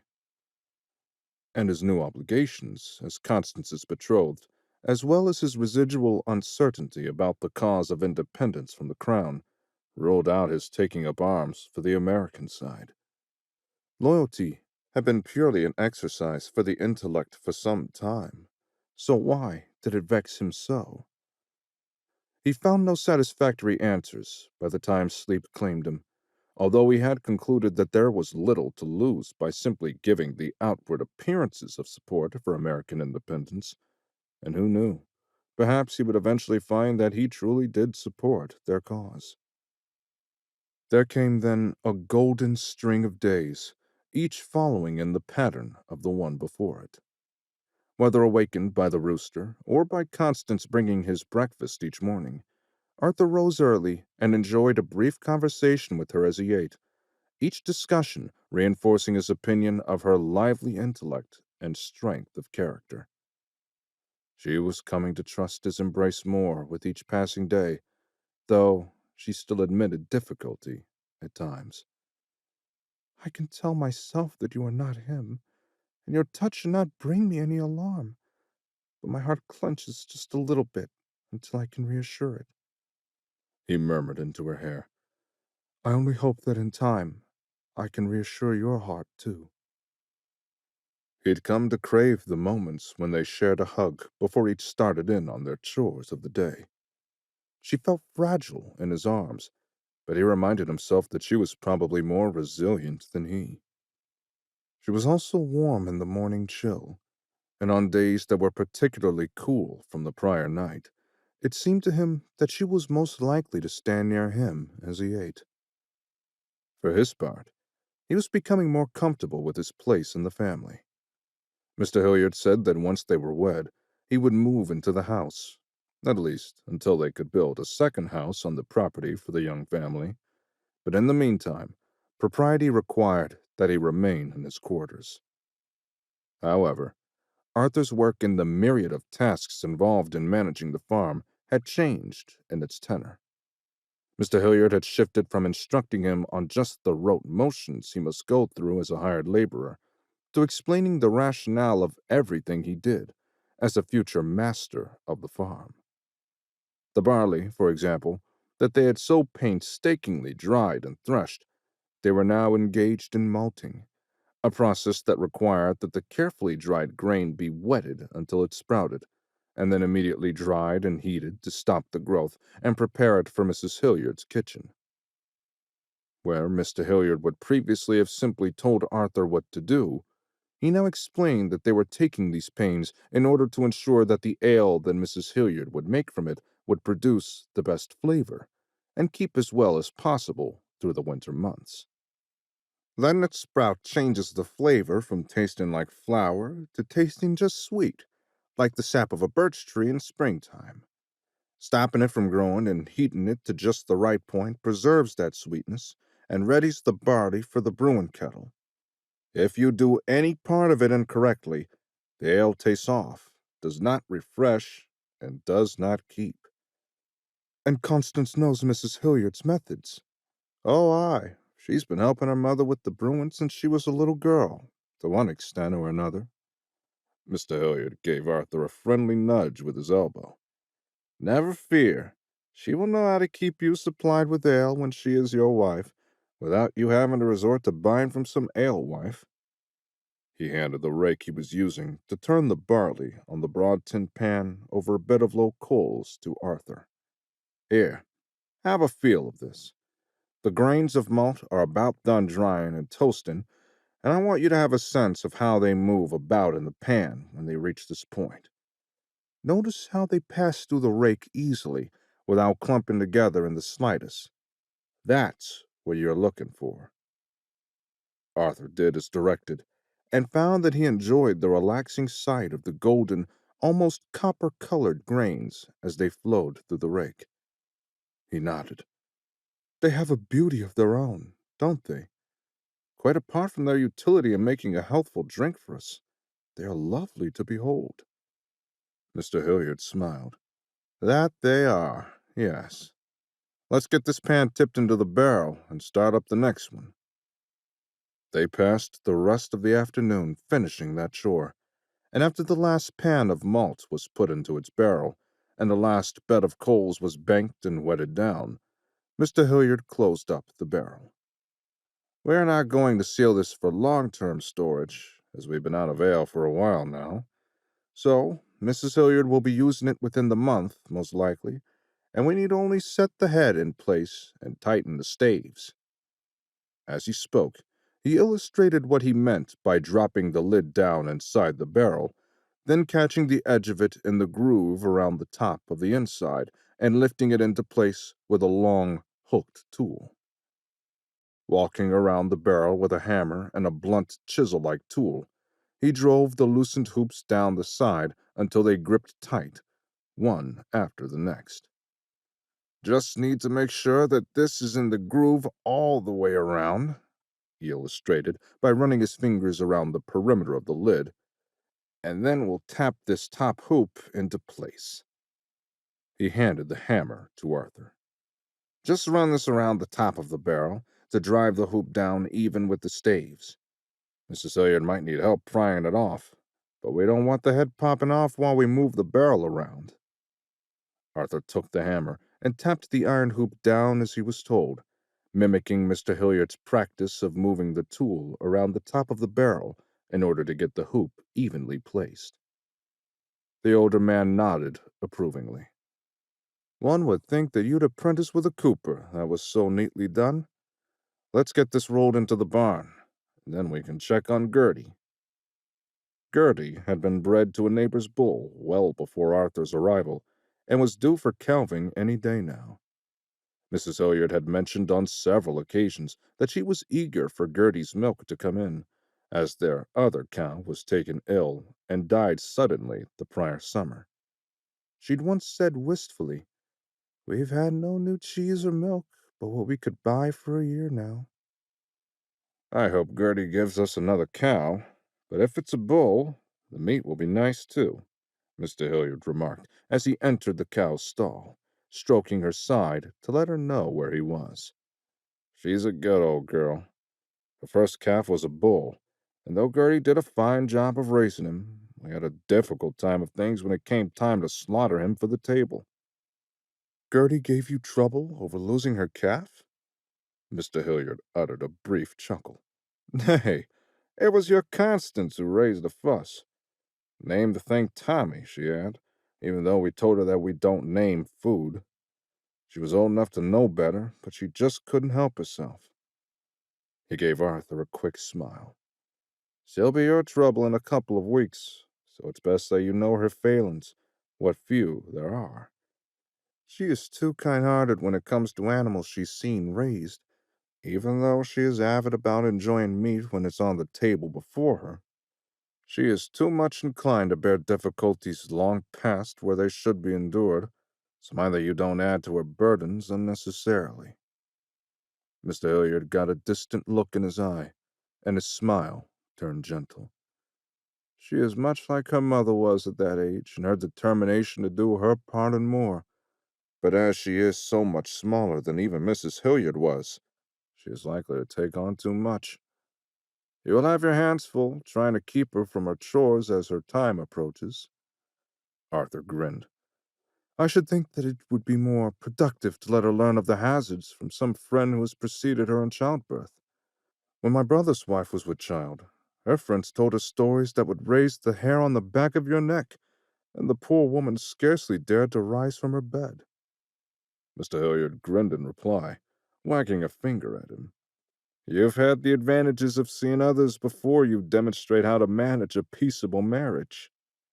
Arthur shook his head, his own smile becoming more thoughtful. "Oh, I wish that Jacob's marriage was all that peaceable, but I very much doubt that Constance is half as spirited as his Teresa turned out to be. At least, I hope not. The last letter I had of him, she had run off for a time, but had just returned, somewhat chastened by some misadventures." He shrugged. "Well, that's how Jacob told it. Having grown up with him, I have reason to suspect that he may have given her cause to take her leave, and that much of his example I can say I have profited by having witnessed. I know better what not to do as a result." Mr. Hilliard laughed again, and gave Gertie an affectionate pat on the flank as he finished his examination of her. "Well, Gertie's still going to be a while yet, it looks like, so you and I can get cleaned up and see where supper stands." Chapter 20. If Constance had been lovely when he first seen her, today she was breathtaking. Arthur stole another glance over at her as they rode together in the back of the wagon on their way to the meeting house for their wedding ceremony. She caught him looking at her and smiled at him with a bit of a twinkle in her eye. He'd never seen her wear the deep blue dress before, but he thought that the colors suited her perfectly, and the cut of it somehow made her look taller and less fragile than his first impression of her had been. If he had his way, she would have more than one dress in this shade, once they were prosperous enough. The crisp white cap she wore looked as though it were newly made, crowning her head in a way that seemed to hold her entire spine straight and proud. As for himself, he wore a shirt that Mr. Hilliard had gifted him, decorated with a fashionable ruffle at the chest and topped with a fresh white stock about his neck. A borrowed waistcoat and a new cocked hat completed his transformation in appearance from an English farmer turned soldier into an American farmer turned groom. The cart bumped down the road, and Constance was jostled into him from time to time as it struck rocks and ruts left from another vicious thunderstorm the prior week. Of course, Gertie had chosen that stormy night to calve, and both Mr. Hilliard and Arthur had been drenched by the time they delivered the new calf, a heifer, offering the promise of milk in the years ahead, in addition to what immediate supply her mother could spare.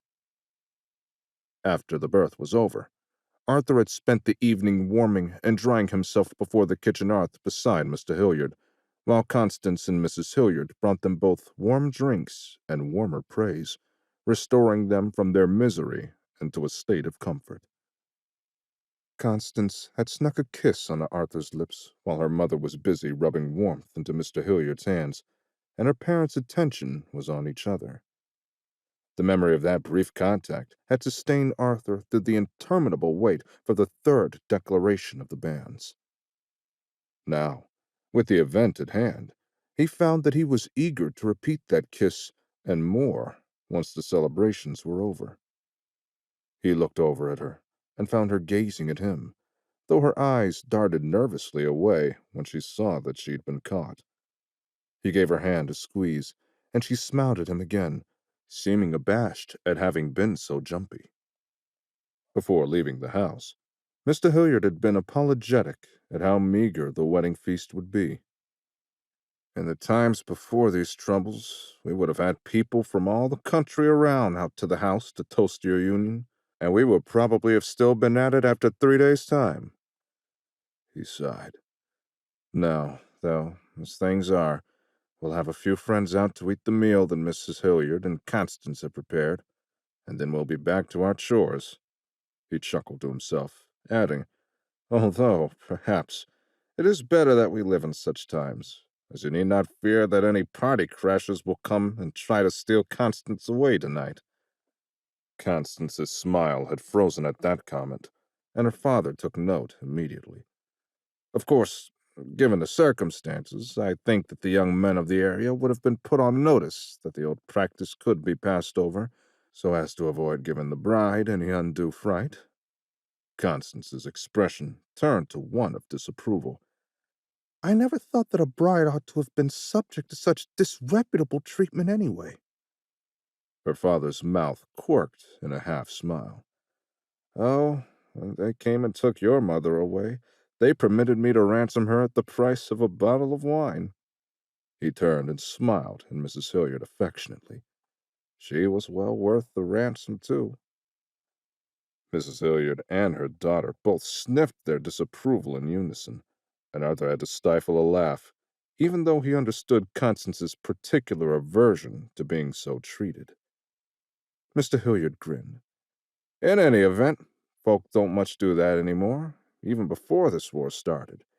And I've made sure that the word's gone around that our family has no further appetite for any resurrection of the old traditions either. Constance's frown softened slightly. Thank you for that much, at least. She took a deep breath, and then blew it out gustily. Arthur, are you as nervous as I am? Arthur gave a small laugh. I reckon that I am, yes. I just keep telling myself that nobody's going to shoot at me today, and I am not about to be asked to partake in a bayonet charge. He shrugged. Mr. Hilliard had leaned toward him and mock whispered, You may wish for that before the day's out, son. Marriage changes your life like nothing else. You can never know what the change will look like." He glanced over at his daughter and added, "Of course, your Constance will be as fine a partner as her mother and I could contrive to raise her to be, so you should have aught to worry on. Come, it's time to go to the ceremony." Arthur smiled now, remembering Mr. Hilliard's comment as he gazed openly at his bride. The meeting house hove into sight, and he was only able to quiet the wild beating of his heart within its cage of ribs by focusing on Constance. She was not only lovely to look at, but he was sure her less visible qualities would serve their partnership in good stead over the many years to come. Despite his having survived battlefields and privation, he was quite certain that she was more resilient than he was, and he knew from having shared the work around the farm that she worked at least as hard as he did. More than that, though, she was wiser than he in her ability to understand that his friendship was a matter between just two people, while he struggled for far too long over the question of whether he could separate her identity from her nation. As he thought about that fact, he saw with a nearly blinding flash of insight that he needed neither to separate or conjoin her identity and that of her nation in order to love both. All of his wrangling with Jameson's ghost in his dreams, the hours of pondering the philosophical questions of duties owed and obligations to be met, vanished in a breath. He had been asking himself the wrong questions, he realized. The scope of his obligations in this world was both more finite and unending than the simple matter of whose orders he ought follow. He needed no orders to know his place in the world. His heart alone could guide him. It was at that instant, sitting in the back of a wagon beside Constance within sight of the meeting house where they were to be wed, that he realized that his loyalty was only to her and their child, and that no lieutenant, general, or king could ever again command him. Chapter 21. The messenger shivered slightly at the front door, and the wind blew in a chill gust that reached as far as the kitchen, where Arthur and Constance sat. Mr. Hilliard's voice could be heard clearly through the house. "What business brings you out on such a terrible day?" "I've orders for a Corporal Arthur Leary, whose labor contract you bid in the spring. The convention army is being removed to Virginia, and he is to accompany me back to the barracks to prepare for their departure thence." Arthur froze at the messenger's high, clear voice as he delivered the terrible news. Constance clutched his hand from across the table, and they listened together as Mr. Hilliard answered the man, his voice rumbling through the house. "Ah, yes, Mr. Leary. I've a mind to come and demand a refund from the clerk who permitted me to bid on his contract. He seemed as though he was going to be a fine addition to the farm, but it took him but a few weeks to change his colors, and I've not seen any sign of the British soldier on my property in many months." The dismay in the messenger's voice was plain. "He's deserted, then. Do you have any idea how many of those blasted soldiers took to the hills just as soon as they were out of sight of the barracks? Why, there must be 1,000 of them just within a loud shout of where we stand, and the dear Lord alone knows how many of them have snuck back into the British lines. I am sorry to hear of your troubles, but I have my own difficulties, what with trying to manage a farm, and my only daughter married away this summer, so it's just my wife and I. We had hoped that hiring one of those prisoners would let us get by, and instead, he only brought more confusion and suspicion on our house. I'll have you know, hiring a prisoner for labor was not popular in this community." Arthur could barely contain himself as he listened to Mr. Hilliard's continued performance. "Why, I've one neighbor who moved away completely, abandoned his parcel, and I've received word that I may be permitted to take over his grant, so long as I can work it. So I'll need to hire even more men in the spring. And now you tell me that the barracks are being emptied, so I'll have to compete with the militia companies for hands, and no laborers to hire from you lot either? I am sorry to hear of your complicated fortunes, sir, but I assure you that we did not anticipate that so many of these soldiers would feel themselves to be unbound from the commitments that General Burgoyne made on their behalf." Mr. Hilliard snorted. "A man's word is his own to give, and not any other person's. Isn't that a part of what underlies this entire contest for independence?" The messenger sighed, and Arthur almost felt sorry for him. "I suppose so, sir. I've several more hired-out prisoners to collect still before I can return home, so I'll take your leave now, if I may." "Of course. And I wish you better fortune than I was able to provide you." "Thank you, sir. Good day." The sound of the door closing made Arthur jump slightly, and Constance again squeezed his hand. Mr. Hilliard walked into the kitchen, a grin plastered across his face. "Well, that ought to put an end to their interest in you, son." He looked Arthur over. "You don't much answer to the description on their rolls any more, either. Mrs. Hilliard's done a fine job of feeding you up, and as for your build, I don't suppose that the work in the fields here is much like that of marching." He nodded with satisfaction. "I think you'll pass as an American." Arthur nodded in reply and squeezed Constance's hand.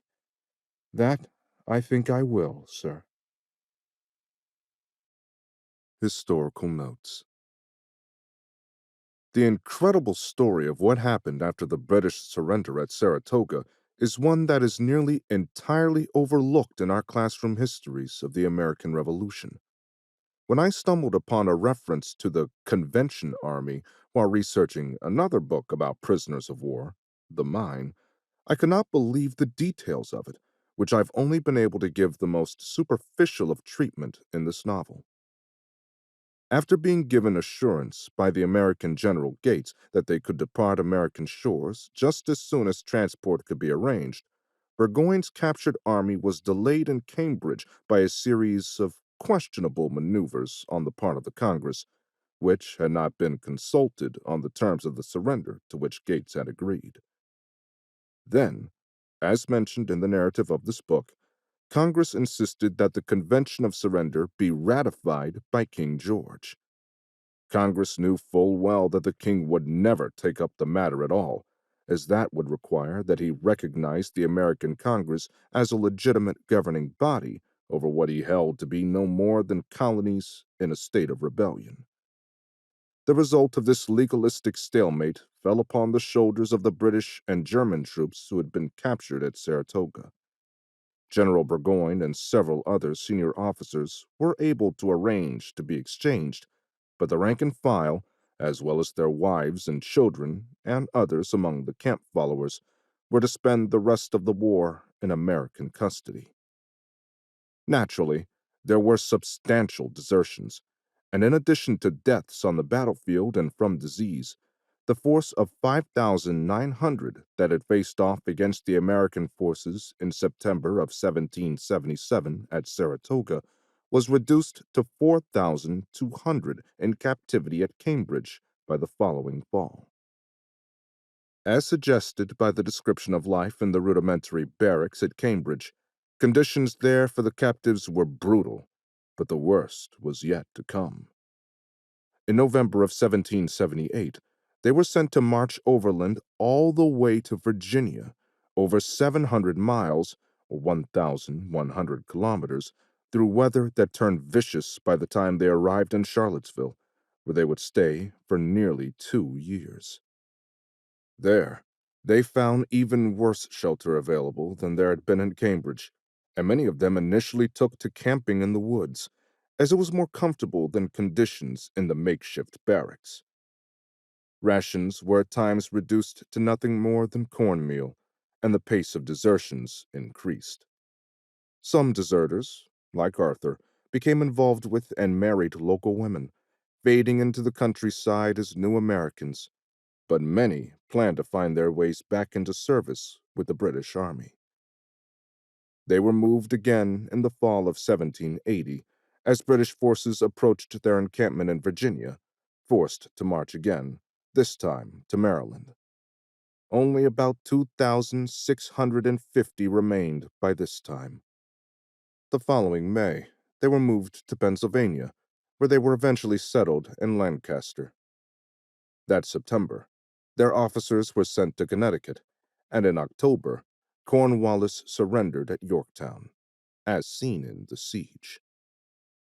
The remaining prisoners of war from the first major British defeat were finally freed by the Congress's ratification of the peace treaty in April of 1783.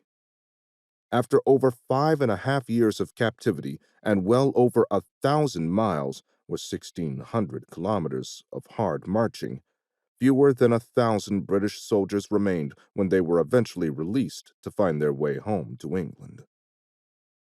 The treatment of British prisoners of war may seem shocking to our modern sensibilities. Indeed, it was downright gentle in comparison to the horrors endured by Americans who were taken prisoner during the Revolution. As alluded to here, the Parliament did not legally recognize the rebellious colonials as a legitimate military force, and so even the normal customs of war were not held to be due to them. Many American soldiers and militiamen who were captured by the British were packed onto prison hulks, dismasted and stripped ships in the harbors of New York and other ports along the East Coast. There, many of them died of disease and starvation, making it more akin to a death sentence than to mere imprisonment for crimes against the Crown. The recent novel, The Turncoat's Widow, by Mally Becker, gives a harrowing view of life and death aboard the prison hulks of New York.